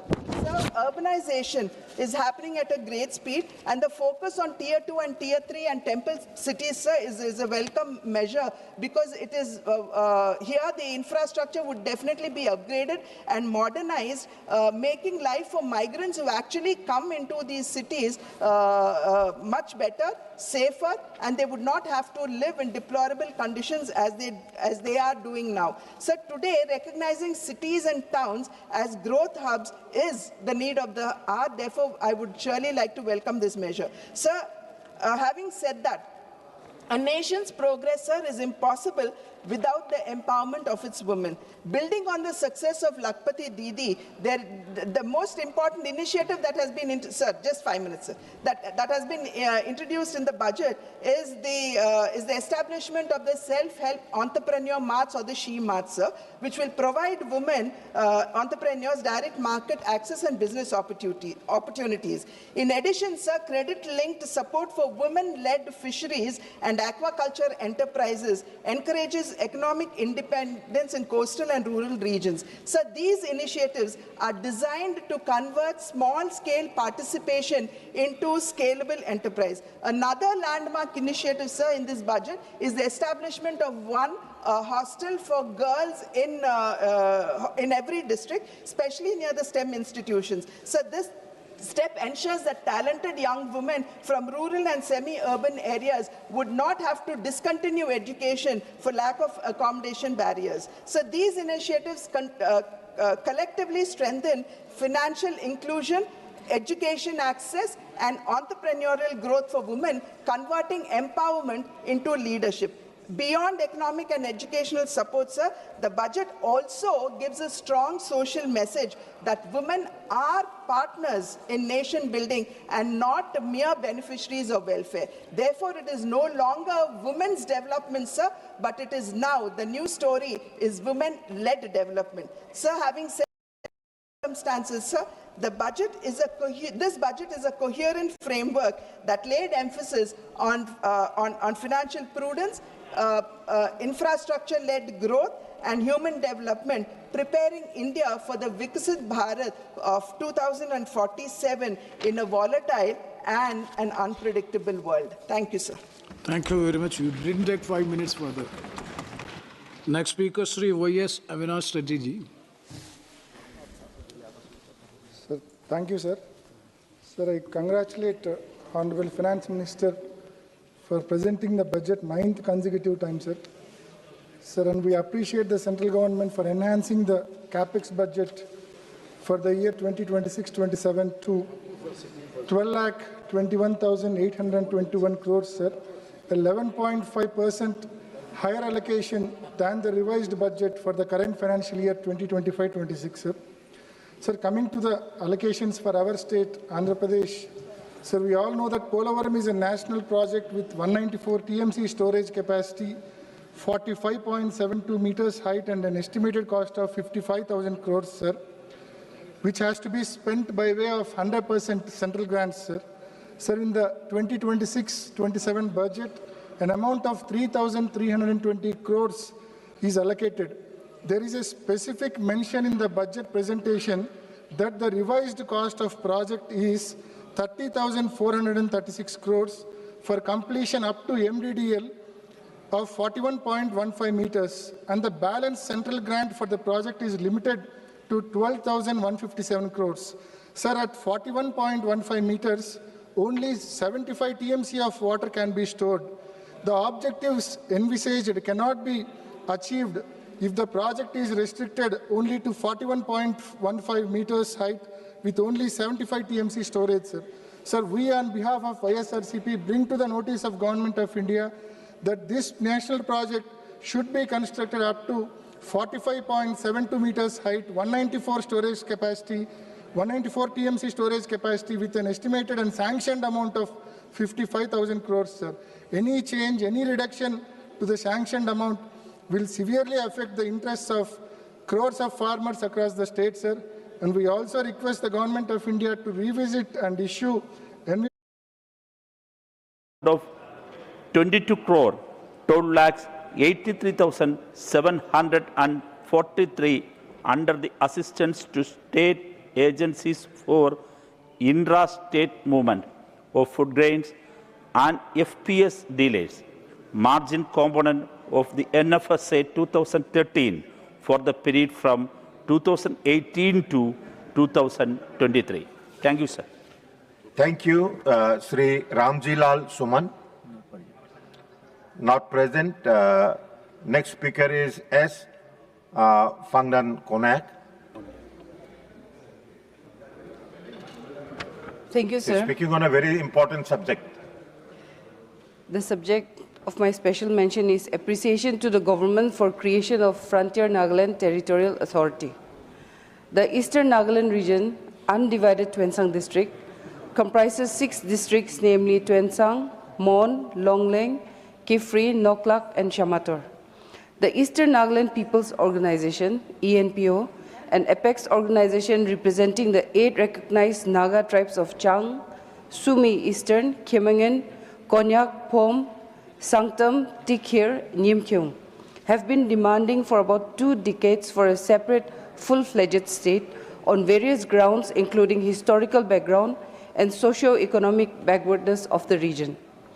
On behalf of the lakhs of people of the Frontier Nagaland territory in the interior villages and peripheries, I take this opportunity to thank Honorable Prime Minister for his vision of peace, progress and prosperity, which is translating on ground, and to Honorable Union Home Minister for his decisive leadership, which has paved the way for the historic signing of the creation of Frontier Nagaland Territorial Authority on 5/2/2026. This historic signing of the agreement is a testament of fulfillment of grassroots aspirations, as this was a mass people's movement from the peripheries.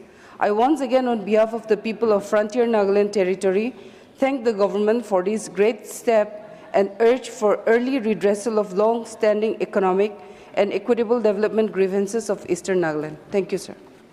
Thank you. The next speaker is Mastan Rao Yadav, Vidha. Thank you for giving me the opportunity, sir. My subject is concern over Quantum Valley and quantum teaching labs.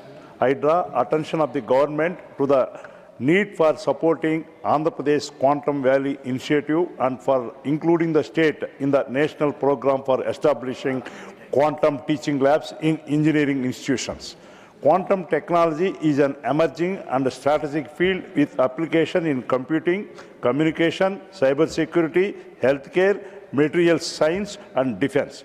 Andhra Pradesh has taken proactive steps through the proposed Quantum Valley initiative to build an ecosystem for advanced research, education and industry collaboration. However, the success of this initiative depends on strong support from the Union government and its integration with the national efforts such as National Quantum Mission. Establishing quantum teaching labs in engineering colleges across the state will help create a skilled workforce by providing students with hands-on training and early exposure to the quantum concepts. These labs will strengthen research capacity, improve faculty skills, and bridge the gap between academic learning and advanced technologies. Inclusion of Andhra Pradesh in the national rollout will also ensure regional balance and equal access to modern scientific infrastructure. I request the Union government to extend financial and institutional support to the Quantum Valley initiative and include Andhra Pradesh and the national program for setting up quantum teaching labs so as to promote innovation, generate high-skilled employment, and strengthen India's leadership and self-reliance in emerging technologies. Thank you, sir. Thank you. The next speaker is Meda Raghunath Reddy. Sir, thank you, Vice Chairman, sir. Demand for direct international flights from Tirupati to Dubai and Abu Dhabi. I draw attention of the government to the need of commencing direct international flight services from Tirupati Airport to Dubai and Abu Dhabi, which are major global aviation hubs providing seamless onward connectivity to Europe and the United States of America.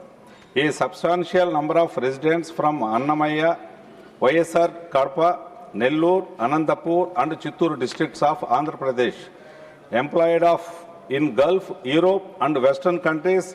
Many passengers from this region travel frequently for employment, higher education, business and family purposes due to the absence of direct international connectivity from Tirupati. Passengers have to travel to Chennai, Bangalore or Hyderabad to board international flights. This causes avoidable financial burden, longer transit time and physical hardship, particularly for senior citizens, women and children. Tirupati is one of the most important spiritual destinations in the country.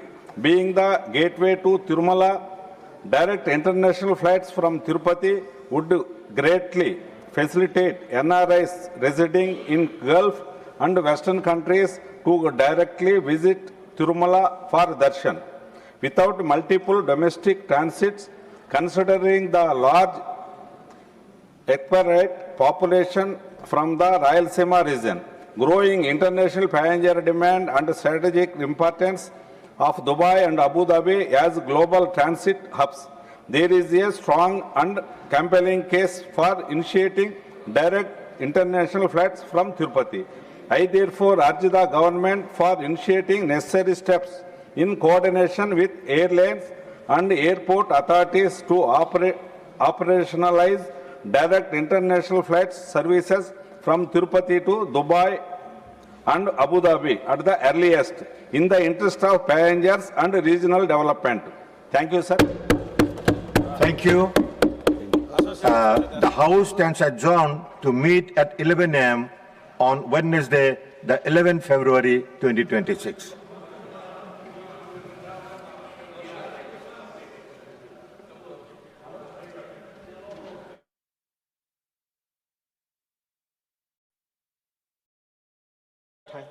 परंतु ये budget सबका साथ नहीं देता।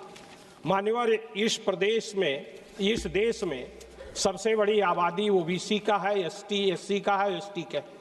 उसके हितों को अनदेखी करने का काम इस बजट में करने का काम किया गया है। आज रोजगार देने का सवाल है। देश में 45 केंद्रीय विश्वविद्यालय हैं, 38 विश्वविद्यालय के वाइस चांसलर सवर्ण है, एससी एसटी का उसमें नहीं दिया है। सारे जो केंद्रीय संस्थान है उसमें 80 से 64% पद पिछड़े और दलितों के खाली हैं। लगभग 10 लाख पद खाली हैं, उसके भर्ती का कोई इसमें खाका देने का काम इस बजट में नहीं किया गया है। मान्यवर, इसके साथ साथ आज देश की जो सबसे बड़ी समस्या है स्वास्थ्य की है। गरीब आदमी बीमार होता है, हृदय रोग से बीमार होता है, कैंसर से बीमार होता है, उसके लिए धन की व्यवस्था जो आयुष्मान भारत योजना है उसमें भी कोई एक पैसे की इजाफा करने का काम नहीं किया गया है। उसमें भी खर्चे कम हुआ है। पिछला जितना बजट था उसमें भी खर्च करने का काम कम किया गया। दूसरी तरफ मान्यवर, इसी तरह से पिछड़े वर्गों का जो किसान है, किसान के ऊपर इस बजट का जहां 70% लगभग कृषि से संबंधित लोग गांव में हैं, उस पे केवल 3.04% बजट है। शिक्षा पर 2.60% बजट है। स्वास्थ्य पर केवल 1.95% टोटल बजट का हिस्सा आता है। हमने एक संकल्प लिया था कि जीडीपी का 2.5% स्वास्थ्य का बजट होगा, लेकिन ये बजट 0.5% भी जीडीपी का नहीं है स्वास्थ्य पर, जिसके कारण देश के तमाम लोग बीमारी के शिकार होते हैं, उनका इलाज नहीं होता, उनका घर बार भी बिकने का काम होता है।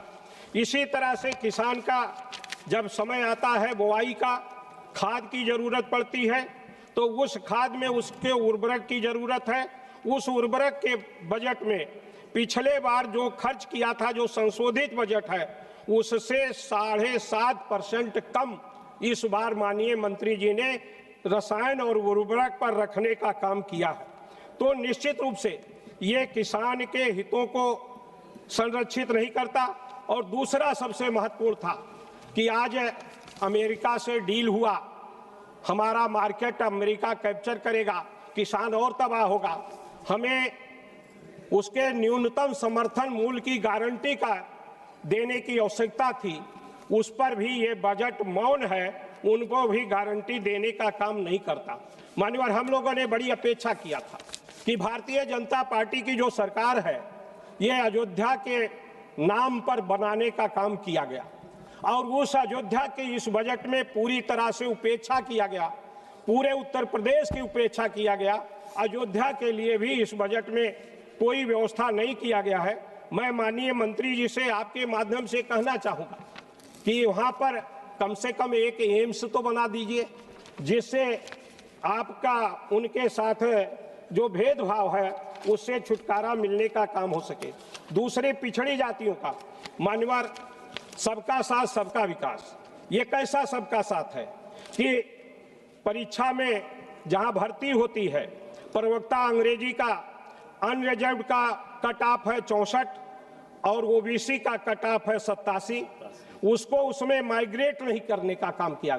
जबकि माननीय हमारे नेता ने कहा कि सुप्रीम कोर्ट का एक फैसला है, उस फैसले के आधार पर अगर पिछड़ी जात का व्यक्ति किसी लाभ को नहीं लिया है, न उम्र में न अटेम्प्ट में, तो निश्चित रूप से उसको अनरिजर्व्ड कैटेगरी में अगर उसका मार्क ज्यादा है तो उसको शामिल किया जाना चाहिए।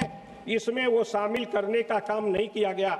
इस माइग्रेशन न होने के कारण तमाम मान्यवर इसमें तमाम तरह की दिक्कतें आती हैं। तो मेरी ये मांग है कि माइग्रेशन को करके सबका साथ जो सबका विकास का नारा है उस पर धरातल पर लाने का प्रयास करें। दूसरा मान्यवर, मैं आपसे निवेदन करना चाहूंगा कि हम लोगों की बड़ी अपेक्षा थी, महंगाई बढ़ रही है 6-7% से ज्यादा, ये बजट 5.5% का पिछले बार के बजट से वृद्धि है, महंगाई उससे ज्यादा बढ़ गई, यानी बजट पिछले बार से भी समझिए कम है। लेकिन दूसरी तरफ बड़ी अपेक्षाएं थी कि माननीय मंत्री जी 9वां बजट प्रस्तुत कर रही हैं। विकासमुखी बजट होगा। प्रधानमंत्री ग्राम सड़क की योजना के लिए ज़्यादा धन दिया जाएगा। उसके लिए स्कीमें जो बनाने का है, जो उसका मानक तय किया गया है, उस मानक में सुधार किया जाएगा। हर लोकसभा क्षेत्र में सांसद के प्रस्ताव पर सड़कें ली जाएगी, उसका कोई इसमें समाधान नहीं है। दूसरी तरफ जो सांसद निधि है, सारे सांसदों को मानवर 5 करोड़ लंबे समय से चली आ रही, महंगाई 10 गुना बढ़ गया, निधि 5 करोड़ है, 1 किलोमीटर सड़क बनने में 1 करोड़ रुपया लगता है। हमारी ये मांग है माननीय मंत्री जी, अगर आप विकास के तरफ जाना चाहती हैं, सभी क्षेत्रों को आप विकास के तरफ ले जाना चाहते हैं, तो सांसद निधि कम से कम 25 करोड़ रुपया अनिवार्य रूप से करने का काम किया जाए। हम लोगों की अपेक्षा थी कि इसमें किया जाए। दूसरा हमारी मांग है, मान्यवर गरीब आदमी कैंसर से बीमार होता है। मेरा आपसे निवेदन है माननीय मंत्री जी से, आपके माध्यम से निवेदन है कि कम से कम और बीमारियों को छोड़ दें, कैंसर जैसी बीमारी को पूरी तरह से फ्री कर दें। सरकार उसके लिए संपूर्ण धन देने का काम करे, जिससे आम नागरिक की सुरक्षा हो सके। ऐसा मेरा आपके माध्यम से मांग है। मान्यवर एक निवेदन और करके मैं अपनी बात को खत्म कर रहा हूं। मान्यवर महंगाई, ये बजट महंगाई से राहत नहीं देता, रोजगार की गारंटी नहीं देता। रोजगार कहा, आउटसोर्सिंग को रोजगार माना है। इसी तरह से स्वास्थ्य शिक्षा में परिवार निवेश नहीं करता, सामाजिक न्याय को मजबूत नहीं करता। बैठे। Now it is already 6. If the House agrees, we will extend the House till 8 p.m. Yes, House is extended up to 8 p.m. Now please conclude the last sentence. GDP का कम से कम 2.5% हो, रोजगार के लिए स्पष्ट भर्ती कैलेंडर किया जाए, किसानों को न्यूनतम समर्थन मूल्य की गारंटी दी जाए, शिक्षा स्वास्थ्य में वास्तविक निवेश हो। ये मेरा आपके माध्यम से निवेदन है, जिससे और सांसद निधि 25 करोड़ कम से कम किया जाए। ये मेरा आपसे निवेदन। Thank you, sir. At the outset, I'd like to congratulate the Finance Minister for presenting 9 consecutive budgets. It's not a mean feat, Balthakal. Especially it's commendable because she represents a party which draws its inspiration and its genesis from an all-male organization. In that background, Finance Minister, a lady from my state, presenting 9 budgets is remarkable. Meendum Valthakal. Sir, this budget is in the backdrop of the much touted trade deal. To my understanding, this trade deal is nothing but to borrow the words of Winston Churchill, a riddle wrapped in a mystery and inside an enigma. I hope the Finance Minister, when she addresses the House, will shed some light into this trade deal. Whether India is obligated to buy $500 billion worth of goods from the United States. Are we allowed to buy oil from our long-standing friend Russia? Are we allowed to buy oil from Iran, with whom we have a long-standing relationship? Will these decisions be taken sovereignly in India, or will it be taken by the White House? Are we obligated to buy oil from the new colony of America, Venezuela? And most importantly, are we going to allow agricultural products of America into India and zero tariff? If so, what products? The Finance Minister must tell the House and the nation, because we are none the wiser from the statement of the Commerce Minister, because every time he comes and says it's only, he points the finger at the Foreign Minister, the Foreign Minister is pointing the finger back to him, and the Agriculture Minister is completely absent. I hope the Finance Minister will, fill this gap and answer on behalf of her cabinet and all her colleagues on what this trade deal actually means. Sir, that if you look at the attendance here in the House, it's quite sparse. This is quite indicative of the mood about a budget. Budgets are losing relevance, sir. People are losing interest in budgets. And this is a reflection of that. And if members are not interested, it also means that their constituents are less interested. There is a reason for this, sir. Before I get into the specifics of this budget, I'd like to go down memory lane and recollect some of the landmark schemes our Honorable Finance Minister has announced in the last 9 years. Amrut, Sankalp, DigiGon, National Nutrition Mission, National Infrastructure Pipelines, Startup India, Seed Fund, PM Garib Kalyan Package, PM Internship Scheme, Mishti, National Monetization Pipeline, Operation Greens, Deep Ocean Mission. All these, when they were announced, were greatly lauded by the newspapers and the media. But if you actually look at the details to see where the implementation of all these schemes are, you will be very distressed.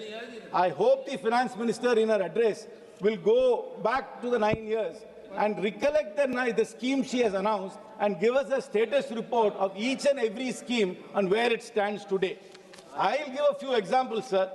In 2021, the government launched the PM Formalization of Micro Food Processing Enterprise Scheme, PMFME, allocating 10,000 crores to supposedly to support 2 lakh micro food enterprises.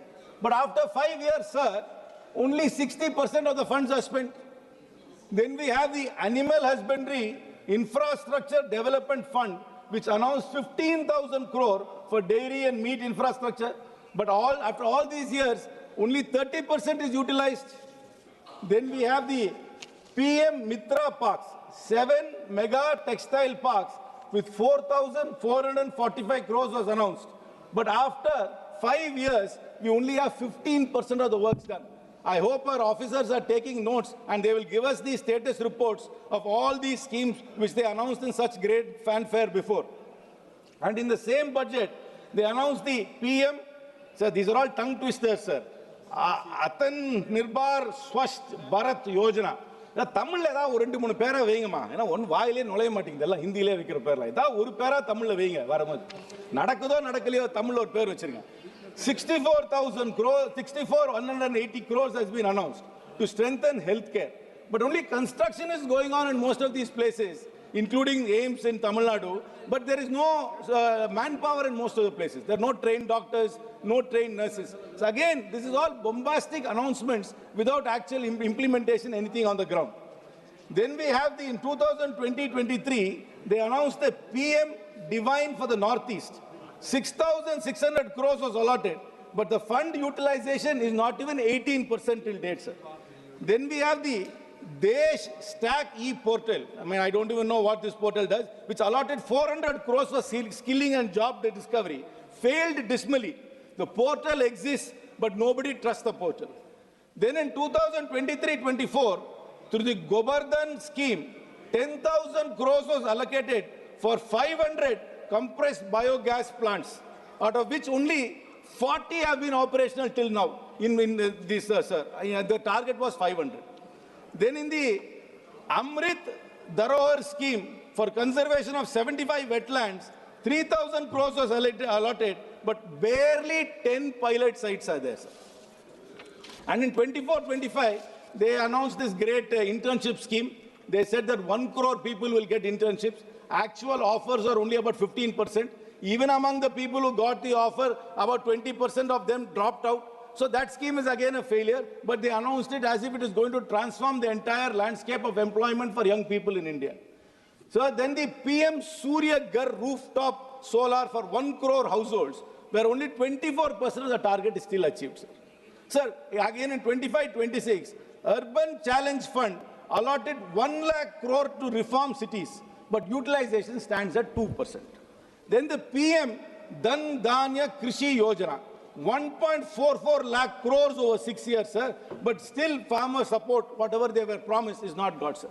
So if people are losing interest in budgets, it's because only bombastic announcements are made and nothing is implemented, so nobody takes it seriously. It's a clear reflection. Parliamentarians don't take it seriously, and the public don't trust any of these announcements made because there's hardly any implementation of these schemes. Sir, I will tell you another very shocking fact, sir. Last budget, Madam announced 100 crores for a Makana board establishment. I do not know which state was going for election. They announced this 100 crores. Not 1 rupee has been spent till date, sir. Not 1 rupee in that. Where is this board? Have you even formed it? This is the status of all these schemes, sir. So coming back to this year's budget, sir, she has announced integrated textile program with 5 subparts. Then when they renamed Manrega to VBG Ramji, there was a lot of pushback because they removed the name of Mahatma Gandhi. Now they have come up with another scheme in the name of Mahatma Gandhi called Mahatma Gandhi Gram Swaraj Initiative. Then there is an infrastructure risk guarantee fund. Then they have announced 20 new national waterways. They have allocated 20,000 crores for city economic regions, dedicated rare earth corridors in Orissa, Kerala and Tamil Nadu, allied health professional institutions to be set up among countless others. So all these announcements, if you look at it 1 or 2 years later, will only be there on paper and nothing would have been implemented. Yes. This is the reason why budgets are becoming irrelevant and the announcements made in budgets are only bombastic and have no meaning at all, sir. Sir, forget about these bombastic announcements, sir. What hurts me the most about this budget, sir, it always lacks empathy. And again, the finance minister has shown the true colors of this government, sir. Disability pension, which the armed forces veterans were getting, was tax exempt.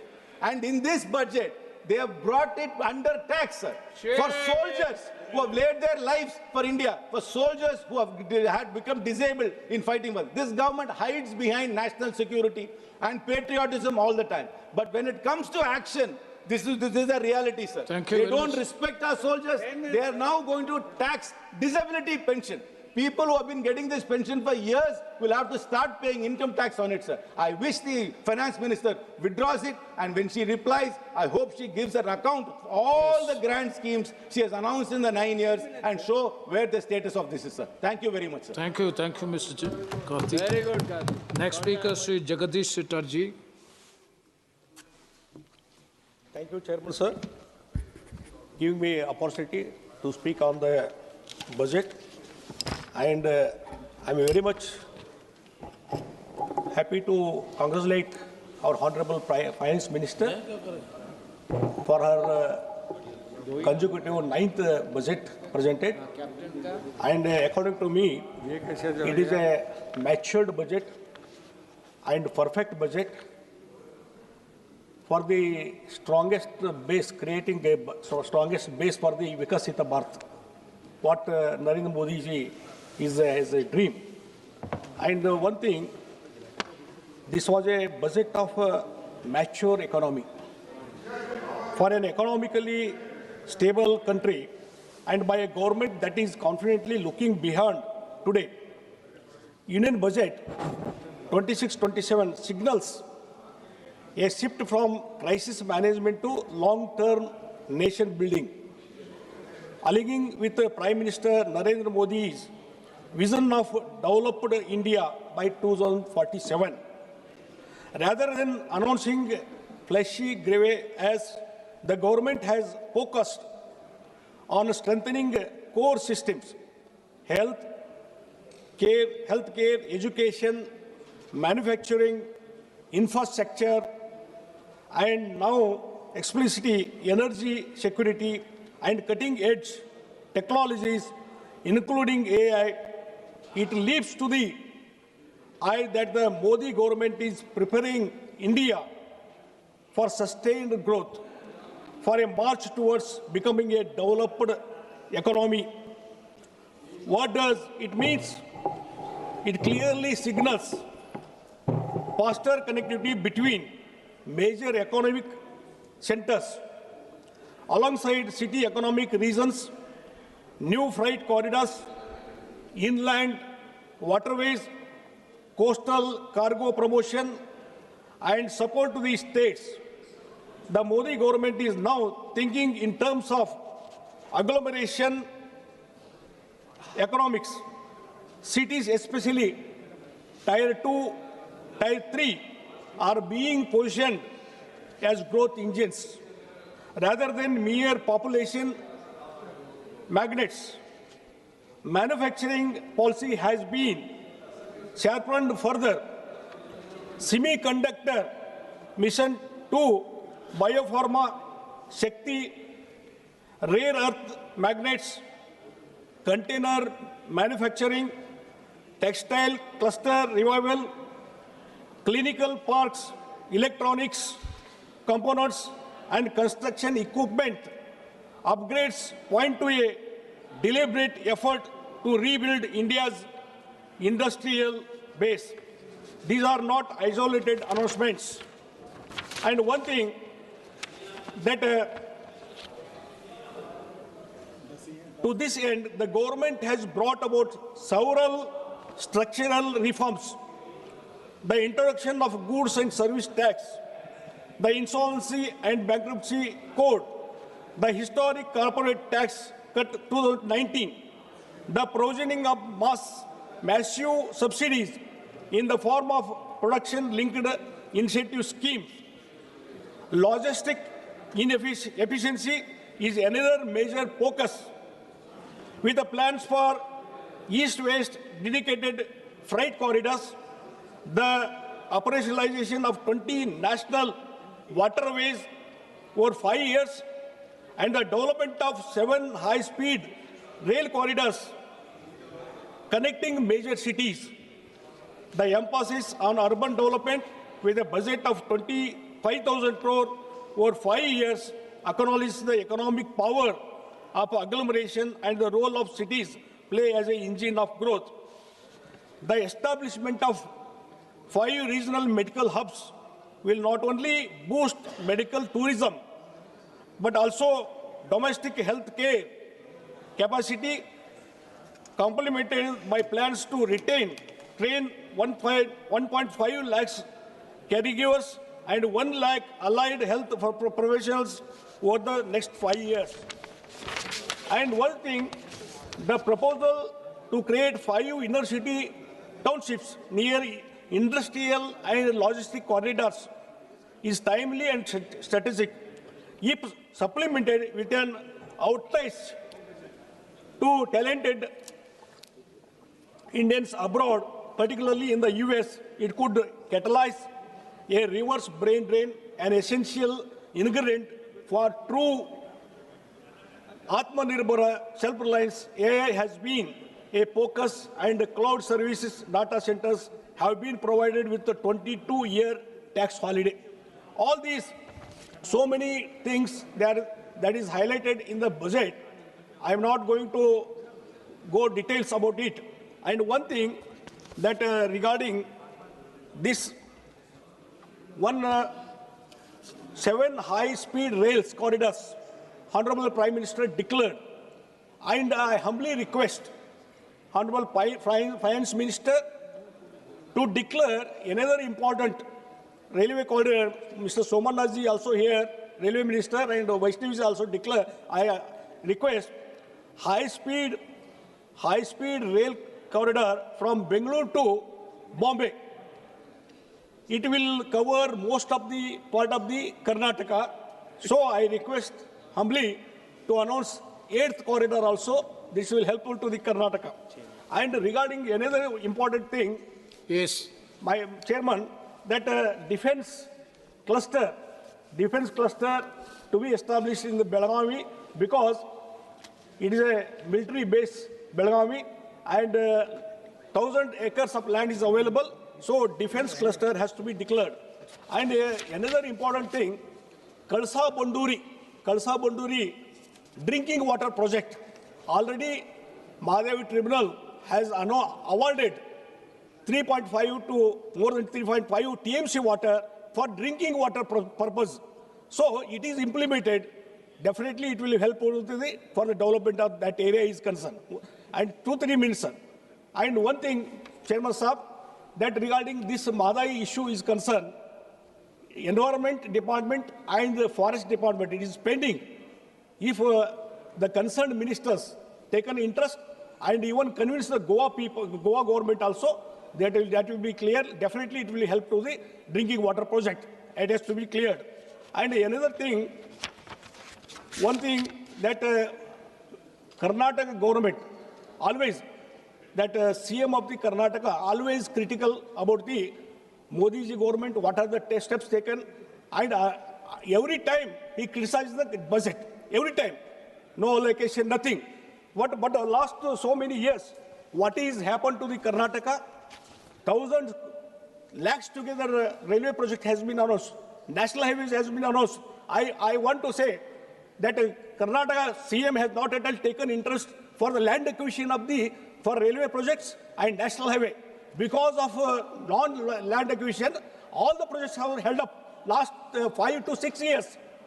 Every time you are insisting, and unnecessarily he is criticizing the union government.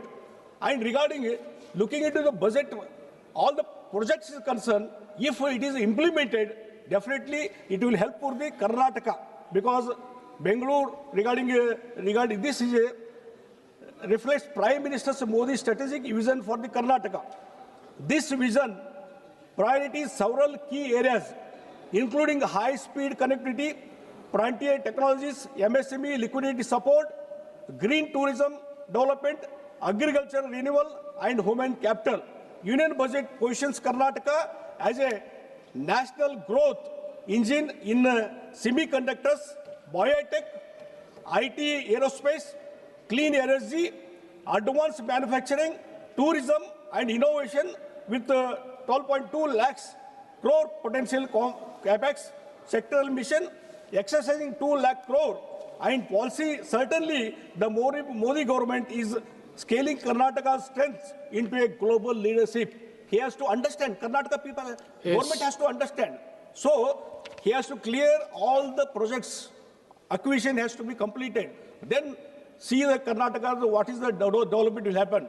What are the projects? Vande Bharat trains. Definitely, it will help to so many people in Karnataka, Vande Bharat. And Udan scheme, it is a very popular scheme. Because of Udan scheme implementation, Modi's dream that Tier 2, Tier 3 cities, airports have been developed. So many air connection to so many cities because of Udan.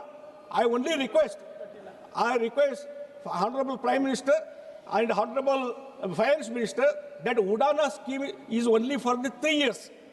After completion of 3 years, all the airlines, they are withdrawing.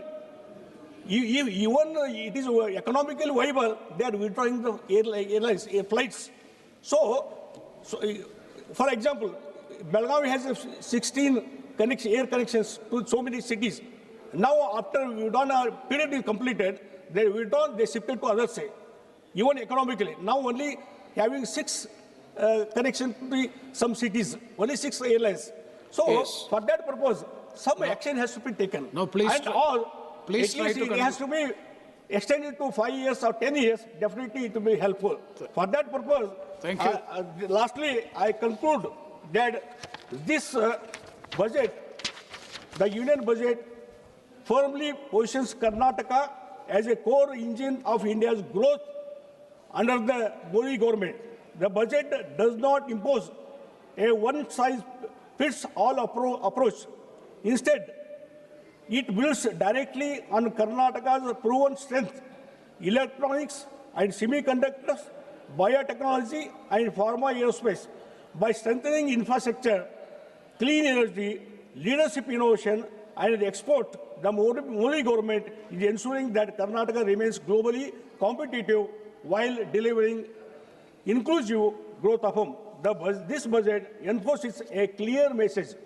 Under the PM Modi, entire India, Karnataka is a growth engine of Vikasita Bharat. Thank you. Where innovation meets infrastructure and heritage meets high technology. Thank you very much. Thank you. Thank you. Next speaker, Sri Abhay Kumar Singhal.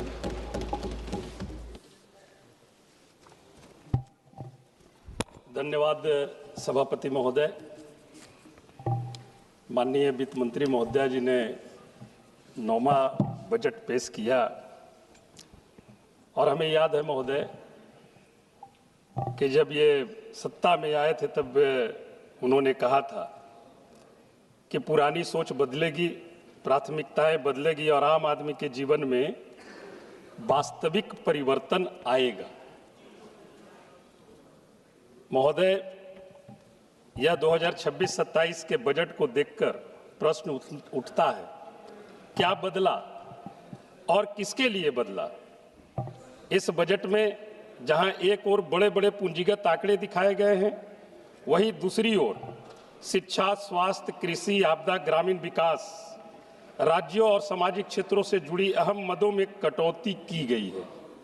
केंद्रीय budget 2026-27 के दस्तावेज बताते हैं कि बदलाव नहीं बल्कि कटौती, ठहराव और कुप्रबंधन हुआ है और इसका सबसे बड़ा नुकसान महोदय हमारे बिहार जैसे राज्यों को उठाना पड़ता है।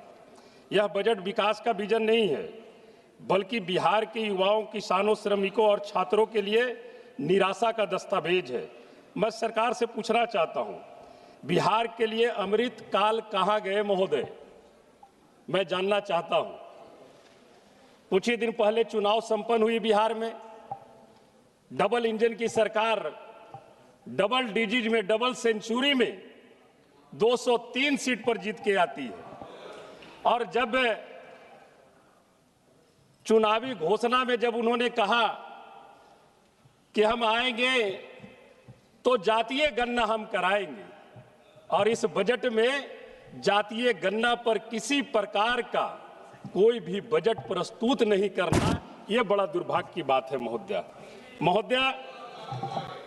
मैं ये जरूर कहना चाहूंगा कि डबल इंजन की सरकार जिसे आप कहते हैं, ये बिहार पर सबसे बड़ा असर, इस तरह के बजट से सबसे बड़ा असर बिहार जैसे राज्यों पर पड़ता है और बिहार मैं बता दे रहा हूं, गरीबी में नंबर 1 बिहार, बेरोजगारी में नंबर 1 बिहार, पलायन में नंबर 1 बिहार, अपराध में number 1 Bihar, school drop out में नंबर 1 बिहार, देश में सबसे कम प्रति व्यक्ति आय बिहार, देश में सबसे कम प्रति व्यक्ति निवेश बिहार, देश में सबसे कम उद्योग धंधे बिहार में, देश में सबसे कम साक्षरता दर बिहार में, छात्र छात्राओं के उत्पीड़न में नंबर 1 बिहार, हत्या और बलात्कार में नंबर 1 बिहार।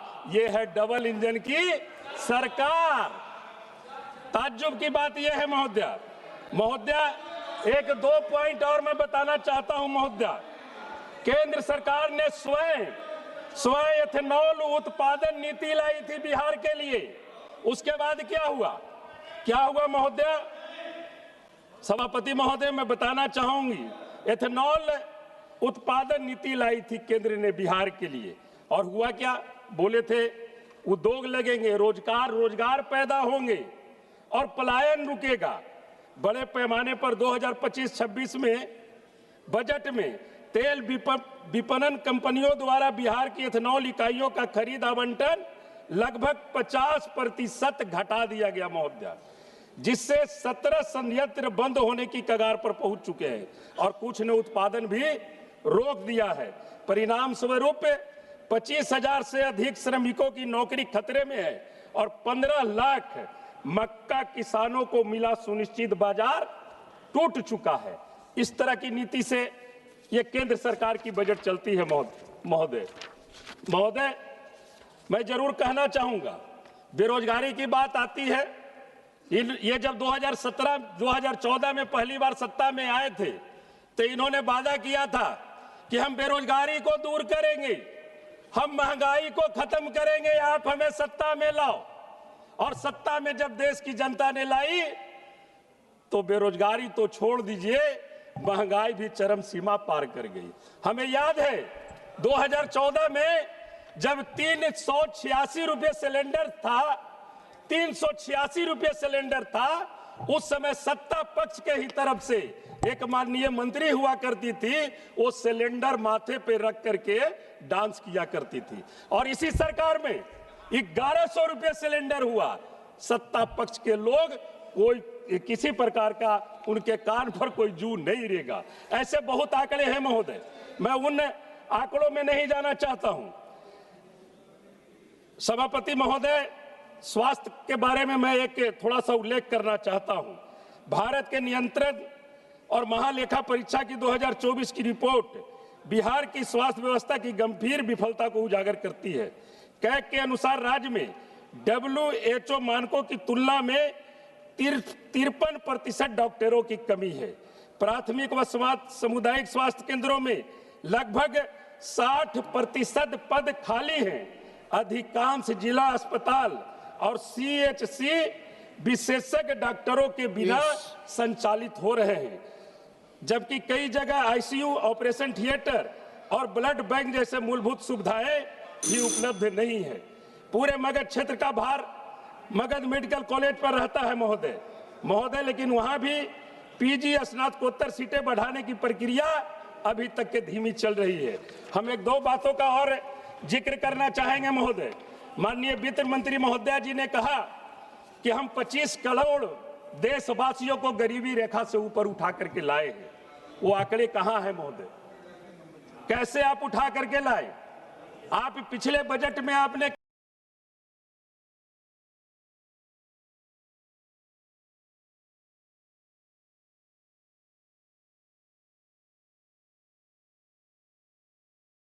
कहा कि 75 से 80 करोड़ BPL धारी परिवार को हम 5 किलो अनाज देने का काम करते हैं, और इस बार आप एक साल में 25 करोड़ BPL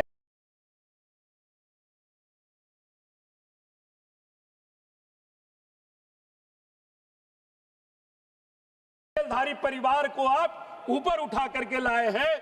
तो मैं तो कहूंगा कि राज्यभाई इसका आंकड़ा भी पूरी तरह से प्रस्तुत आपको करना चाहिए महोदय। मैं तो जरूर कहना चाहिए। एक मिनट महोदय, मैं एक मांग आपसे करना चाहता हूं माननीय वित्त मंत्री महोदया जी, आप जिन्हें BPL को 5 किलो अनाज जो आप फ्री में आप देते हैं, आपके यहाँ डाटा है, वैसे परिवारों से जो गरीबी रेखा से नीचे बसर करने वाले लोग हैं, उनसे GST टैक्स लेने का इस सरकार को कोई अधिकार नहीं है। उस परिवार को GST फ्री का एक आप कार्ड निर्गत कर दीजिए। रियल में आप गरीबी उन्मूलन की अगर बात करना चाहते हैं तो आप उन्हें GST फ्री का एक उन गरीब परिवारों को एक कार्ड निर्गत कर दीजिए। ये गरीबी उन्मूलन की बात होगी। माननीय सभापति महोदय, अगर मैं समाप्त कीजिए। एक सेकंड महोदय, एक इंपॉर्टेंट चीज है। पिछले वित्तीय वर्ष में भी इस पर चर्चा हुई थी। सुलभ और सुरक्षित यात्रा के लिए माननीय रेल मंत्री जी ने भी कहा कि जितने भी मेल एक्सप्रेस ट्रेन हैं उसमें जनरल बोगी कम से कम 4-5 बढ़ाई जाए, और हुआ भी था कि बढ़ाने की प्रक्रिया होगी, लेकिन अभी उस पर किसी प्रकार का इस बजट में भी सरकार की तरफ से किसी प्रकार का कोई प्रावधान नहीं किया गया है। ये इनकी गरीबी उन्मूलन है। हमारे देश के भी गरीब चाहते हैं कि सुलभ और सुरक्षित यात्रा हम कर सके। हमने कहा कि समाजवाद के पुरोधा परम आदरणीय लालू प्रसाद यादव जी जब सत्ता में थे तो गरीब रथ चलाने का काम किया था, और गरीब गुरुआ भी AC में सफर करने का काम करते थे। इसलिए हम माननीय वित्त मंत्री महोदया जी से एक आग्रह और करना चाहेंगे। ये हमारे सत्ता विपक्ष की ही आग्रह नहीं है, बल्कि सत्ता पक्ष के भी सभी माननीय सांसदों का अंदर से समर्थन है कि कम से कम लोकसभा में MP लैंड तो मैडम इस बार बढ़ा दीजिए। धन्यवाद। इतनी महंगाई में बहुत धन्यवाद। मियां अल्ताफ अहमद। सर, आपका बहुत शुक्रिया। मैं ऑनरेबल जो हमारी फाइनेंस मिनिस्टर साहिबा हैं उनको मुबारकबाद भी देता हूं कि इतने बड़े देश की जिस बेहतर तरीके से ये फाइनेंशियल मैनेजमेंट कर रही हैं, इस सिस्टम को चला रही हैं, उसके लिए हम इनकी सराहना भी करते हैं। लेकिन साथ साथ मैं यहाँ ये भी कहना चाहता हूँ कि कई ऐसी चीज़ें हैं जो लोगों तक नहीं पहुँचती हैं, और इस वक्त ख़ास तौर पे इस मुल्क में सबसे बड़ा मसला बेरोज़गारी का है। और इस बजट में जो इन्होंने पेश यहाँ पे किया उसमें बेरोज़गारी के हवाले से कोई रोड मैप लोगों के सामने नहीं आया। अगर आज बेचैनी है, अगर आज हमारे बच्चों में डिप्रेशन है, अगर वो आज नशे की तरफ जा रहे हैं, तो उन सब की बेसिक वजह जो है वो अनएम्प्लॉयमेंट है। आज यूनिवर्सिटियाँ खोली जा रही हैं, सेंट्रल यूनिवर्सिटियां खुल रही हैं, क्लस्टर यूनिवर्सिटियां खुल रही हैं, बड़े बड़े इंजीनियरिंग कॉलेज खुल रहे हैं, ये सब कुछ हो रहा है, लेकिन जो लोग वहाँ से डिग्री करके निकल रहे हैं उनके लिए कोई रोड मैप नहीं है। इतना बड़ा पैसा उस सेक्टर पे खर्च किया जा रहा है, लेकिन जो वहाँ से आ रहे हैं, जो इंजीनियर बन रहे हैं, जो डॉक्टर बन रहे हैं, जो इन यूनिवर्सिटियों में पढ़ रहे हैं, उनके रोज़गार का, उनके फ्यूचर का, उनके काम का, उसके लिए कोई चीज़ जो है वो बजट में नहीं है। तो उन इंस्टीट्यूशंस को खोलने का, उन यूनिवर्सिटियों को खोलने का, उन कॉलेजेस को खोलने का क्या फ़ायदा है अगर उनसे कोई ऐसी चीज़ नहीं होती है जिससे लोगों को रोज़गार मिले।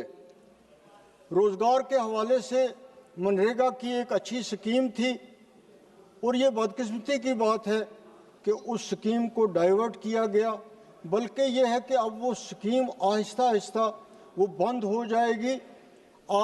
हम ये नहीं एक्सपेक्ट कर सकते कि आप ये कहें कि एक स्टेट जो है वो 40% उसके लिए देगी या यूनियन टेरिटरी जो है वो अपने बजट में से कुछ हिस्सा देगी।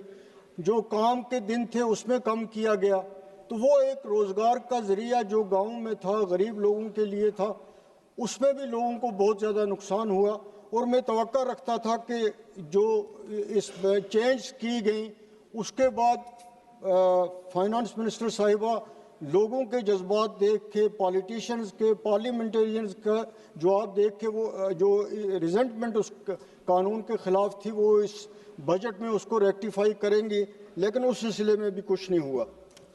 बैंक से एक दूसरा ज़रिया है बेरोज़गारों के लिए, लेकिन अब बैंकों का ये हो रहा है कि वो सरमायादारों के लिए हैं, बिजनेसमैन के लिए हैं। जब कोई बेरोज़गार इंजीनियर, डॉक्टर डिग्री लेके जाता है बैंकों में, कोई टेक्निकल हैंड जो है वो बैंकों में जाता है, तो वहाँ इतनी बड़ी तवालतें हैं, वहाँ इतनी बड़ी रिश्वत ली जाती है कि वो जो पहले एक बैंक से लोगों को ये लगता था कि ये लोग जो हैं ये बेरोज़गारों को उनको प्रायोरिटी पे लोन दे देंगे, दफ्तरी तवालतें कम होंगी, रेट ऑफ इंटरेस्ट कम होगा, लेकिन बैंक भी वो मकसद इस वक्त पूरा नहीं कर रही हैं। Bank, state bank of India को देखिए, हमारे जम्मू कश्मीर बैंक की हालत ये है कि उस बैंक में अब स्टाफ रहा ही नहीं है। वहाँ गार्डनर जो है वो क्लर्क का काम करता है और क्लास फोर्स जो है वो कैशियर का काम करता है, और लोग इतने बेरोज़गार हैं हमारे जम्मू कश्मीर में, पोस्टें पूरी वैकेंट हैं, लेकिन उनको फिलअप करने के लिए कुछ भी नहीं किया जा रहा है। इसी तरह दूर दराज के इलाकों में जम्मू कश्मीर बैंक की ब्रांचें खोलनी हैं, लेकिन मुझे लगता है बैंकिंग सेक्टर ऐसा है कि जिस पे किसी का कंट्रोल रहा ही नहीं है। तो मैं ये चाहता हूं कि गवर्नमेंट ऑफ इंडिया हो, इनका फाइनेंस डिपार्टमेंट, सर मुझे 2 मिनट तो चाहिए, मुझे बोलना है।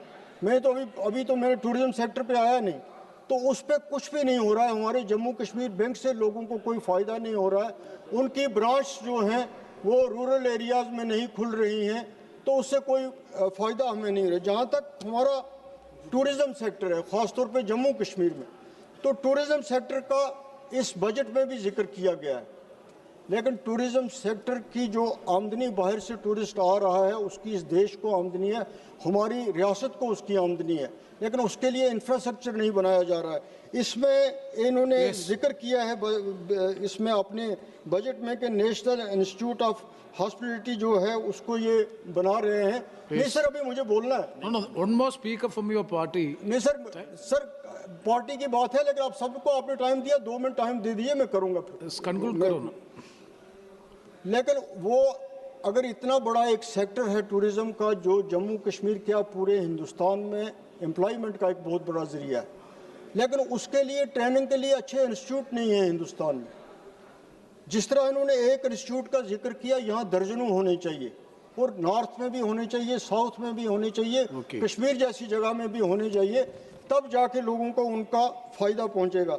यहाँ एग्रीकल्चर सेक्टर का जिक्र किया है, शीप का जिक्र किया, एनिमल हस्बेंड्री का किया। हमारे कश्मीर में हार्टिकल्चर इंडस्ट्री जो है, सेब जो है या शीप की बात है, एनिमल हस्बेंड्री की बात है, जब तक उसको इंश्योरेंस कवर नहीं देंगे, क्रॉप इंश्योरेंस नहीं होगी, खास तौर पे हॉर्टिकल्चर सेक्टर के लिए, कश्मीर में एग्रीकल्चर सेक्टर के लिए, तब तक उस इंडस्ट्री को कोई फायदा नहीं हो सकता, क्योंकि वहाँ पे जब भी कभी आंधी आती है, तूफान आता है, तो लोगों के लाखों रुपए के तबाह हो जाते हैं। इसी तरह एनिमल और शीप हस्बेंड्री का सर एक मिनट एनिमल और शीप गरीब लोगों की बात करने दीजिए, जो उनके लिए उस लाइफ स्टॉक को इंश्योरेंस कवर मिलना चाहिए। गरीब लोग जो हैं उनका गुजारा इसी पे है, अमीर के लिए नहीं। सौगत राय जी, लास्ट सेंटेंस देखिए, हम दिन में इसीलिए बैठे रहे यहाँ पे, हमें 2 मिनट नहीं, आप मुझे बोलने ही नहीं देते तो मैं क्या कहूँ। Yes, Saugata Roy ji please. Thank you sir. Sir इनको बैठेंगे, मैं तो एक मिनट से कंक्लूड करो। आपने कंक्लूड करूंगा ना, मैं कंक्लूड करूँ। 1 मिनट से कंक्लूड करो। मैं कंक्लूड करूंगा, मुझे कंक्लूड करने दीजिए, मुझे कंक्लूड करने दीजिए। एक हमारा गुलमर्ग टूरिस्ट स्पॉट है, बहुत फेमस स्पॉट, वहाँ लीज का मसला है, उस पर कुछ नहीं हो रहा है। ट्राइबल्स का बड़ा जिक्र किया गया है इस बजट में, लेकिन ट्राइबल्स के लिए कोई प्रोग्राम नहीं है, कोई प्लानिंग नहीं है, उस पैसे की कोई मॉनिटरिंग नहीं हो रही है जो हिंदुस्तान में ट्राइबल्स को दिया जा रहा है। उसके कंट्रोल करने के लिए, उसको स्पेंड करने के लिए कोई तरीक़ेकार नहीं है। ये मैं आपकी नोटिस में भी लाना चाहता हूँ।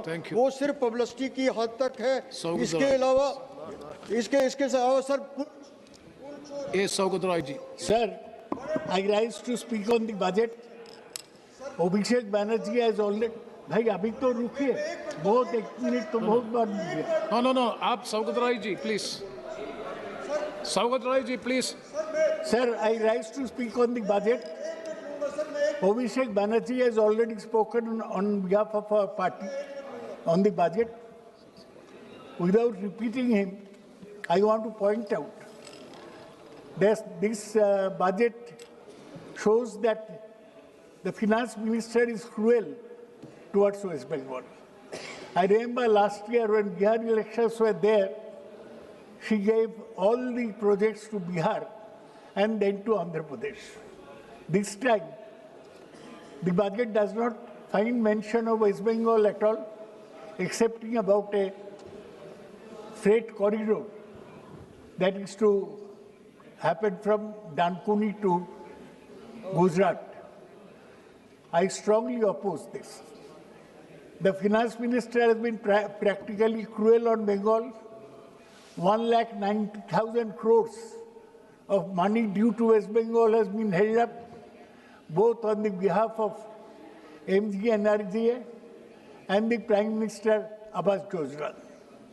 I demand again that the Prime Minister, the Finance Minister, revise her position in this matter and do proper justice to Bengal.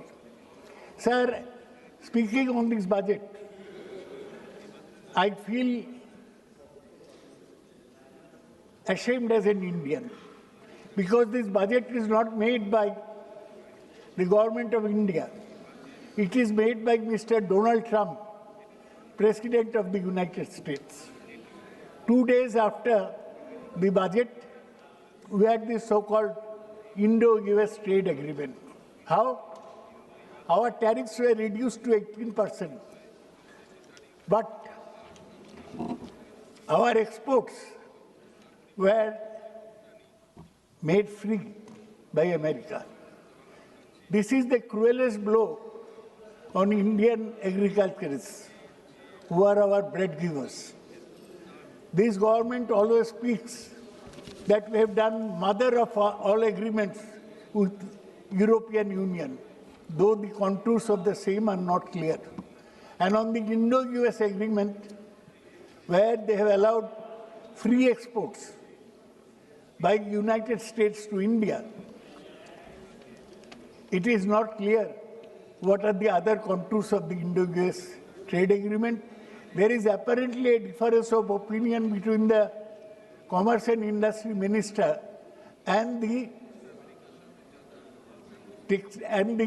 Foreign Minister, External Affairs Minister and the Commerce Industry Minister.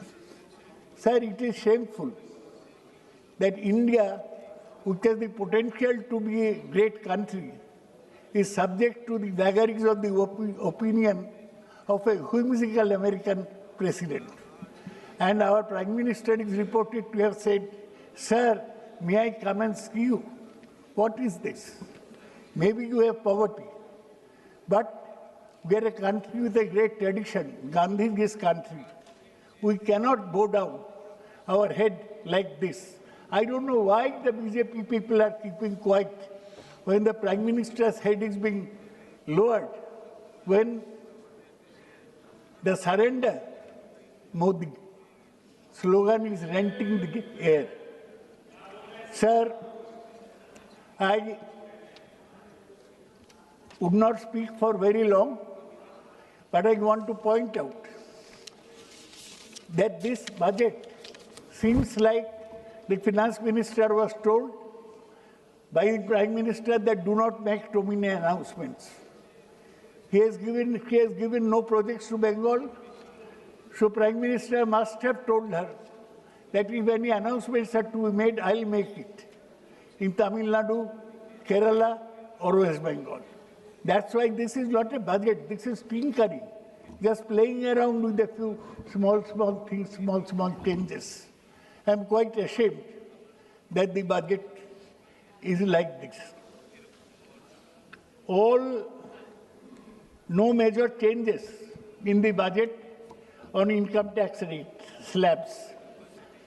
Implementation of new IT Act will be from April 2026.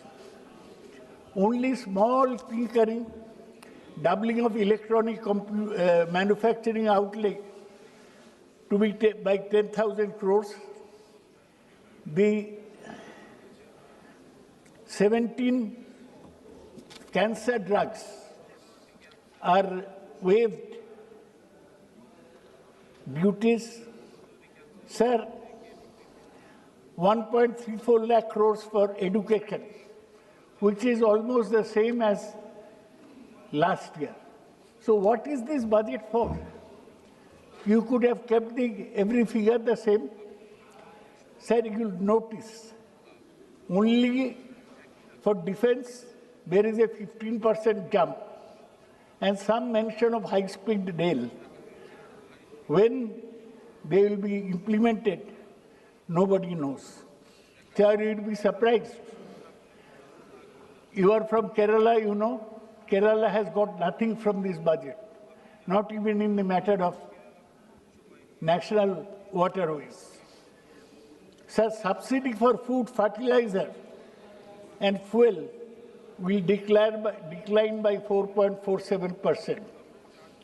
Only textile, leather, seafood will gain has received a boost from budget proposal that cuts customs duty on scores of inputs. Sir, India's 7.4 million MSMEs will soon be beneficiaries of 10,000 crores advance. Sir, deficit is pegged at 4.3% against 4.4% last year. But center has to borrow 17.2 lakh crores in FY27 to bridge fiscal deficit. The state share remains at 41% after the Finance Commission recommendations have come. Budget fails test of economic strategy. Sir, impact of US tariffs on exporters has to be declared by the government. Protracted global trade deficit is an important factor. China has forbidden export of rare earths to India. They are not allowing tunnel boring machines into India. So they are at loggerheads with US and the China. Where is our foreign policy? We are losing on every count. Sir, the widening trade deficit with China is a big problem. Sir, there is low gross capital, fixed capital formation of around 30%. The worst is this government is a great champion of the private sector. It's called Adani Ambani government. Now, the private sector is not investing at all. What is the proposal to the industry from the finance minister? Sir, there is distress among MSMEs. Their widespread closures are taking place. Unemployment among youth is a big problem. Deteriorating urban infrastructure amid rapid urbanization is a big problem for the country. Sir, government every year announces new schemes. There are 24 such schemes which have not been seen the light of the day. Now, instead of announcing so many schemes, the finance minister could have tried to complete the existing schemes. They did not. So today we face youth without jobs, failing manufacturing, investors not putting out capital, tax exempted, only one human step, tax exempted for motor accident compensation. The budget totally ignores both unemployment and social security. The allocation for the Union Labour Ministry is the same as in the last budget. No scheme to increase job opportunity. Total central outlay for urban development, where the cities are supposed to be engines of growth, has fallen from 96,700 crores to 85,000 crores. Shrinkage of 11.6%. Yes, Sogadda. Sir, in 2 minutes, I'll complete. India's long-term economic security arrangement with Russia has gone. Russia has been our friend. Now on Trump's say-so, on Trump threatening India, we have said that we will not buy Russian oil anymore. Is this the way independent countries should function? India's long-term economic security arrangement with Russia are not there. Another European Union ke saath, mother of all unions, nobody knows what that European Union free trade agreement holds. So there is a difference between the foreign minister and the commerce and industry minister. The finance minister is saying deregulate, simplify and reduce business friction.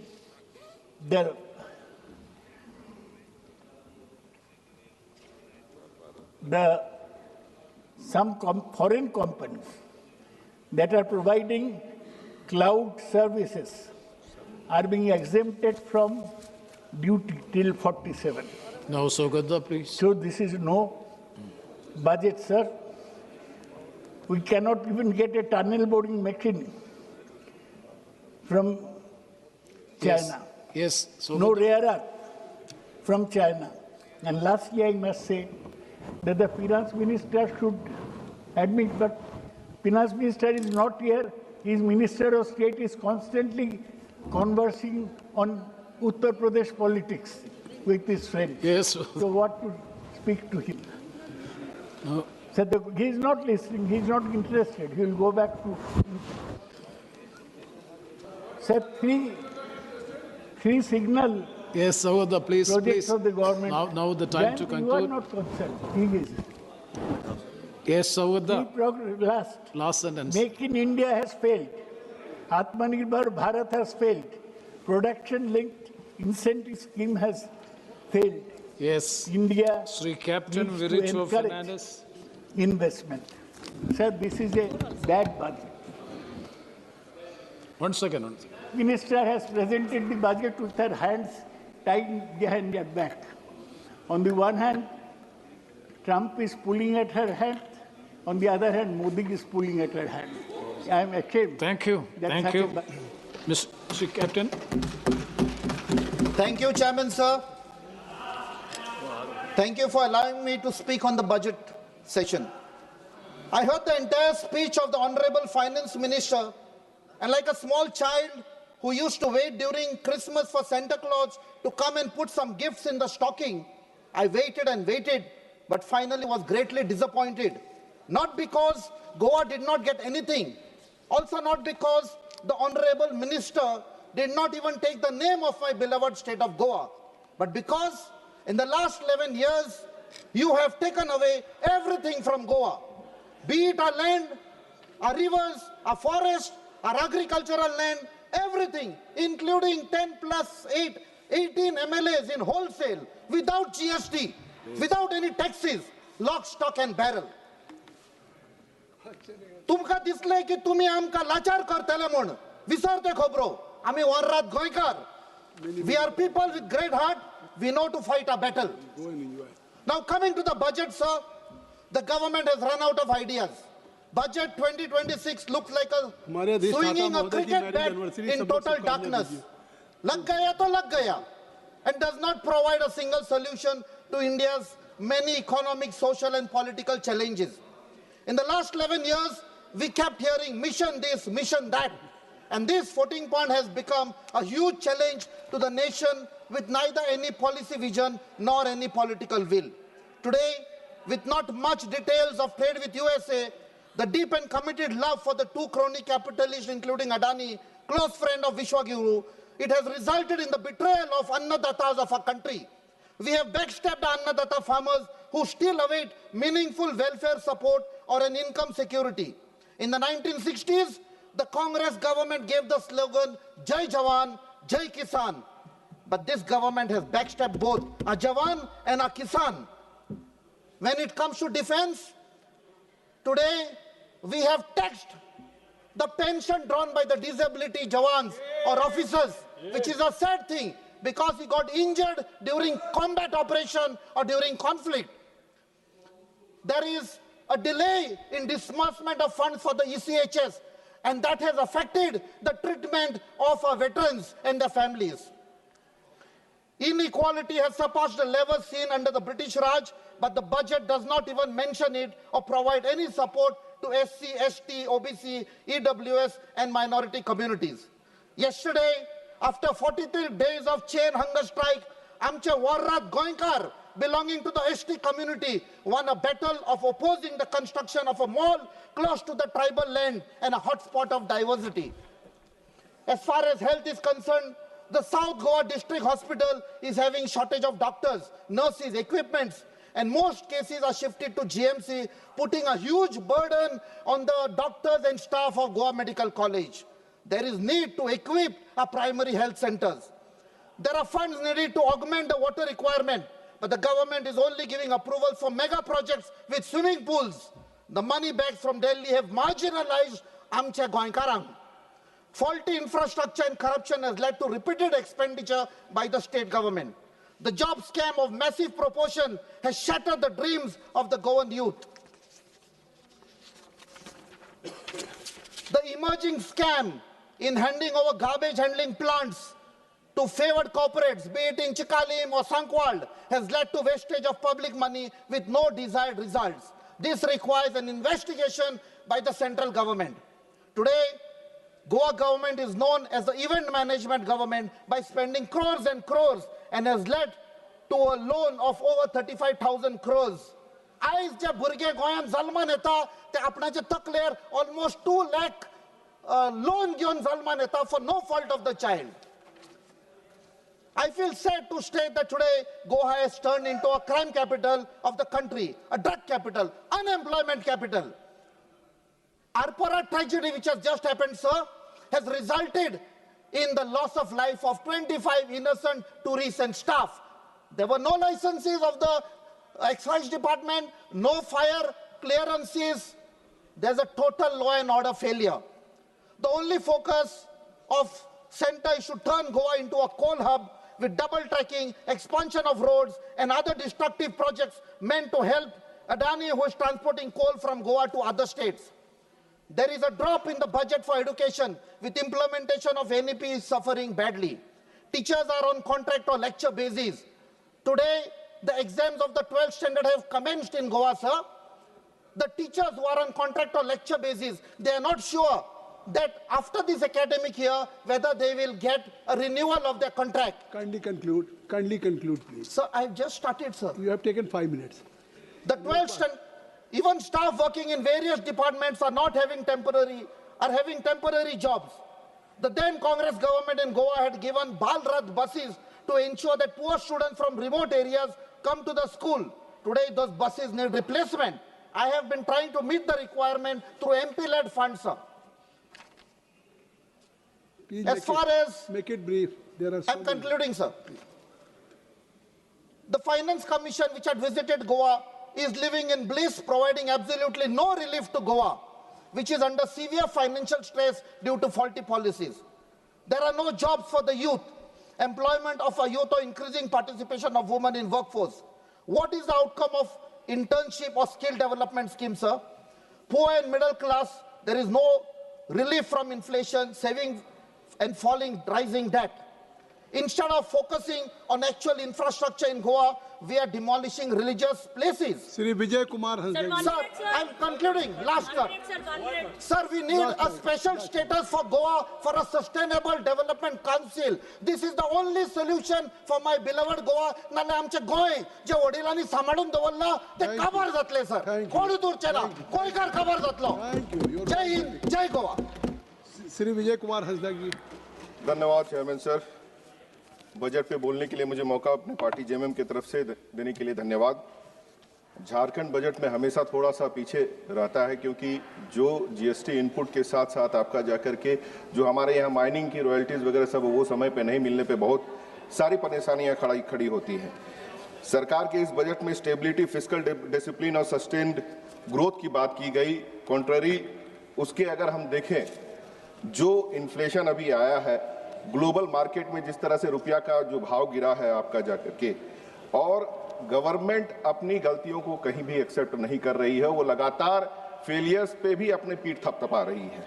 Domestic manufacturing capacity, energy security, reduced critical import, ये सब बड़े बड़े शब्द यहाँ पे दिखाए जा रहे हैं। इन 12 सालों में कितने आपके छोटे और बड़े उद्योग जो है बंद हुए, कितने आपके जो है मिलियनियर्स और बिलियनियर्स हमारे देश को छोड़ के चले गए, कितने जॉब्स आपके जो है लोगों ने खोया, और उन जॉब्स ना होने की वजह से कितने लोगों ने अपनी जान दी। ये सभी चीजों पे कोई भी डाटा आपका जाके सरकार पेश नहीं कर रही है। और जिस तरह से इंपोर्ट कम करने की बात हो रही है, लेकिन यूएसए ट्रेड डील के बाद जो दिख रहा है कि सरकार पूरी तरह से घुटने टेक दे रही है, पुराने साथियों से संबंध खराब कर और यूएसए के साथ जो संबंध बढ़ाने के चक्कर में जितने भी हमारे यहाँ के उद्योग अगर होंगे, चाहे वो मिल्क हो, चाहे वो भुट्टा का जो बाय प्रोडक्ट हो, उन सबको लेने के बाद यहाँ के फार्मर्स की क्या स्थिति होगी, उस पर कहीं कोई क्लियर इंटेंशन दिख नहीं रहा है। और जिस तरह से जो बाहर के कंपनीज यहाँ पे प्रोडक्ट डंप करते हैं, क्योंकि बहुत सारे सब्सटेंसेस जो कि दूसरे देशों में बंद रहते हैं वो यहाँ पे हमारे देश में यूज किए जाते हैं, जो कि यहाँ के लोगों के लिए हानिकारक है, खतरनाक है। हाई ग्रोथ ऑफ 7% और पॉवर्टी रिडक्शन की बात की गई है, जबकि मैं कह सकता हूं ये पूरी तरह से असत्य है। आज जिस तरह से गरीबी है, महंगाई बढ़ी हुई है, और जिस तरह से आपका जाकर के राशन दिया जा रहा है 80 करोड़ लोगों को, तो किस तरह से कहा जा सकता है कि आपका जाकर के गरीबी से लोगों को बाहर निकाला गया है। पहले गवर्नमेंट जो है एक बहुत बढ़िया डाटा देती थी कि हमारे मिनिस्ट्रीज ने क्या क्या काम किया और कितना काम किया। अभी डाटाज छिपाए जाते हैं, दिखाए नहीं जाते हैं और लोगों को भ्रम में डाला जाता है। और जिस तरह का हाईएस्ट टैक्स पेइंग सिस्टम है, सिर्फ डायरेक्ट टैक्स की हम बात नहीं करें, हर एक व्यक्ति इस देश में जो भी चाहे वो छोटा से बड़ा, आपका किसान से लेके गरीब कोई भी है, सबको अपना टैक्स देता है हर एक चीज खरीदने पे। जिस तरह से निचोड़ करके लोगों से, और जो सोशल सिक्योरिटी पे आज तक फोकस नहीं है इस गवर्नमेंट की, हेल्थ, आपका job opportunity, education, farming, production, जो फोकस गवर्नमेंट की नहीं है उसे दिग्भ्रमित करने के लिए बड़े बड़े शब्द सिर्फ इस्तेमाल किए जा रहे हैं। आज बुद्धिस्ट सर्किट की बात हो रही थी नॉर्थ ईस्ट में, जिस तरह से इस पूरे देश में जो आपसी सद्भाव, आपसी प्रेम, जाति धर्म का जो एक सुंदर माहौल, उसे इस सरकार के लोगों द्वारा लगातार चोट करके जिस तरह से बिगाड़ा जा रहा है। आज मणिपुर में जो हुआ और इस सरकार ने जिस तरह से बैकफुट में रह करके वहां पे घटनाओं को आगे बढ़ते रहने दिया, ये यहाँ के सरकार की मंशा को दिखाता है।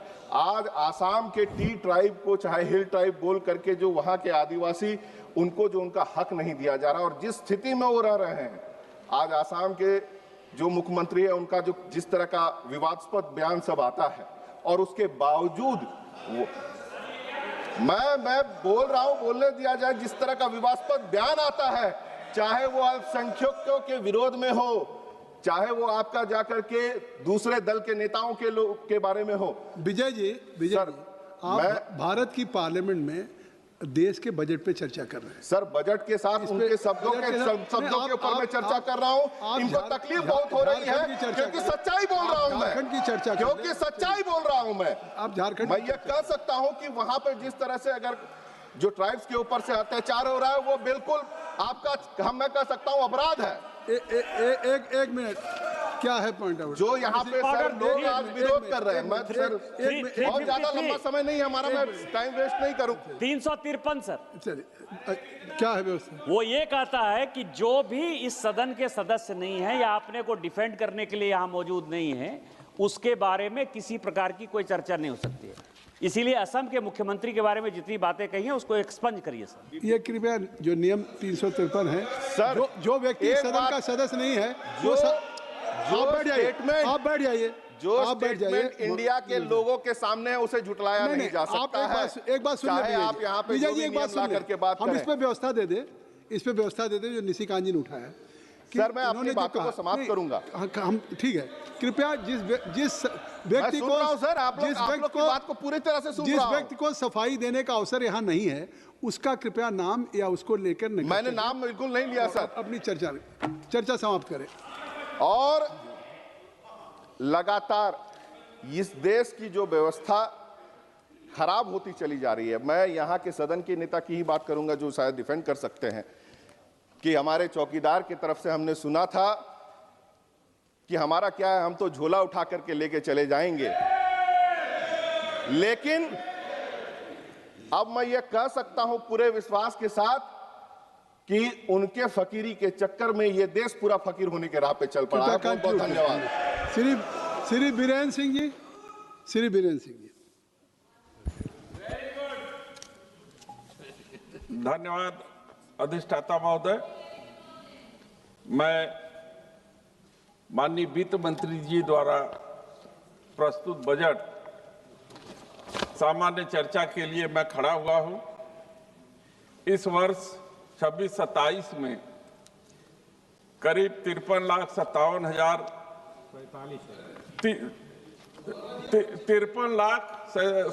साढ़े 53 लाख के करीब हजार करोड़ के लाख करोड़ 53 लाख सम हजार करोड़ कुछ हजार करोड़, ये तो मैं कह रहा हूँ, करोड़ के बजट को उन्होंने इस वर्ष रखा है। इतना बड़ा बजट हो गया कि उसको पिछले कहने में दिक्कत हो रही है। सुनने में किसी को दिक्कत हो तो मैं क्या करूं। जो पिछले वर्ष की अपेक्षा 7.7% अधिक है। मैं इसलिए इस बजट 7.7% हमारे आंकड़े से है। और जो मनीलाल जी आप कह चुके हैं और बीरेन्द्र जी भी विधानसभा में रहे हैं, प्रॉम्प्टिंग मत करिए। जो 4.4% डेफिसिट के साथ है। मैं इस बात के लिए जरूर चर्चा करना चाहता हूं कि माननीय वित्त मंत्री जी ने कृषि के लिए 1,62,671 करोड़ आवंटित किया है, क्योंकि सदन पूरा जानता है कि देश हमारा 70% जो देश की आबादी है वो कृषि पर के क्षेत्र पर निर्भर है। इसलिए हम लोग स्पष्ट रूप से माननीय वित्त मंत्री जी से चाहते हैं कि बजट इस बजट के अवलोकन से यह जरूर हम लोगों को आशा नहीं दिख रहा है कि जो किसानों के ऊपर लगातार कर्ज बढ़ रहे हैं उसके माफी के लिए किसी प्रकार का बजट में प्रावधान है, न ही एमएसपी पर गारंटी के कानून के संदर्भ में कोई प्रावधान होगा कि नहीं होगा। मैं पिछले दिनों माननीय कृषि मंत्री जी जब सदन में थे, प्रश्न के दौरान सबसे अधिक जो कठिन स्थिति है वो है बटाईदार किसानों की। लगभग जो बड़े किसान हैं वो स्वयं खेती नहीं करते और वो अपनी जमीन कृषक मजदूरों को ठेका पर बटाईदार के रूप में दे देते हैं, लेकिन जब दैवीय आपदा आती है, किसी कारण बाढ़ से उनकी पूरी फसल नष्ट हो जाती है, मेहनत उनकी बर्बाद हो जाती है, तो उनको इंश्योरेंस का कोई भी जो है कि सरकारी सहायता का लाभ उनको नहीं मिलता है। मैंने उनसे उस समय भी अनुरोध किया था और माननीय मंत्री जी से भी अपेक्षा की बजट में कुछ इस तरीके का प्रावधान करें कि बटाईदार किसानों के भी हित की रक्षा हो सके। यह सरकार जो है सबका विकास का दावा करती है, लेकिन हम ये सरकार के समक्ष रखना चाहते हैं कि कई प्रदेश और देश के कई प्रदेशों में और यहाँ तक कि मेरे जनपद चंदौली में भी कुछ जातियां ऐसी हैं कि एक जिले में वो अनुसूचित जनजाति में है और दूसरे जिले में अनुसूचित जाति में है। ये गोंड है, पनिका है, चेरो है, खरवार है, कोल है, भील है, बिहार है। यह इनका आर्थिक सर्वेक्षण भी नहीं किया गया है और यदि सरकार उनके प्रति इतना दयालु है कि उनका भी विकास हो तो क्या उनको जिसको अभी तक राज्य सरकार के द्वारा सर्टिफिकेट भी स्थानीय स्तर पर नहीं मिल पा रहा है, उनका शोषण भी हो रहा है, तो ऐसे सरकार उनके हित के लिए कैसे कार्रवाई करेगी, यह भी मैं जानना चाहता हूं। मैं माननीय राष्ट्रीय अध्यक्ष जी के जो अपने अभिभाषण में उन्होंने जो है बनारस में विकास के नाम पर जिस तरीके से ऐतिहासिक, धार्मिक और पौराणिक धरोहरों को नष्ट किए जाने का जो है उल्लेख किया है, मैं अपने आप को उनसे संबद्ध करते हुए सरकार का ध्यान आकर्षित करता हूं, क्योंकि मैं उसी जनपद से आता हूं जहां से माननीय प्रधानमंत्री जी हमारे सांसद हैं और मालवीय जी के नाम पर बीएचयू चिकित्सा संस्थान है।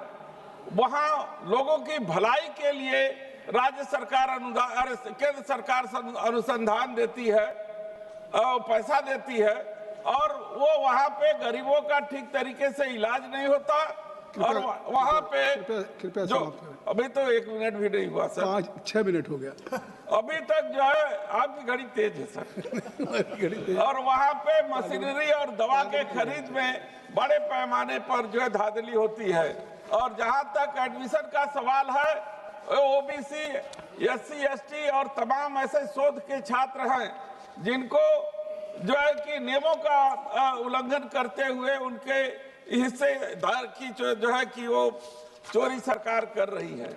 मैं आपका केवल एक क्षेत्र में ध्यान आकर्षित माननीय मंत्री जी से आपके माध्यम से करना चाहता हूं कि शिक्षा के क्षेत्र में उन्होंने बहुत जो है कि करीब 1,39,289 करोड़ आवंटित किया है।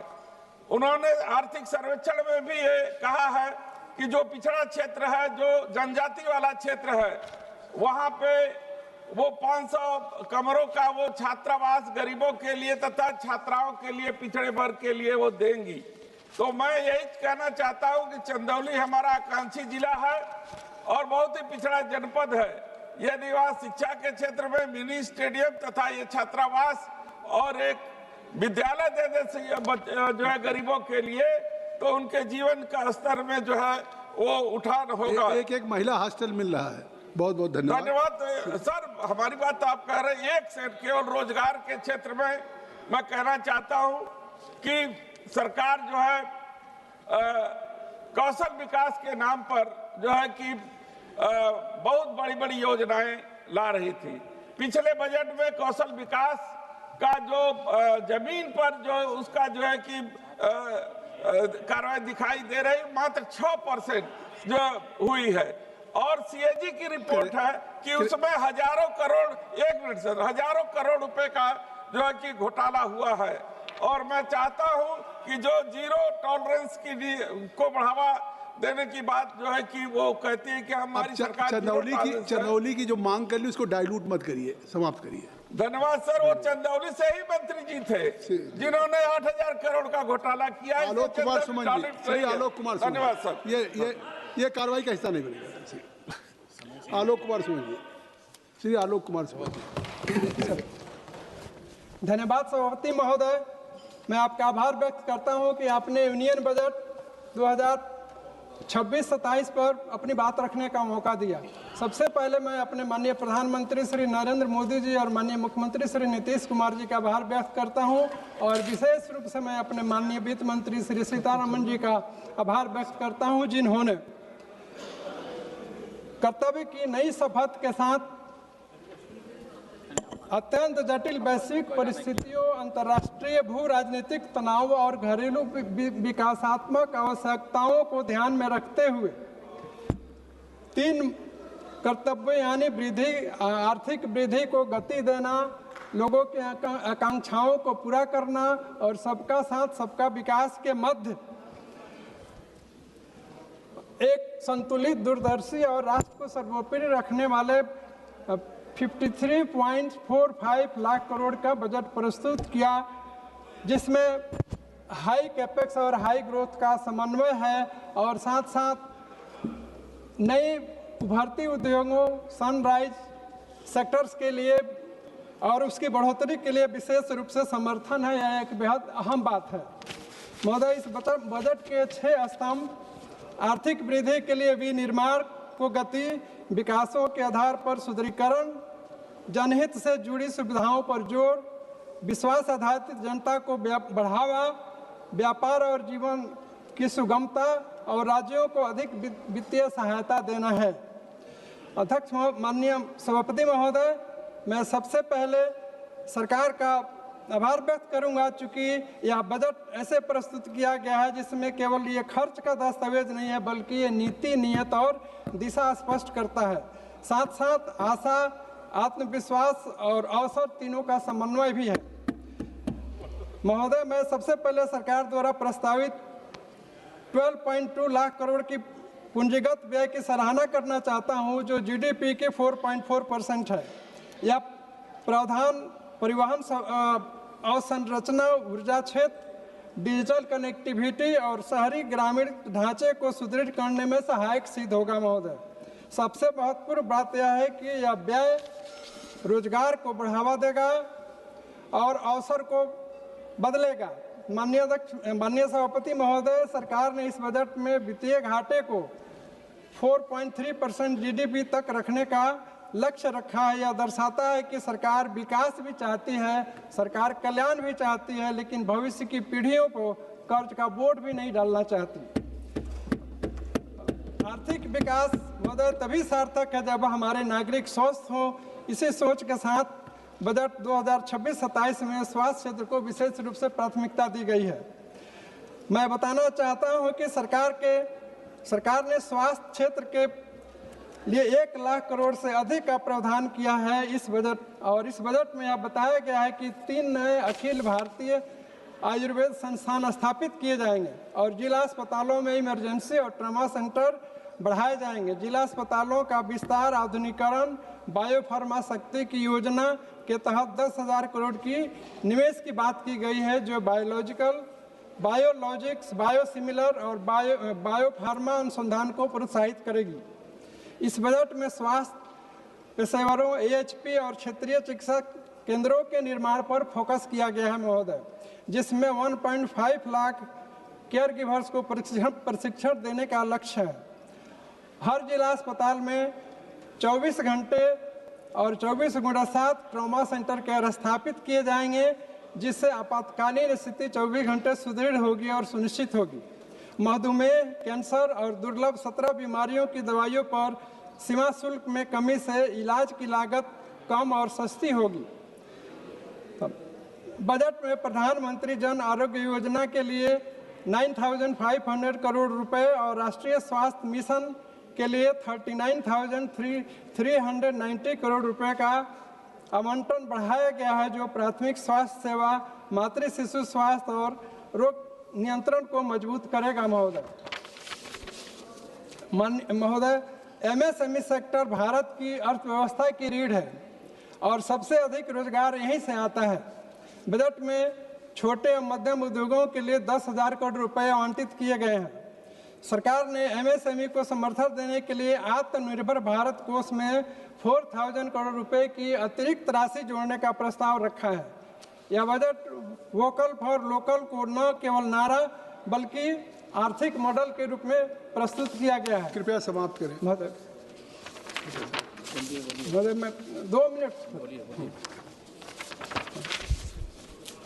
महोदय, मैं इस अवसर पर अपने माननीय वित्त मंत्री जी का ध्यान अपने संसदीय क्षेत्र गोपालगंज की तरफ आकृष्ट करना चाहता हूं, जहां एक सबिया एयरपोर्ट है और जो 2020 से ही उड़ान योजना में शामिल किया गया है, लेकिन अभी तक इसकी बिडिंग की प्रक्रिया नहीं हो पा रही है और आर्थिक संरचना नहीं तैयार हो पा रहे हैं, जिसके कारण परियोजना धरातल पर उतरने में विलंब की शिकार हो रही है। जबकि हमारी सरकार ने 149 हवाई अड्डे बना चुकी है। अतः महोदय,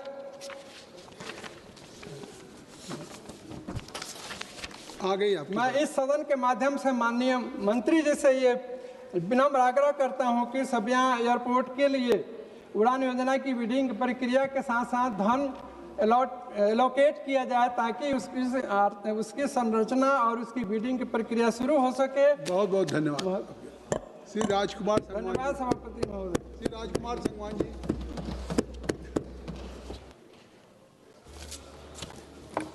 धन्यवाद सभापति महोदय, आपने मुझे बजट चर्चा में भाग लेने का अवसर दिया।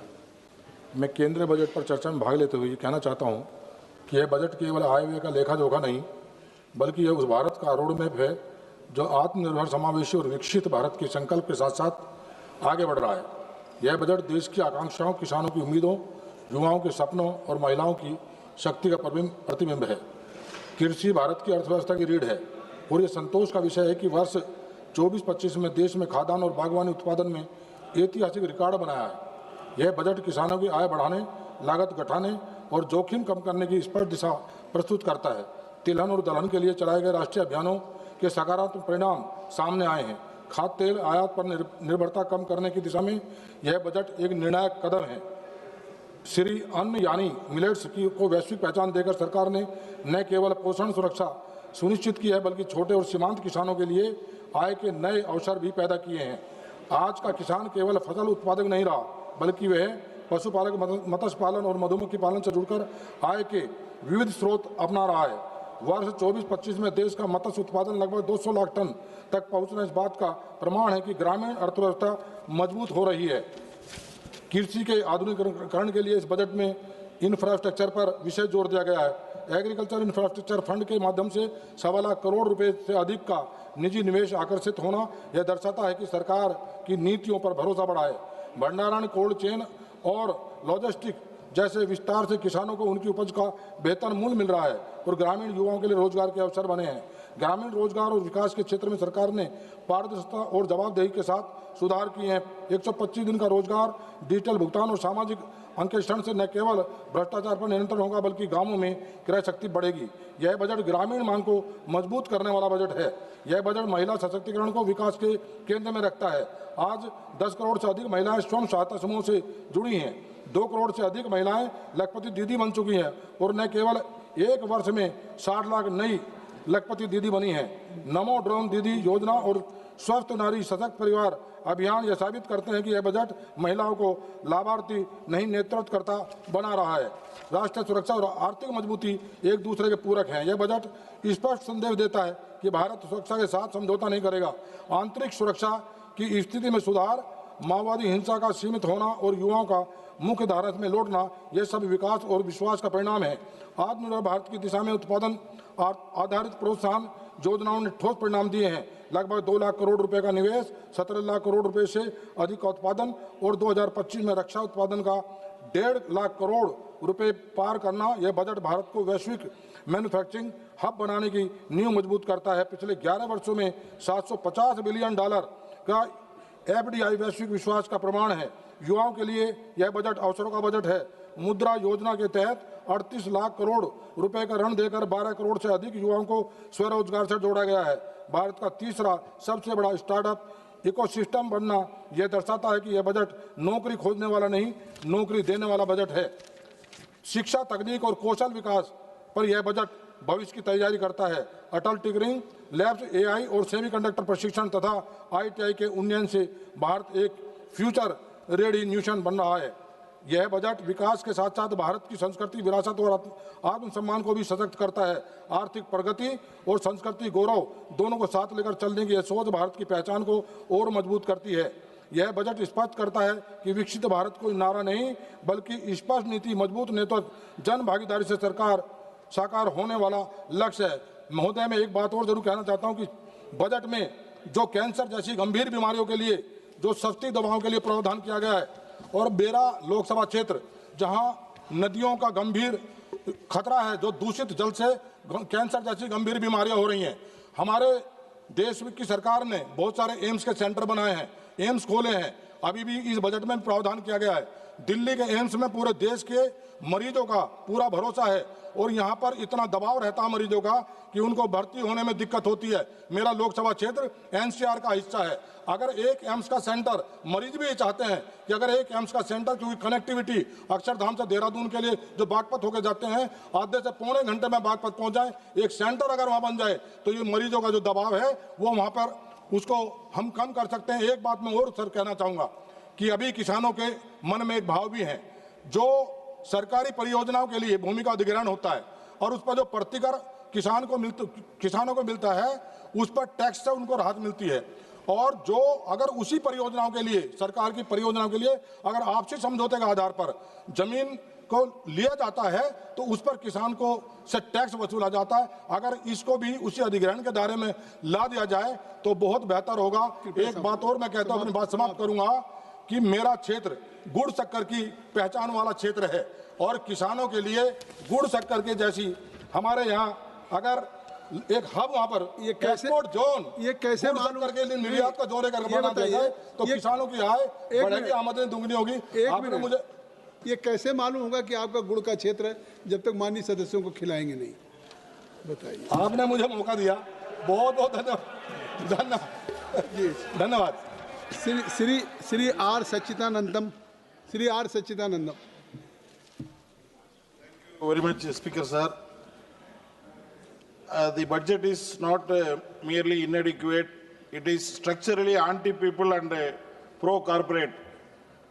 At a time when workers face job losses, farmers face falling incomes, youth face unemployment, and families face rising prices, the government has chosen to protect profits instead of the people.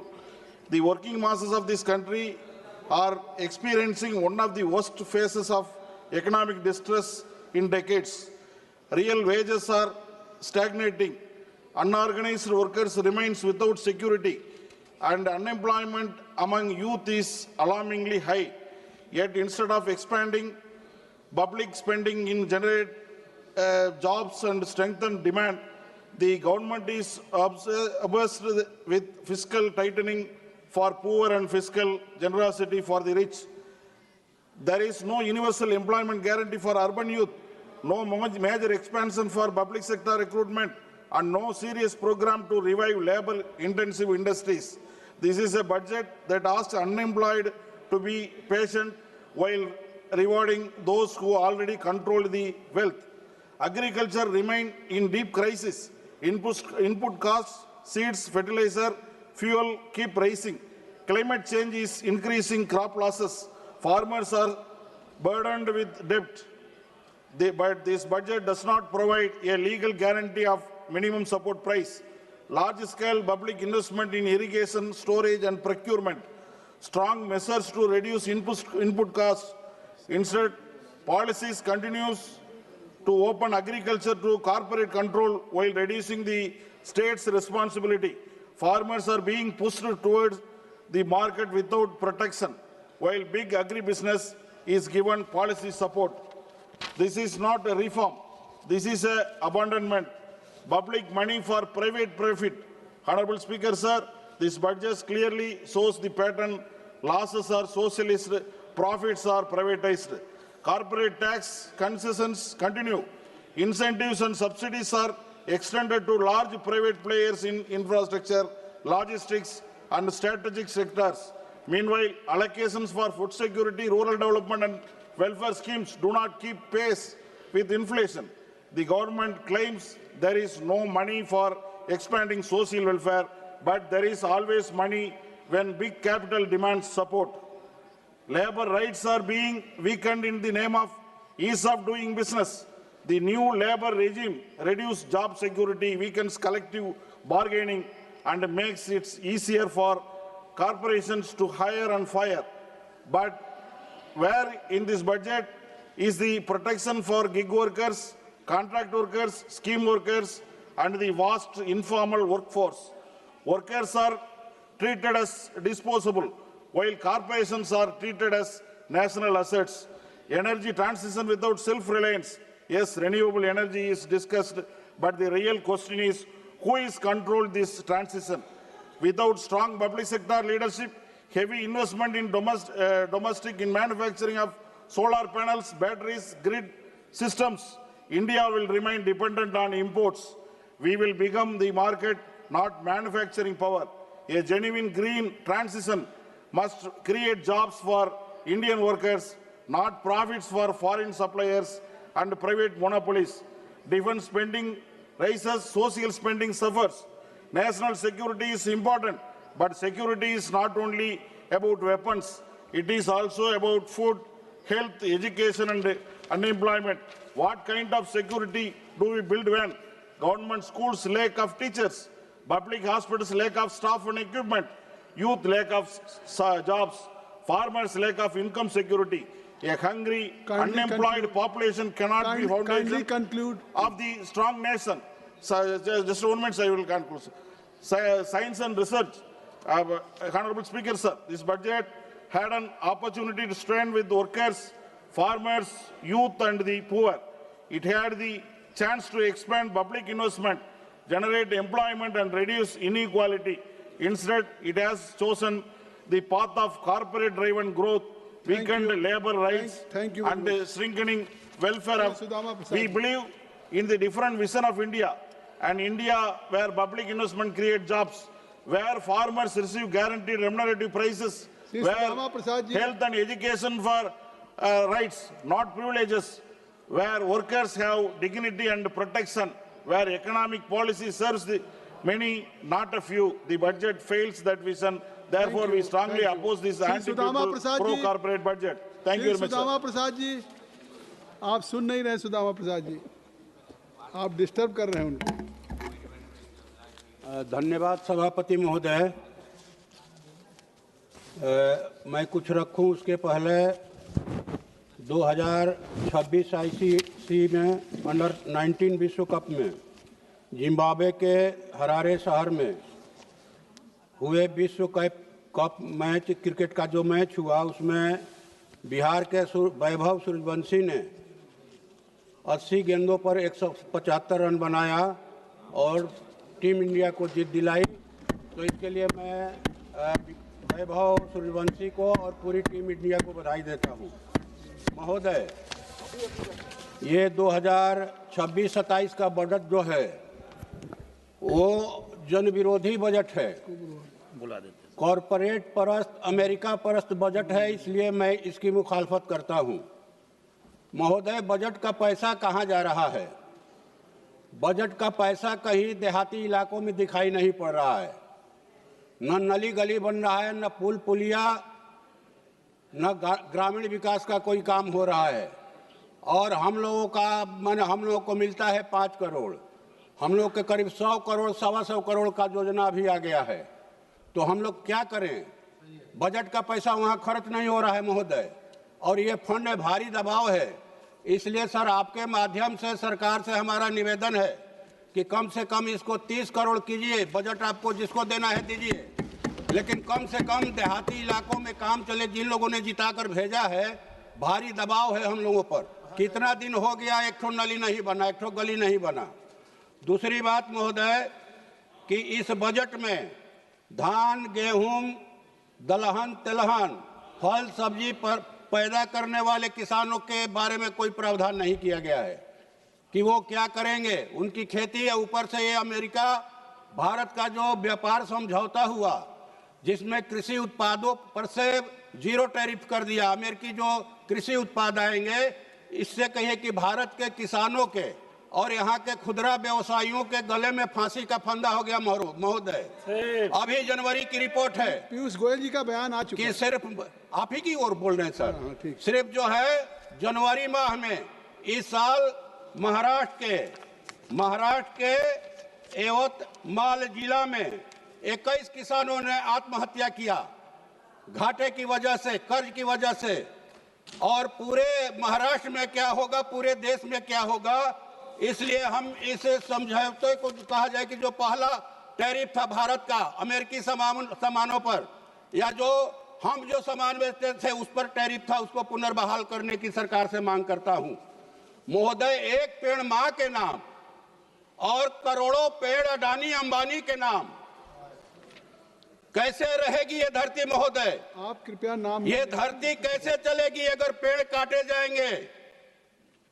12,000 kilometre में विकास के नाम पर, rail परियोजनाओं के लिए, कोयला खनन के लिए, बांध और रोड परियोजनाओं के लिए पेड़ों की कटाई होगी।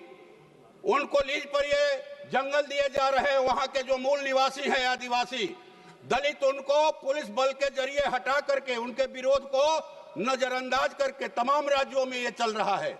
इसलिए लगता है महाराज की महोदय की इस सरकार के जो लोग हैं, उनको बसने के लिए कहीं दूसरे ग्रह पर जमीन खोज लिया गया है। जब धरती पर पेड़ नहीं रहेंगे महोदय, तो कैसे ये सृष्टि बचेगी? सृष्टि रहेगी कैसे? पेड़ कट जाएंगे सारे के सारे पेड़, तो यहाँ ऑक्सीजन कैसे मिलेगा हम लोगों को? पानी कहां से मिलेगा? खेती कैसे होगी महोदय?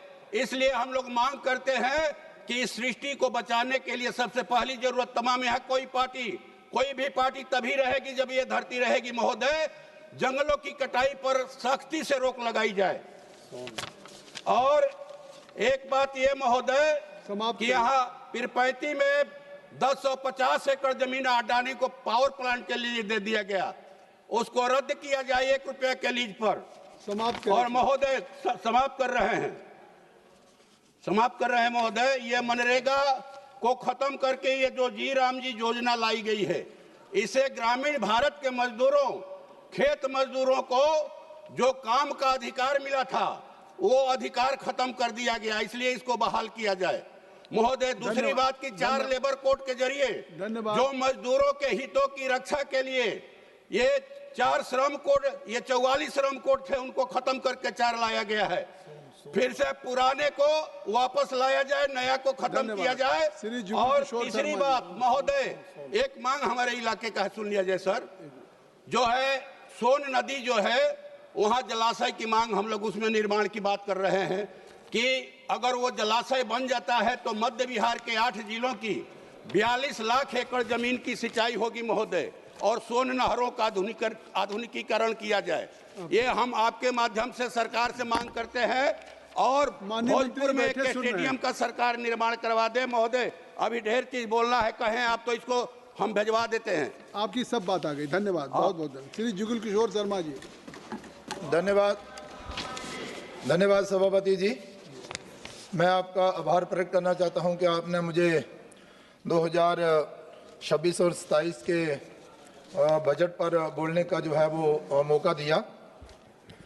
महोदय, मैं आभार प्रकट करना चाहता हूं अपने देश के प्रधानमंत्री नरेंद्र भाई मोदी जी का और वित्त मंत्री निर्मला सीतारमण जी का, जिन्होंने देश के प्रधानमंत्री जी के नेतृत्व में 2026 और 27 का बजट जहां पर प्रस्तुत किया। महोदय, जो बजट है 2047 में विकसित भारत बनाने की नींव का, उसकी आधारशिला का। विजय दुबे जी बैठ जाए। महोदय, जो बजट है दूरदृष्टि और दूर की सोच का। महोदय, देश के प्रधानमंत्री जी ने कहा कि हम आने वाली पीढ़ियों को एक अच्छा भारत और विकसित भारत देकर जाएं और विश्व में भारत नंबर 1 पर हो और आत्मनिर्भर हो। उसी दिशा में ये बजट जो है ये एक कदम है। वैसे तो ये बजट जो है वो 2026 और 2027 के लिए जहां पर लाया गया है, लेकिन ये सोच है आने वाले 5 वर्षों की और 2047 तक जो कार्य हमें करने हैं, उन कार्यों को संपन्न करने के लिए उनकी शुरुआत जो है वो आज इस 2026 और 27 के बजट से जहां पर हो रही है। महोदय, इस बजट में मूलतः 3 स्पष्ट कर्तव्यों पर यह बजट जो है वो आधारित है।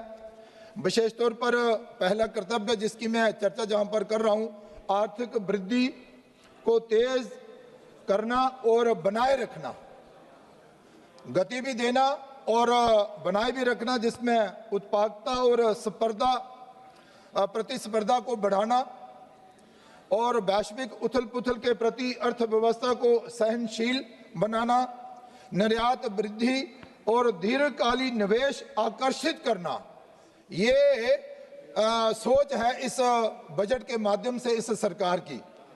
तो मैं और दूसरा महोदय, दूसरा जो है वो आकांक्षाएं और क्षमता का निर्माण और विशेष तौर पर भारत के नागरिकों की आकांक्षाओं को पूरा करना, शिक्षा, कौशल, स्वास्थ्य और रोजगार में निवेश करना और विशेष तौर पर जनता को भारत की समृद्धि का भागीदार बनाना।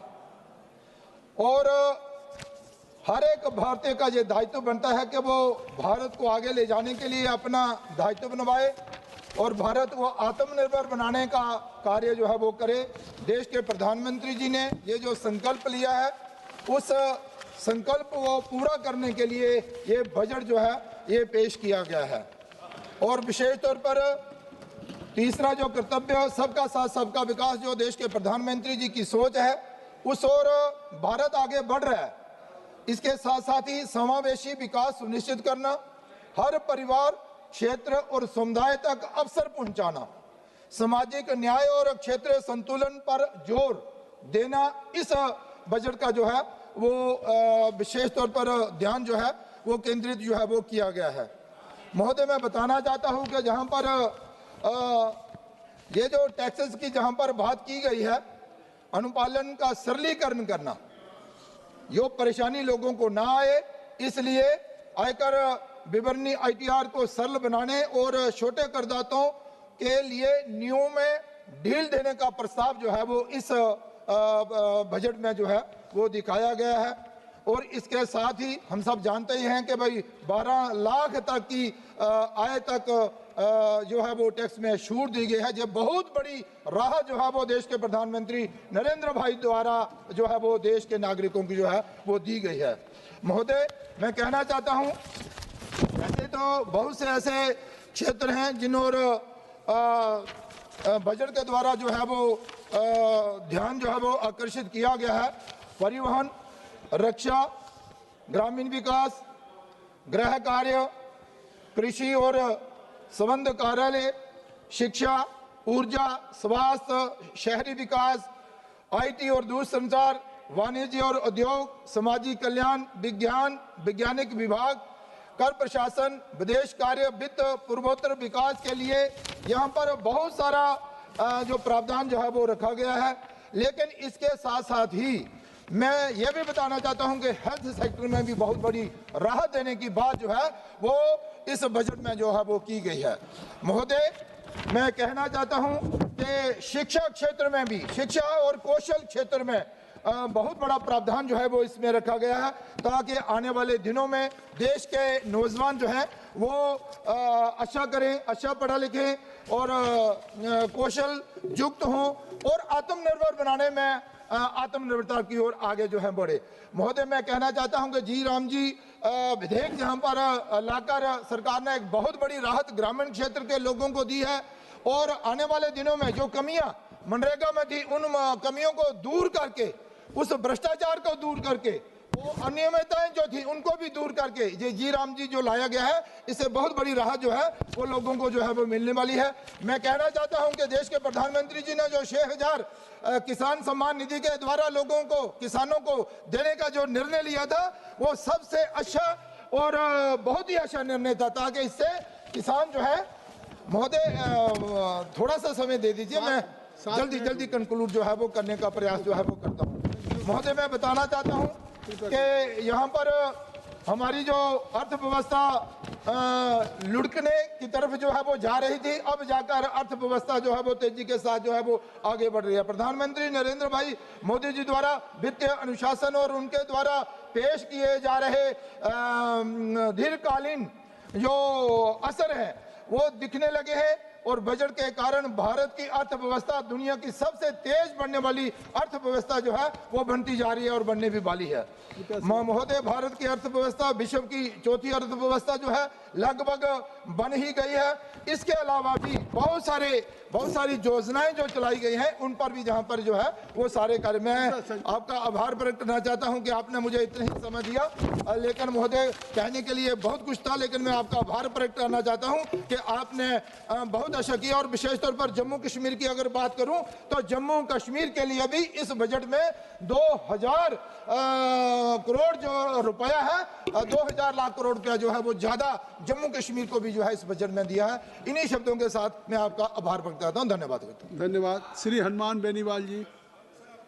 सर कम बुलवाना आज इनको, आपको ही बुलवाना। सभापति महोदय, सबसे पहले तो मैं आपको धन्यवाद दूंगा कि आज आपने जो सुचारू रूप से चर्चा चालू हुई है उसकी, और दोनों पक्षों को धन्यवाद की चाहिए। अगर 5-7 दिन पहले हो जाता तो कम से कम समय तो खराब नहीं होता हमारा और देश का, कुछ बोल लेते राष्ट्रपति अभिभाषण पे भी। सभापति महोदय,